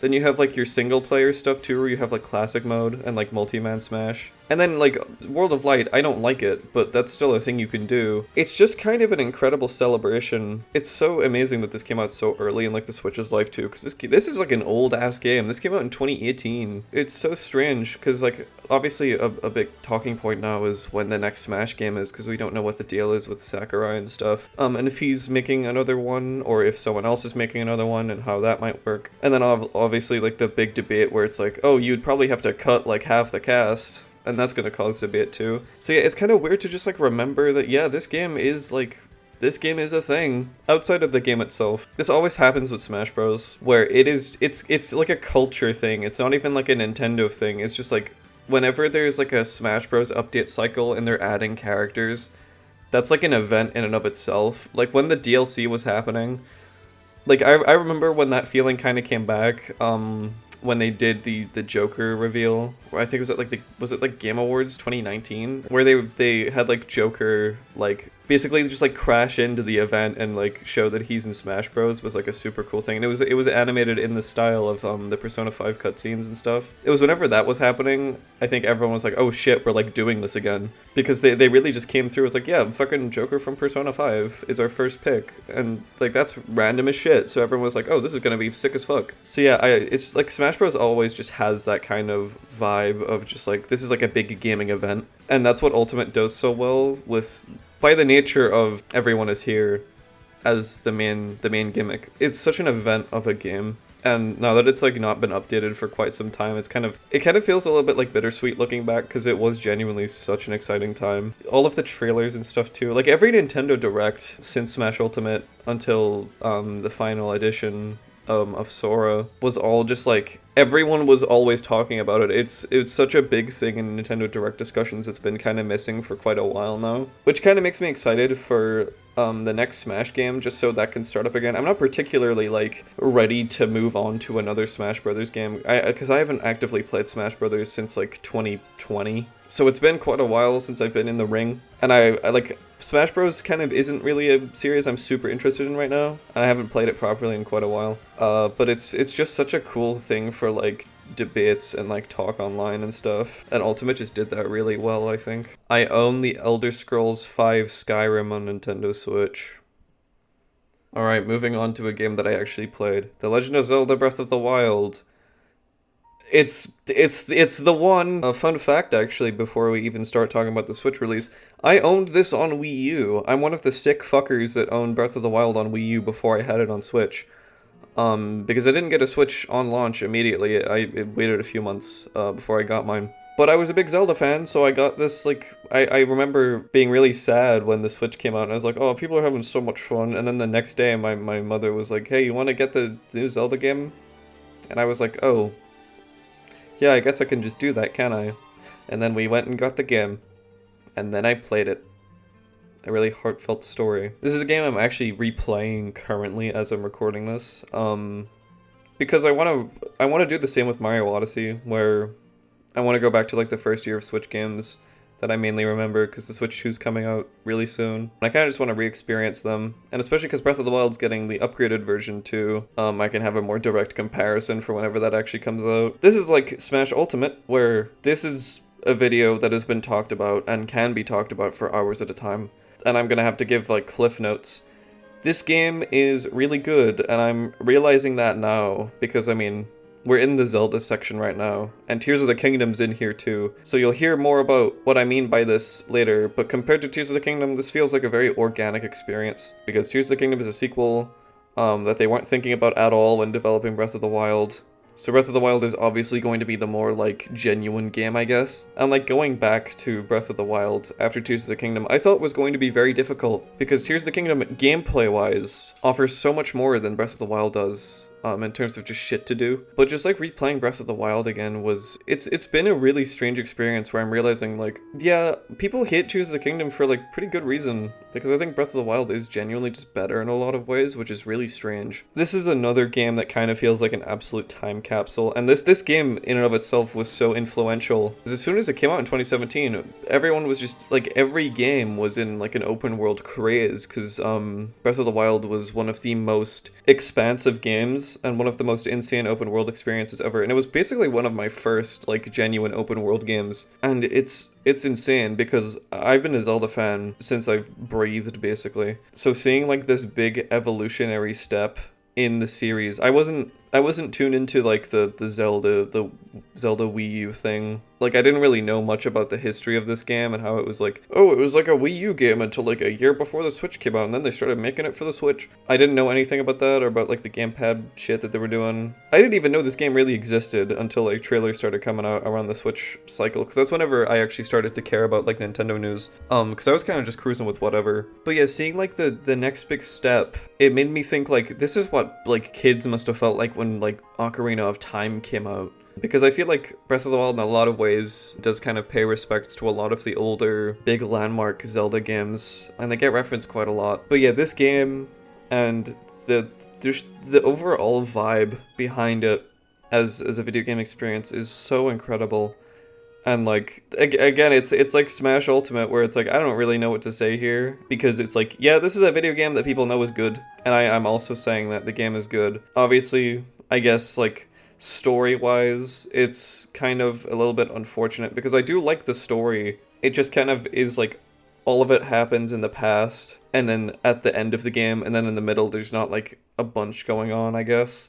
Which, as I'm replaying it, I'm like, I don't really care about as much anymore, because I think there's like enough there with the characters that you have in the present time where it's like not really that sad, and it's not like we're missing out on much. Which is where its sequel kind of differs. Technically, Echoes of Wisdom is next on the list, but I guess it would make more sense to talk about Tears of the Kingdom first. This game is one that I genuinely have a problem with, because proposing a sequel to Breath of the Wild was one of the most exciting things ever, and I remember seeing that trailer and losing my shit, because it was weird and scary, and it was reminding me of Majora's Mask, because Majora's Mask was a sequel to Breath of the Wild, to Ocarina of Time. And like, sequels in the Zelda series is not usually a thing that happens. You do not usually get direct sequels to experiences, and even when you do, sometimes they're a little bit fucking weird. Like, Majora's Mask had a lot of elements from Ocarina of Time, but it was a completely different setting. And then, like, with games like Phantom Hourglass and stuff, whatever the other one was called, I don't even remember off the top of my head, being sequels to Wind Waker, technically. But like, those are completely different games that just use the same characters. But yeah, sequels are usually weird or like don't happen very often. I think Majora's Mask was literally the last sequel in the Zelda series. So getting a sequel announcement was insane, because following up the biggest Zelda game ever is such a promise. And then like in that first trailer, they showed Ganondorf, and he hasn't been in a game, like a mainline Zelda game, since like Twilight Princess, I'm pretty sure. So like early 2000s, like not counting any Smash Bros shit, not counting Hyrule Warriors or whatever else he might have been in. This was his first like big main appearance in so long, and I guess like in retrospect the signs should have kind of been there that we might have had to have been a little bit more worried, because I was just all in. I was just excited for this game, because I was like, oh, you're making a sequel to one of the best games ever. That's gonna go well, right? But it actually came out with a lot more problems than I think I realized it would. This game does kind of feel emblematic of the modern Zelda problem, where Nintendo kind of have lightning in a bottle with Breath of the Wild, and have tried to replicate it ever since, because Tears of the Kingdom as a sequel, obviously it uses the same Hyrule and the same characters, so there's that. Whenever I talk about Echoes of Wisdom, I'll talk about how that's just Breath of the Wild if it was a 2D Zelda game. And then you have like the Hyrule Warriors games on both Breath of the Wild and Tears of the Kingdom now. Like, with all of that combined, it kind of just feels like Nintendo doesn't know what the fuck to do with Zelda, because they can't get over Breath of the Wild. And like, Tears of the Kingdom as the sequel really does feel like that, because a lot of the elements of the game kind of feel like they're plastered onto the base that is Breath of the Wild, rather than actually like innovating at all. And like, it almost makes me wish that they just made a different, like a unique Zelda game at this point, because Tears of the Kingdom is, I know a lot of people were concerned that it was using the same Hyrule, but I had faith that like they would make it make sense. And yeah, there is a lot of changes in the map of this game. There's a lot of little stuff that has changed, but it's like, it's so weird in other areas. You have this entire underground area that they kept secret for the entire like release cycle of this game. Didn't say a single thing about it. The only thing we knew about was the Sky Islands. And there's this completely other different layer to Hyrule that is the underground caverns, and they have fucking nothing in them. I don't know what they were cooking. The Sky Islands feel a little bit more tame as like add-ons to Hyrule, because they don't directly affect much. It's a different area. It feels like the underground caverns could have had a lot more cool stuff, and there is some cool stuff down there, but it's an entire region that mirrors the surface world, while simultaneously having nothing to do in it except for get the light roots and like refight bosses. It's so weird. But yeah, I think this game genuinely does suffer from the fact that they had to work with something already made rather than just make something new. And like, at the same time, like, I look at this game and I'm like, they did a pretty damn good job adding a bunch of new stuff, because you have like the fuse and the ultra hand abilities and shit like that, where those are literally game changers. It's literally Gmod as a Nintendo game. That is just infinite fun right there. You can do whatever you want with that pretty much. And I think that as a mechanic is incredible, but it's just unfortunate that that isn't its own Zelda game built around that, because when they were making the map for Breath of the Wild, They were not thinking about any of this. And that's also where, like, I can, like, bring up the story. The story in this game fucking sucks. The entire past segment is a cool idea, and I like the idea that it's like weird time bullshit. And the unfortunate thing about it is that some elements of it are really good. Like, I feel like a lot of people talk about when Zelda has to eat the tear and she becomes the dragon. That is genuinely a really cool point in the game when you learn about that. And, like, you realize, oh, we're, like, fucked. Like, we're really fucked. But that's just one moment in the game, and it's because it follows the template of Breath of the Wild so closely. Like, to a T, it is literally the exact same experience. You start on a, like, isolated island area, or plateau as it was in the first game. You do 4 shrines, you get a heart, you leave that area with your abilities that you now have, and you go to the surface world, where you have to go to the 4 same regions of the area, or of Hyrule, and you meet 4 fucking wacky zany characters who help you through the temple section of the game, and then they give you their abilities to help you kill Ganon. And that is the exact same in Breath of the Wild and Tears of the Kingdom. I do enjoy how they did it in Tears of the Kingdom with how the regions are, like, all of them are experiencing different kind of calamities, I guess. Like, Rito Village is one, comes to mind instantly, where everything's, like, frozen over, and, like, the music is different. Like, they did some cool stuff with it, but it's just, like, that's not getting rid of the key problem that you're just copying the game that did well. And the story does that too, where in Breath of the Wild you had memories, and those made sense. In terms of the story, those made sense because Link had amnesia, and he was remembering key moments. But they try to do that again, and, like, with the memories, experiencing those, like, out of sequence makes sense, because that's how memories work. And, like, it's not, like, crazy insane if you experience it out of order, because you already know what happened. You know that everyone died and that you fucked up 100 years ago. If your first memory is the one where they're like, oh, everything's going to shit, then it's like, that's not super, like, disruptive for the story. But Tears of the Kingdom does the same thing, where you can experience them in any order. But that doesn't make sense, because it's a straightforward linear story that you're supposed to experience in order. So whenever my first memory in the game, I remember, the first memory or tear I got in the game was, I'm pretty sure the one where, like, Ganondorf is just there with Waru and Sonia, like, nailing to them, and it's like, oh, I guess that's Ganondorf. I guess that's just him. I had no context of what he did before or after that, but yeah, that was my first memory, and I was like, well, I guess that's Ganondorf. And it's definitely a lot worse, because, like, Sonia's death is in one of the memories. Imagine that's the first one you see. You don't even know who that character is, and she just dies. That doesn't... The system just doesn't make sense in that context. And then everything interesting in the game happens in the past that you don't play any of, which is seemingly something that they're exploring in the Age of Imprisonment game, which is actually genuinely pretty cool. I'm still probably not going to buy that fucking game because I played Age of Calamity and I thought it was just okay. But it's... God, that's another thing to get pissed off about, is the fact that they're exploring the interesting part of Tears of the Kingdom years after that game came out as another full-price game. Because you have the past where Zelda is, and that's where the whole story is happening, that leads into the main present-day experience, which gives context for everything that's happening. And, like, you have this whole different setting in the past Hyrule, this completely different land, with, like, the Zonai and shit. And then in modern day, it's just, you're doing the same thing you did in Breath of the Wild, and everyone's trying to figure out where Zelda went. And Link literally knows. Link literally knows where she went, and is experiencing the story along with everyone else as if he doesn't know. And this is, I'm sure a lot of people have talked about this, but Link being a silent protagonist in this game literally makes zero fucking sense. Because it's implied that he does talk, we just don't see it.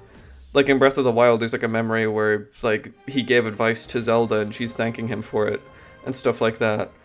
And, like, Zelda writes about it, I think, about, like, him, like, not being talkative, but he still says stuff. But in Tears of the Kingdom, he is literally choosing to pretend like he doesn't know anything just so the game plays out with the formula that it's assigned itself to, where everyone sees Zelda, is confused why she's evil, and then comes to the conclusion that she's evil after you've done all of the temples. It's literally maddening. Because, like, yeah, I think the story in Breath of the Wild could have had other different stuff that make it a little bit more interesting, but as that story happened, I think it is completely fine. That game's story, I think, is fine, and I like how they did the memories. In this game, it's literally bullshit.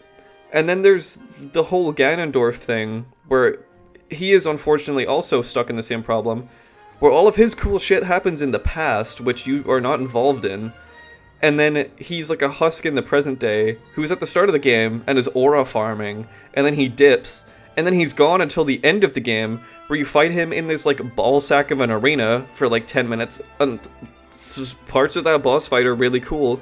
Everyone will talk about the health bar thing. That's genuinely a really sick moment. But you fight him in this, like miscellaneous gloom area, and then he just becomes a dragon.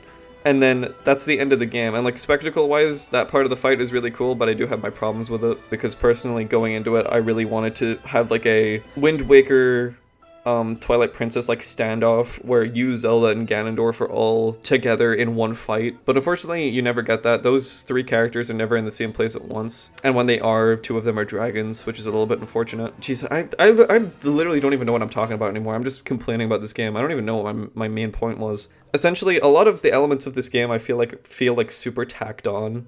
Compared to Breath of the Wild, which was a fully organic experience, they had to take what they made with that game and then just bolt a bunch of new shit on and pretend like it's a completely, like, new game. And I do feel like in some aspects they did a really good job, because I do stand by the fact that the gameplay of Tears of the Kingdom is good.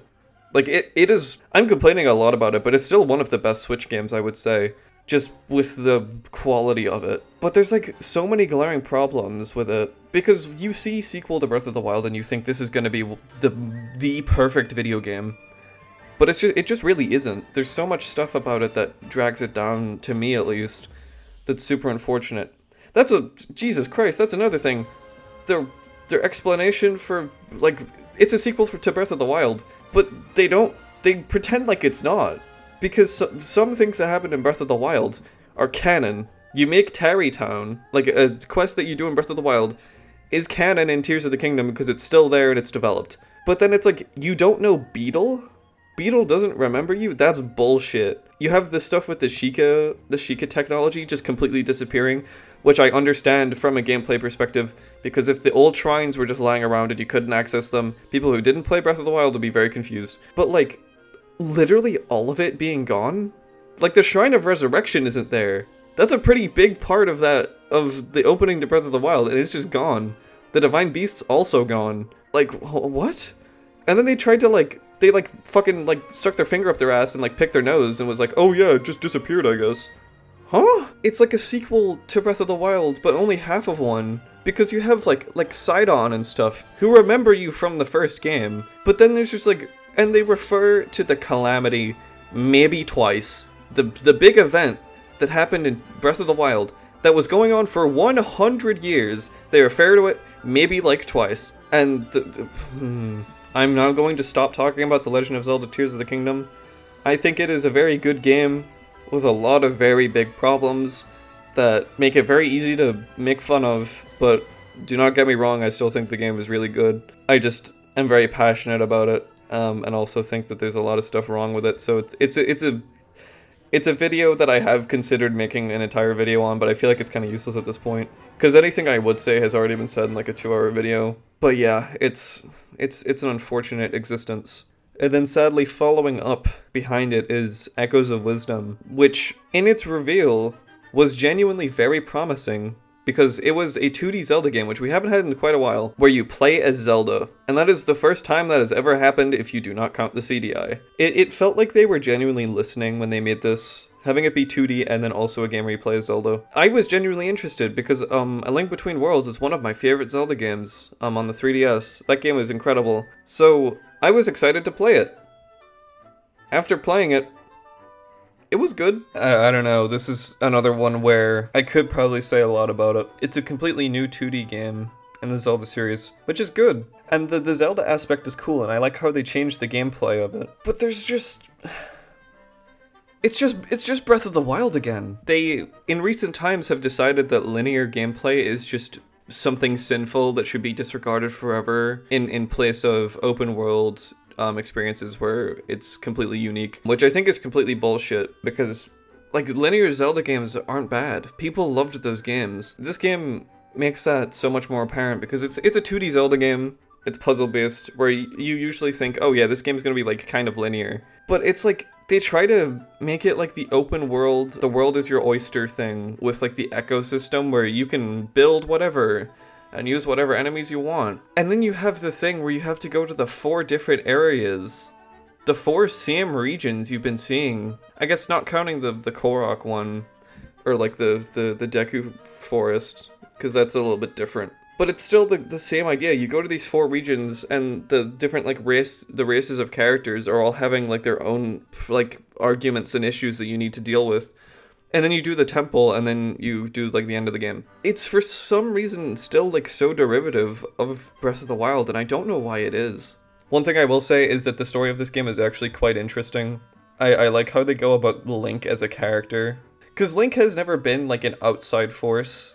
He's always been the playable character, so having people talk about Link as a character, like how people would talk about Zelda in like Breath of the Wild and stuff, was genuinely very interesting. And they introduced this whole new thing with the rifts, which is something that hasn't been in a Zelda game before. And they have their own like story around that, and like this... I'm pretty sure, like, I haven't played this game in a minute, but there's like a big like lore implication, I'm pretty sure, with like the creation of the world, which is something that hasn't really been touched on since Ocarina of Time, which I'm gonna have to remind myself of, because there is genuinely a lot of plot in this game that's really cool. And yeah, that was another thing. It's kind of unrelated, but I like how they did Ganon, where he was like the bait and switch, where he wasn't actually the villain. It was actually very cool. I do think this game is good. There's definitely a lot less to complain about than I would complain about like Tears of the Kingdom and stuff. It's just kind of unfortunate that it's still kind of feels like it's tied to this new identity that the Zelda series has. Because I feel like this could have very much been completely successful and fine if it was just its own standalone thing, its own little story with its own little system and own gameplay style. But it felt like a lot of that identity was bleeding into it, and again, a lot of that identity was actually quite bad. I know a lot of people complain about like the UI of the game, where when you're selecting an echo, it's just a straight line that you have to scroll through really slowly to find whatever one you want. There's like a lot of the problems of those games have flooded into this one when they really shouldn't have. This should have just been its own thing. But like overall, I still thought it was very interesting, and having Zelda as a protagonist for the first time was really cool. And like the story was pretty nice as well. And I did enjoy the game. I thought it was still refreshing after like how much time we've had with Breath of the Wild and Tears of the Kingdom, but there's still some elements that I would prefer to not be in the game. Undertale is a game where you live underground and walk underground. I don't know, I played this game on Steam first, I'm pretty sure. It's Toby Fox. The game's good. I don't know, man, I've been recording for like 5 hours. Hey, did you know I own Uno twice on the Switch? I actually don't know how this happened. I remember it being free on the eShop, and I told my friends about it, and they were like, no, it's not free on the eShop. And then I realized that I got a free version of Uno, but I already had Uno. So now I just have 2 Uno icons on my Switch home menu, which is pretty awesome, I think. And last but not least, the best game of them all, YouTube. I like 90-second unskippable ads. And that is it for my list of Switch games, not counting the stuff that I have uninstalled that I don't really have much to say about anyway. Like, let me see. Yeah, technically the first way I played Terraria was on my, well, no, it was actually on my Wii U. I'm literally lying about that. Yo, Human Fall Flat? I could talk about Human Fall Flat.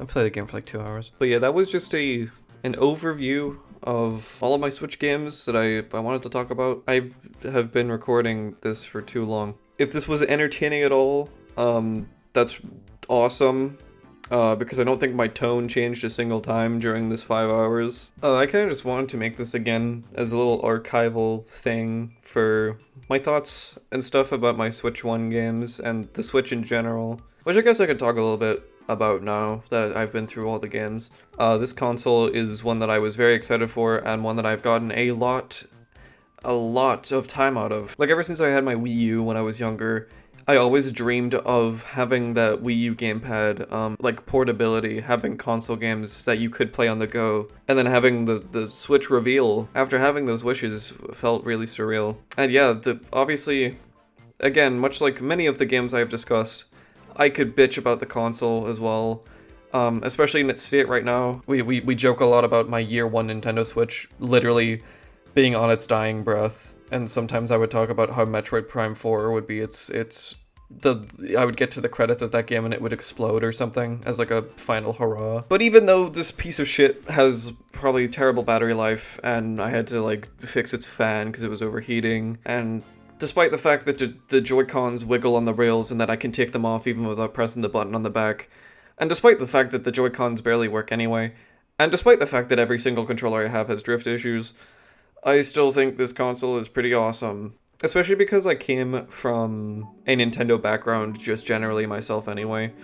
I never really had it in me to bitch about like the graphics of games, because obviously like when the Switch came out, it was already weaker hardware. Obviously Nintendo's known for that, but it was definitely a thing that was noticeable this generation because people had to port like modern games onto this like handheld hybrid system that could barely run anything, and it had a bunch of cloud versions of games which sucked because people didn't want to put shit in the hardware like in the cartridges. But like that was never something that I was super concerned about because like graphical fidelity, like obviously the Switch 2 and all of the specs and stuff they show for that is very exciting, and I'm excited to play games at that level when I get a Switch 2. And it's all going to be really cool, especially like Metroid Prime 4 is going to be so sexy. But like right now, that's not really something I care about a lot. They were showing like Switch 2 versions of games like Breath of the Wild, Tears of the Kingdom. I kind of honestly couldn't care less. If I probably will get the updated or the upgrade pack for Switch Online so I could play GameCube games. So at least for those, I'll get those for free. Because those kind of seem like something that I would like play, like dig around with for like maybe like, I don't know, a couple hours and be like, yeah, that's fine. The game runs better. But yeah, I've never really cared for graphical stuff and have only really cared about the quality of the games themselves, you know, because my library is only quality. But yeah, the Switch is genuinely a godsend of a console. I think it has probably the best library or one of the best libraries of any console to date, and that is in fact including all of the generative AI hentai games on the eShop. You could be a fan or you could be a newcomer, and there's so many games. I feel like every major series outside of, I don't know, like F-Zero and Star Fox, even then for F-Zero you could argue F-Zero 99. I feel like pretty much every big series that Nintendo has made has gotten an installment or multiple on the Switch. And yeah, it's like the same with like Rhythm Heaven and Tomodachi Life are getting installments next year at the time of recording this. I can't wait to watch this next year and feel like I should have re-recorded that line. But yeah, it's obviously the hardware itself has a bunch of issues, but like my Switch is like my baby. I've had this thing since 2017, and it's coughing, but it's fine. We make do with what we have. A bunch of the games and experiences on this console have been some of my favorite, and a lot of the friends I have now I have like met somewhat through this system and the games on it. Obviously, namely Splatoon as the main ones, but like this is like the console that I played multiplayer Mario Party on for the first time and stuff like that. And like I had a bunch of like the Wii U games that I used to love on it too, except for Wind Waker, lol. But yeah, I'll always love this thing. I'll probably do something similar to this when the Switch 2 is on its last legs, which is a crazy thing to say right now. And I also hope that when I go back and watch like this at that time, I will at least laugh a little bit. But yeah, thank you for watching. This is by far my biggest video yet in terms of length and just how much is in it. Obviously, I've made like the Lethal Company videos, but in all fairness, that's me editing a VOD. This is like my biggest, like all me thing, I guess. And it's been pretty fun to make. I've had the idea in my head for a while now, and I just wanted to do it, so here we are. If you liked the video, don't subscribe to my channel, but instead give me money in the mail. Give me a lot of money in the mail. And give me more of your money. Because, you know, Nintendo Switch 2 Welcome Tour isn't going to buy itself, you know.